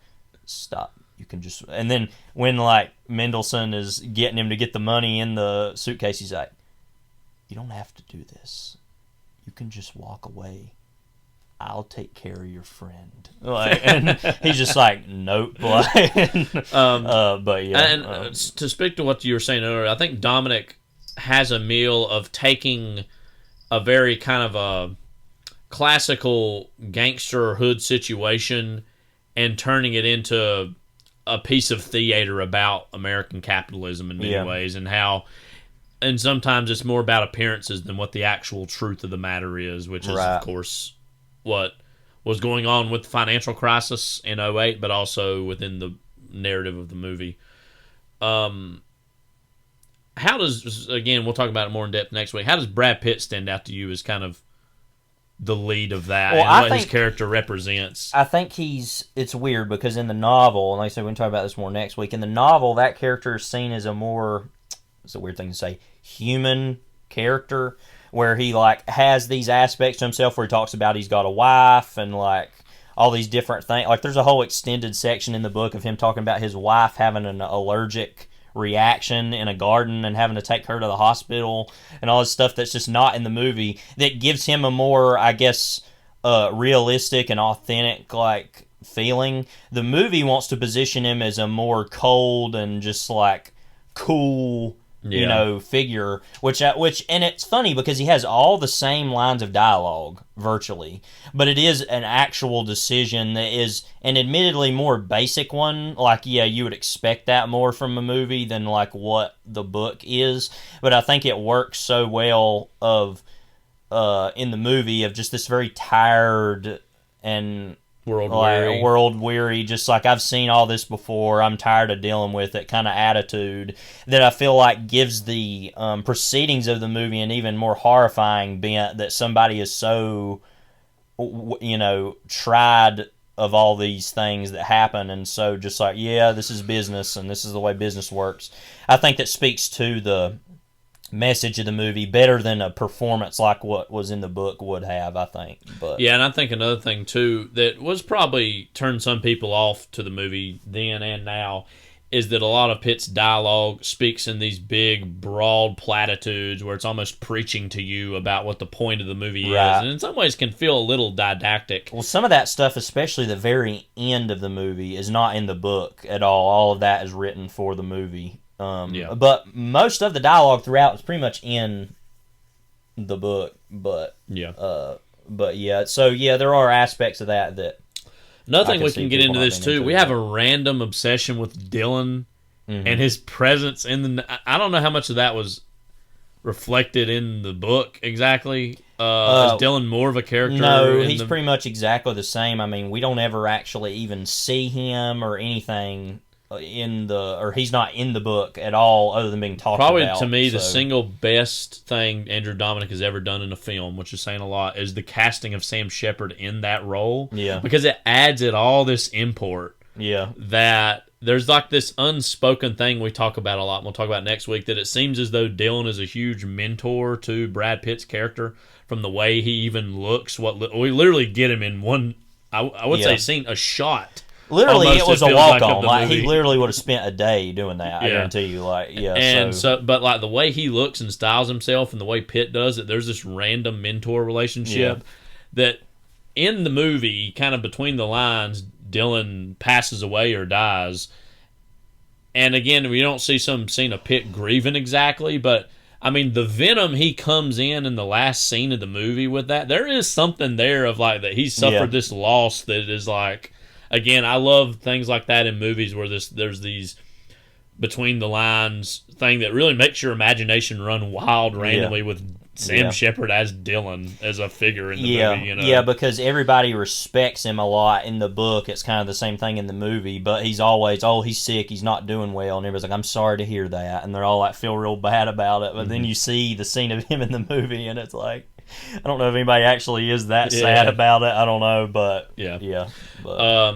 And again, one last thing I'll just say again about the Gandolfini scene. Well, he's in kind of two scenes really, but what really gets me though about that, where him and Pitt are first meeting and they're kind of in a restaurant, is how long that scene goes on. It's the same thing in the book, and but when you first watch the movie, I remember like, okay, so he's here, he's telling him to do the job.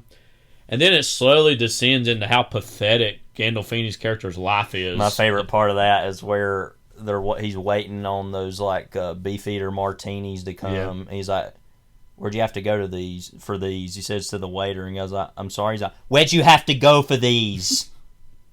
And like looks at him, and he's like, and then it's funny that whole scene that he's having to apologize for him. He's like, it's all right. Like, to the waiter, like, it's all right, whatever. Like, and then, like, how he's like, we're just talking about the movie too much here, but then he's like, oh, I don't want to drink any beer, but he's having to wait on the martini, so he's like, I thought you didn't drink the beer, and he's like, yeah, well, whatever. Like, and just like, that's the whole attitude, and that's kind of the whole attitude of the movie is like Pitt having to react to these other people who have no self-control whatsoever, and he's the only one who does, but yet he's a murderous, and I think psychopath. I think ultimately we're getting at what one of the joys of this movie is, Killing Them Softly, is just this, like, it's like Andrew Dominic, who clearly made like this very powerful big movie with Assassination of Jesse James by Robert Ford, and he's like, I know what tradition of movie Killing Them Softly is working in. This Higgins-esque, I mean, a movie like The Friends of Eddie Coyle or in that realm, or movies that have been since inspired by that, and he's just luxuriating and putting his feet up and like, let's just kind of, we know what all this is, we probably know where all this is going, so let's just like really hone in on the textures of this. And I think that it's the textures and the specificity of the performances of that movie that are ultimately what great crime movies are. I mean, of course, there's something like The Godfather, which is this big epic statement and this big stuff. Ultimately, like a truly, truly just great genre crime movie is something to me like Killing Them Softly, that has a political statement to make, but also has a narrative that in some ways doesn't ask that much of you. You kind of know what you're going into with it, but you just luxuriate in that atmosphere and the environment for all its savage decrepities. But again, that's Killing Them Softly. We'll be getting into next week. This is Kyle. This is Levi. Take care. God bless.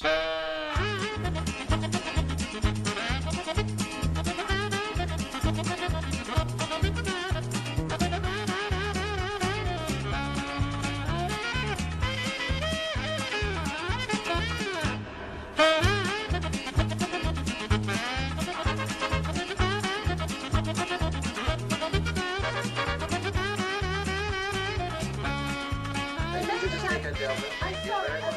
So nice. Goodbye.